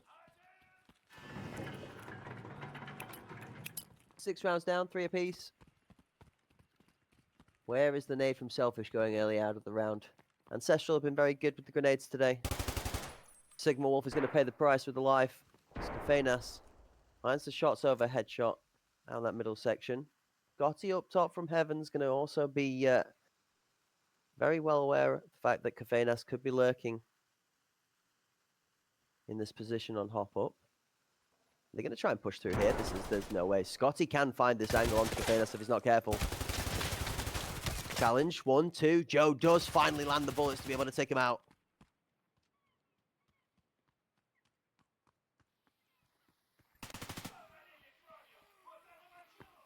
Although TFG have control of this mid-chamber, they haven't taken space. They got the kill, but they lose Maddox to a good angle being held across from Yeshmas. Picks that one up from Secret across through Con. Stripey's going to try and smoke off the site now. That one's going towards Mini. Yeshmas tucked away in Mini now. He is actually. He's all the way out of Secret, all the way in the back of the... Stripey almost loses his life to the spawn box.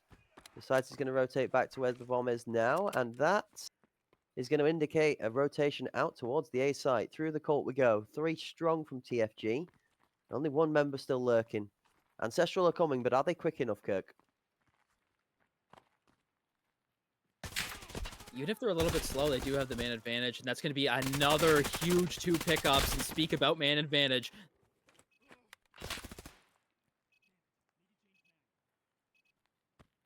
"15 seconds left. You have no time to heal. Scotty, 40% HP remaining, and Geistra's already has his position locked down. And that is yet was locked down, but you know, J4 is here to clean up the kill, as he usually does.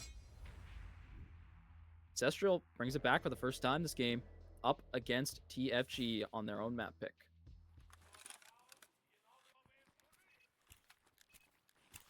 Can Ancestral extend the lead and do the one thing that TFG have not been able to do yet, and putting 2 consecutively together so that the scoreboard is spread further than 1 in difference?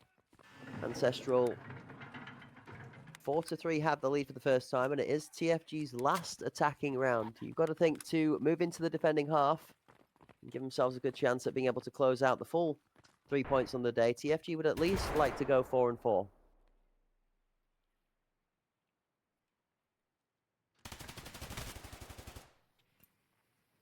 Big kill to start off strong for Kafinas. Maddox falls. Now pressure onto Stripey. The smoke isn't helping him at all. He has his smoke of his own, though. We can hear a teammate to his left. Plume one of his own. B40, rather, that is. And that's a huge pickup to relieve so much pressure off of drop down. Call Me Joe is single-handedly doing work as he then falls to Geisters. It seems like I'm cursing a lot of people here today. Bomb is available to be picked up in a good spot, though. Should be able to get that one for free.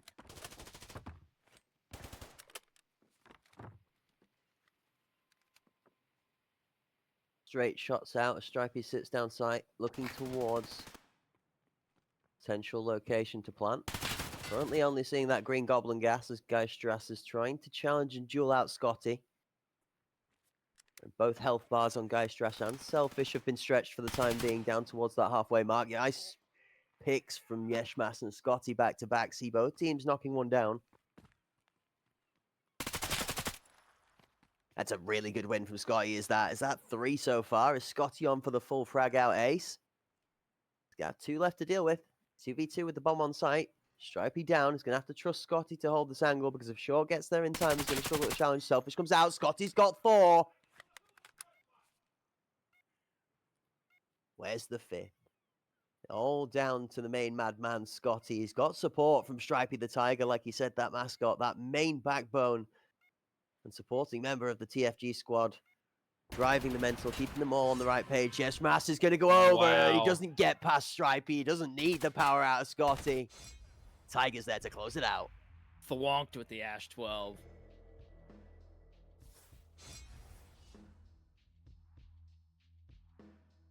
You know, both of these teams, regardless of who wins, I gotta say that regardless of how it ends up at the end of the tournament, I have to say that both of them have proven themselves to be better than they were before. And that's all you can really ask for, is that you continue to push, you continue to learn, do whatever you need to do to become better as a team.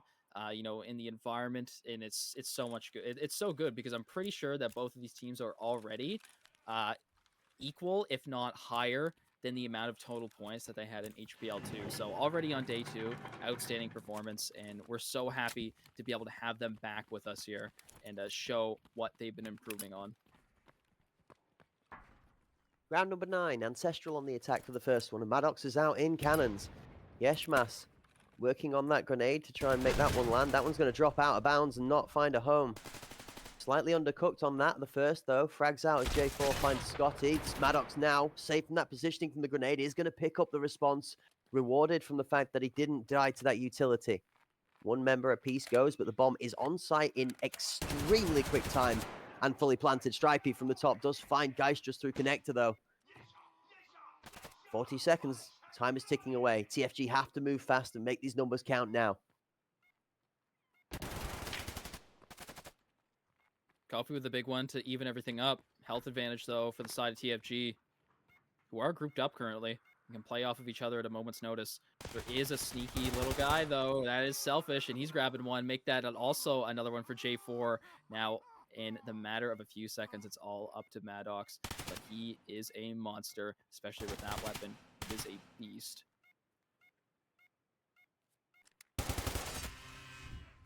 Tough spot. Crossfire. Not much you can do. It's going to continue to go back and forth at this rate. Even at the side swap, Ancestral decides to go forward, even though most of the game, TFG was up at least one round. A lot of ties have been made, but around that time, TFG usually gets 1 or 2 rounds up. But it is nice to see Ancestral grab one for themselves, as TFG also opt in, I noticed, for a cannon hold. So they did send a defender to hold cannon, so we can see it paid off quite well. Unfortunately, not fully to the extent of them winning the round, but it did stop a huge, push onto that site for one of the members of Ancestral that decided to force push themselves right up to B. Just Maddox yet again in that same position, but is going to back off. He realizes that his team needs him on site, and he has to go right now. J4 is going to contest Stripey up in that top mid position, and Stripey doesn't know yet. He's going to... That was so close. I wonder if that was a bait. J4 should know. He heard the reload from the Ash 12. Bomb is down, though. 40 seconds, and, at any second now, multiple members of each team are going to be converging. It's going to be a bloodbath. Back up. There you go. Perfect. Do not risk any more than you need to. Excellent work from J4.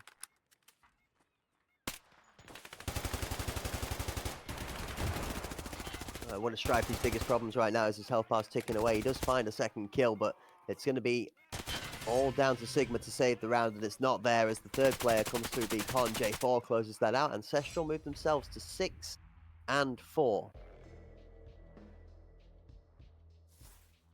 Still going in a way that I've expected, right? I expected this map to, regardless of TFG's experience on it, Ancestral are a good team. The last map, however, I did not expect TFG to go so dominant on near the end, which was huge to see. Ancestral, though, are so hungry to get that win back. They've been doing so well, doing 2-0s commonly. They're a little bit upset, and they need an extra point. However, that game 2 has ended, ladies and gentlemen. It is a 9-1 win for Decoded. So it is a 1-1 tie. Each Pandaric and Decoded will each be getting 1 point on the board. Meanwhile, Scotty wins a good challenge as Yes Smash shuts him down. J4 takes out Call Me Joe. 2 members of TFG left alive.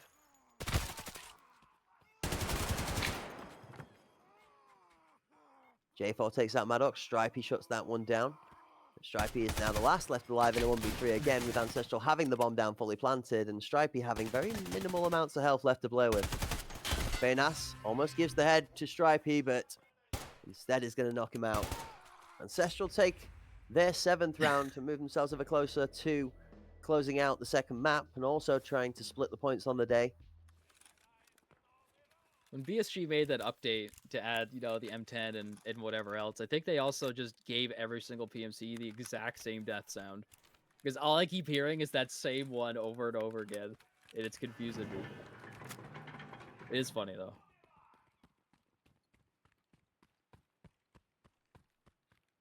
There's Sigma Wolf. Opted in for no goofy mask, but does grab the 40% flashbang reduction that we love to see. Clutch situations, it can help.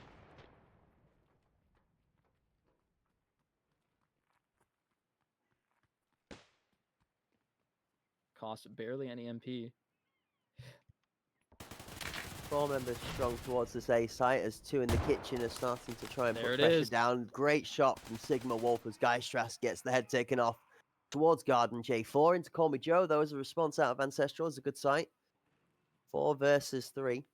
TFG in a good place, but Ancestral still have good bomb control and positioning to be able to rotate into this A site or out towards B. You've got to think at this point, TFG are going to expect that the bomb's going the other way, and that player in short's going to hear the cult positioning. Audio works both ways, though. You see Ancestral deploy 2 players off deep in mid. The bomb, unfortunately, does overextend forward, and that means their first point of contact, and then the bomb goes down. This now makes Ancestral's life a lot harder to claim this bomb. Yeshma's going to put it up. Maddox's going to be very, very disciplined on the positioning here. Yeah, as he should, right? Look at that thorax. Excellent work. And then still gets away with his life. Plenty of time to heal up that thorax and support the rest of his team. Huge pressure being put on now. TFG claim their 5th. Go ahead.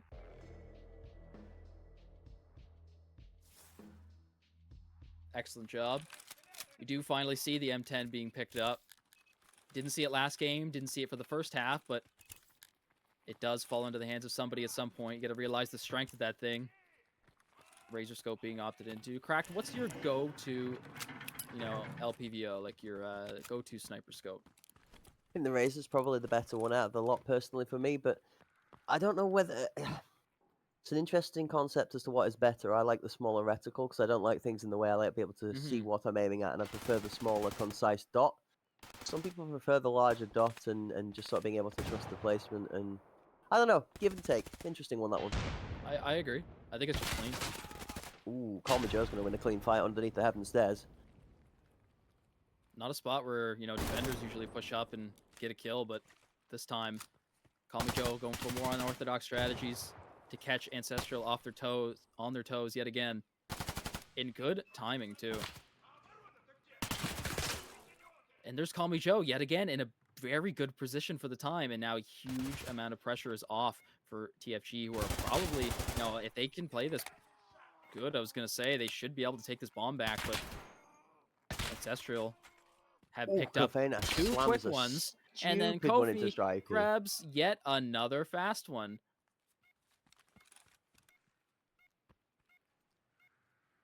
Sort of reminded me of IFP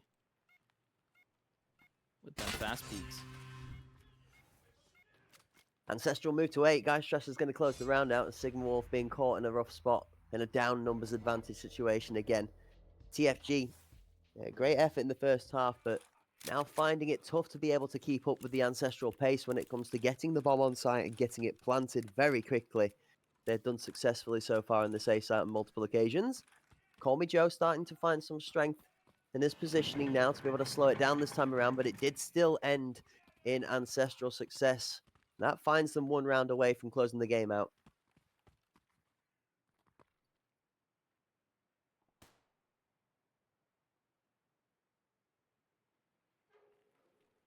It's could be all she wrote right here, ladies and gentlemen. 8-5 for Ancestral, 1 round away from a map win to tie it up. Sigma Wolf.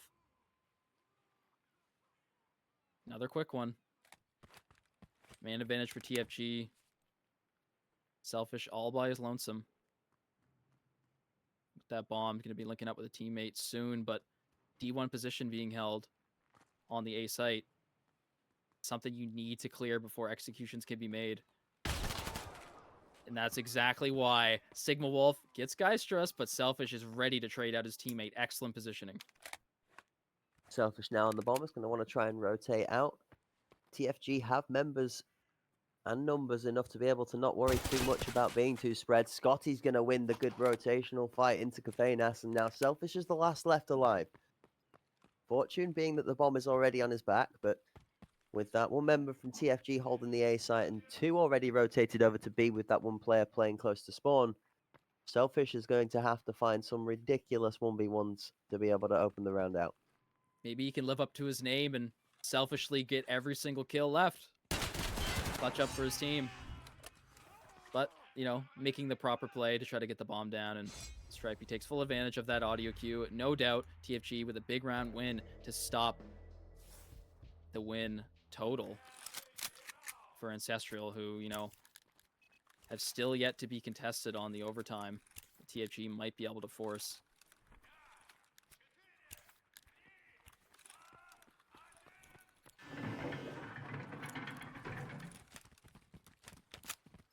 Crazy the amount of control that these players have not to just blow through their entire 100-round mag when it's really all they have. It's a lot of self-control to be able to do that. And with Geistras, he just knows exactly where those bullets are going. He doesn't need any amount of mental fortitude. Just put the reticle where it goes, and, you know, all he needs is a couple bullets. What is the strat here? The full barrel through mid lane all the way to the back of A. And now TFG has no idea what's going on. They're confused. Unbelievable close call to almost be able to get a TK. And just like that, look how fast that round goes. Sigma Wolf's the last one remaining, and with very low thorax HP, it might just be Ancestral's map. That it is, ladies and gentlemen, the last game of the day on Fort. TFG versus Ancestral, where Ancestral ties it back up after TFG gets a huge win on Bay 5.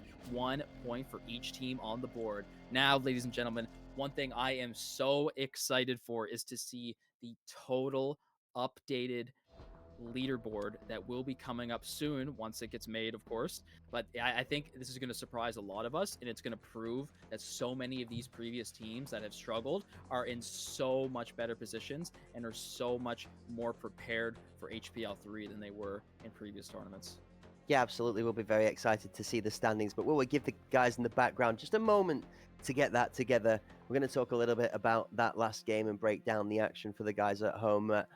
Very interesting flip of the sides with the matches got split 2 ways, although Cracked is absolutely confounded by the map choice in the second one, apparently not Bulba. Fort somehow lost in the fantasies, I guess. It still did turn out to be an exceptional match nonetheless, and another close one for the first half, but one which Ancestral ran away with, ending up with a 9-6 scoreline. And, well, if you check the kill feed, it's a really, really evenly spread game from the Ancestral side. 13-10, 12-11, 11-9, 11-12, 10-11, all 5 players participating on an extremely even standing. And even going to show what we attested to in game 1, which was the strats that coming out from both sides are both surprising, explosive, and the deciding factor on the day. Hats off to those friendly guys in game 1, a great performance, and that success has seen them able to split the points, but got to tip the hat to Ancestral on the day as well, able to take a map back, and also for a good performance earlier on in our first match we saw on the day. So overall for Ancestral, I think they'll be very glad of their performance. Yeah, that absolutely is the case, and I have to say it's to a point where Ancestral are winning a lot of their games. However, I think that when it comes to the future, once they start facing Sicario, Oil Rig, it may prove to be a little bit of a tougher call. Of course, I think maybe that their kind of seeding right now has kind of helped them a little bit in getting those wins. They haven't really faced a lot of the big baddies that we have in this tournament. that have, stomped multiple teams in a row with no hesitation at all. So once they start facing those teams, I think maybe they might even it out. But I mean, hey, Ancestral's surprised us yet multiple times today, and if they have any fire in their hearts, it's going to be to take HPL 3 as far as they can take it. Yeah, absolutely. A couple of shout outs on the day to some highlight plays. That nice little headshot on Bay 5 from Selfish that was popped from their plat to your plat, or front door to back door, depending on how you want to look at it. But either way, it was nice magic in the air from Selfish. And another one that got delivered to us out of the hands of the Lady Legend herself, Blitzer Girl, who popped that one over the top of Ambulance on ball for us as well today. A couple of cool, neat, quirky jump shots, delivering the highlight, action-packed entertainment for the guys at home in the chat. With that in mind, also a moment whilst we're cooking up those standings for you to say thank you to everybody that takes time out of their days to make this production happen. First of all, the guys in the chat, you guys are always here to enjoy the entertainment without you watching in the stands. There wouldn't be any reason for us to be here. A W in the chat from all of you lovely people to support the great hard work and effort that's going on behind the scenes on the cameras. A shout out to Preppy, Kevster, and Bush for Dag today, who are currently present in that channel doing the diligence on all of those viewpoints and perspectives, as well as a shout out to the main man on production, and that's Connor, running the keys in the back of the casting chat with us here today, also cooking hot and hard in the kitchen. In addition to that, a shout out to those unnamed Hunt Premier members today that have also probably put their time and effort in throughout the entirety of the procedure, sorting out spreadsheets, getting the teams gathered together, all of the mods that are in the channels with the teams on the day to help them get the matches set up, the lobbies, the keys, the passwords, and everything else that goes into it. We appreciate all your hard work. Thank you for everything you do. Big shout out to the main man, Philbo, who drives the bus. That's always a difficult task. Up there at the top, there's lots of questions. I'm sure his DMs are being battered and barraged as just as much as our arenas are on a daily basis for how much awesome action he is currently carrying forward in the Hunt channel. Okay, so thank you to everybody else that gets involved. And a shout out on the desk today for my co-caster, Mr. Kirk. Thank you for joining us on day 2 of the HPL. I am wondering whether we're close to the time of getting to see the schedule, because I'm very excited to see how things have shifted from positions maybe 3 to about 6, because I think right now, given the matches from yesterday, and crucially again, the off-screen match that we heard in the background from Panderic and Decoded was doing some spicy things too. So very, very keen to see what that means for the overall standings on the day. Yeah, I'm pretty sure that the was a 1-1 tie for Panderic and Decoded, when Decoded did have a little bit of a difficult time at the start of the day today against Ancestral.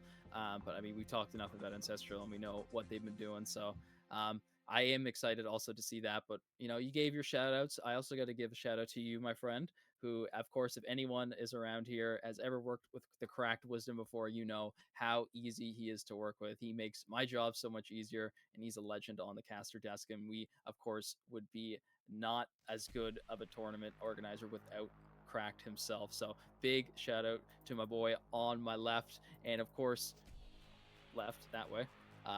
Battlestate Games, we have to give a big shout out to, who of course help us with these tournaments, because anywhere else you do not see these special kind of observer attributes, I guess, the extra little things that we get. Of course, the mini map in the top left, the X-ray vision for optimal viewing performance to know exactly what's going on at all times. So BSG is so gracious to bless us with those tools to be able to bring top tier not only tournaments but viewing experiences for everybody at home. So big shout out to them. Of course, it is a Hunt Premier sort of X Battlestate Games tournament, so it wouldn't be possible without them, obviously. And huge shout out to all the fans who are here watching, who have yet again still have so many dates to mark on their calendar. Yep, congratulations as well.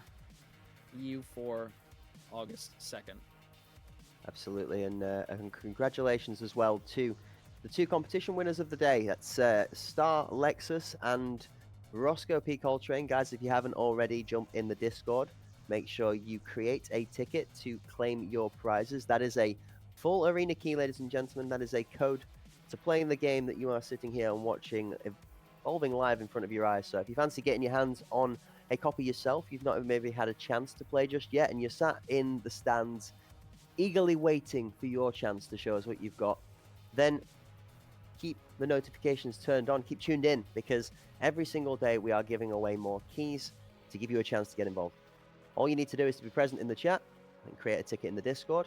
You're on your way, good to go for some hot prizes. In addition to that, you also get to get involved with some amazing entertainment that's going on that you might be able to get involved with in the community, as well as a ton of activity going on in the Hunt Premier Life, okay, which is going to be your main flagship focus for everything competitive EFT throughout the entirety of the 2025 year.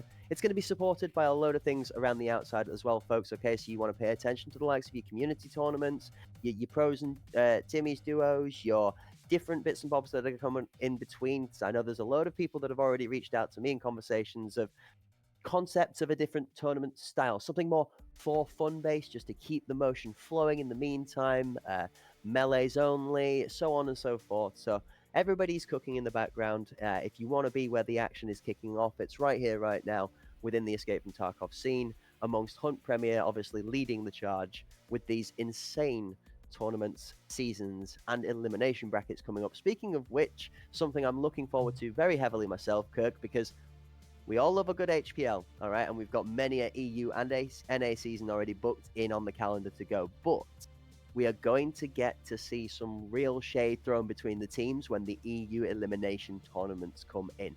It's not going to be a round robin. It's not going to be round difference or points on the table or chances to revisit, scores mattering between teams that aren't necessarily matched up against each other. Nope.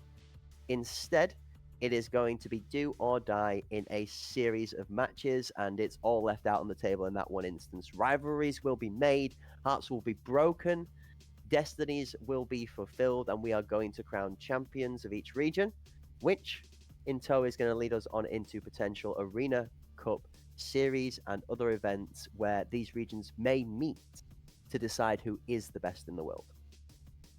Very excited for that. And of course, I actually did make a mistake earlier. I want to correct that. Season 4 of Hpl Eu is on June 7th. And then the second elimination tournament's on August 2nd. But yeah, the one Crack's talking about, May 17th. That is the very next event coming up. So you were going to see anything from Hunt Premier, guaranteed it will be on May 17th to May 25th. So just a little bit of a recap for everybody at home as we get the current leaderboard made. We do have the first games of the day, Ancestral versus Decoded, where Ancestral did 2-0 Decoded on that one, grabbing 3 points. Second game of the day, which was played off stream, technically the first, it's the pair, the one that's played off stream, TOFG versus Panderic, 2-0 for TOFG, grabbing 3 points. Second set of games, the 8 Sins versus Sicario, 2-0'd, of course, 8 Sins, and then TOFG versus Oil Rig, the one played off stream, Oil Rig 2-0'd. One we just saw, Ancestral versus TFG 1-1 each, so each team gets 1 point. And then off stream for the last game of the day was Decoded versus Panderic, where they also went 1-1, grabbing a point each on the board. Absolutely. Going to be checking in with that table to look at where each of the teams stand before we go into the final day of the first weekend here for Season 3 of the HPL. And I mean, this is the important stock to take, all right? We said about this earlier on, Day 3 is the momentum day. If you are going to set yourself up for success or for failure, it's going to happen on Day 3. If you want to still have a chance to fight for the final tiers of the prizes, then it's on Day 3. You can do it. So without any further ado, ladies and gentlemen, let's dive into that all-important table and let's look at where we stand at the end of Day 2. Out of nobody's surprise, Sicario at the very top of the board, not losing a single game, up 3 wins out of the 3 series that they played, grabbing 9 points with a huge round differential of 26, also the highest on the board. Ancestral coming in that second place spot with 3 games played. Everybody has played their 3 so far. 7 points, which is huge. This is one of the things I wanted to make note of, is that Ancestral ended HPL Season 2 with 5 points. So it's amazing at the end of day 2, they have already surpassed their skills and proven themselves to, be in that position, which is insane to think that Ancestral is currently on top of the 3rd place spot Oil Rig, who only have 6 points. And they do have a higher round differential, however, but it is still very surprising to see that. Yeah, absolutely. Yeah. Spread down the table, 8 sins on other friendly guys. Those friendly guys, Decoded and Panderic, now sitting from your 4th position through to 8th. Panderic, actually, I thought we were going to be able to move themselves up the table after we saw the first half of their last match of the day with the dominant performance over Decoded in the first, but that performance was then flipped on its head as Decoded did the reverse. They now find themselves sitting at the negative 20 round difference, very, very close to Decoded at that negative 17 round difference, as they both share 1 point at the end of the day. Those friendly guys and the other friendly guys are currently sitting next to each other, no surprise there, with 2 points and 3 points respectively. A round difference of minus 14 for the 6th place team and minus 16 for the 5th place team. The 8 Sins squad have themselves a comfortable gap in the round difference and a point in their favor as well between 5th and 4th, which holds them at the bottom position of the top 4 on the table. But with good results tomorrow and arguably a tougher schedule coming into the beginning of the season than going out the end of it, they have themselves in a good place to make a run for a final position given the last 3 days. The two TFG teams, no surprise, are right beside each other. They are 2 completely different teams, but completely different players on those teams, different strategies. I imagine they cook up, right? They are against each other in this tournament, so there's no reason for them to really share any strategies or have anything similar about them other than the name and the logo. So it is kind of surprising to see that they are right beside each other on the leaderboard, given that they're completely different teams. But even though they're completely different, they are still somewhat relatively new. I know OFG are, of course, brand new, but TFG, not necessarily a new team, but new compared to some of the other teams that we have previously seen a lot of in EU tournaments alike, even outside of EU tournaments, outside of HP Hunt Premier tournaments in general, like ACS and whatnot. So it is quite a blessing to have a lot of diverse, awesome teams to come in and prove what they're worth. Ancestral being got to be one of the fan favorites so far. Huge upsets and surprises made by them, and it's only time will tell. But like Crack said, I think that 3rd day is really what it's going to solidify your place, kind of a general placement on that leaderboard, because it's not like you're going to get put out at some point. You're in it to win it, and it will get to a point where some teams are so far ahead of you and some teams are so far below you that your wins and losses may not really affect exactly how much further or lower you're going to go on that leaderboard. So around that 3-day mark is where we like to say is more comfortable for those teams to make a decent prediction of where they will end up. Absolutely, ladies and gentlemen. So that does conclude the action for us here on day 3. Day 2 even. Do not forget to tune back in with us for day 3 at that same start time. Okay, 3 o'clock GMT in the afternoon. It is 11 o'clock over there across the pond in the land of the Kirk and the Lovelies on that side there, so that you're locked in nice and early in the morning for the action. Do not forget to make sure you are ready, because day 3 is set to be an absolute banger and the most important one of the series. So with that being said and done, we have been your casters and have appreciated your time greatly. We look forward to bringing you some more entertainment on tomorrow's broadcast, and we'll catch you on the next one.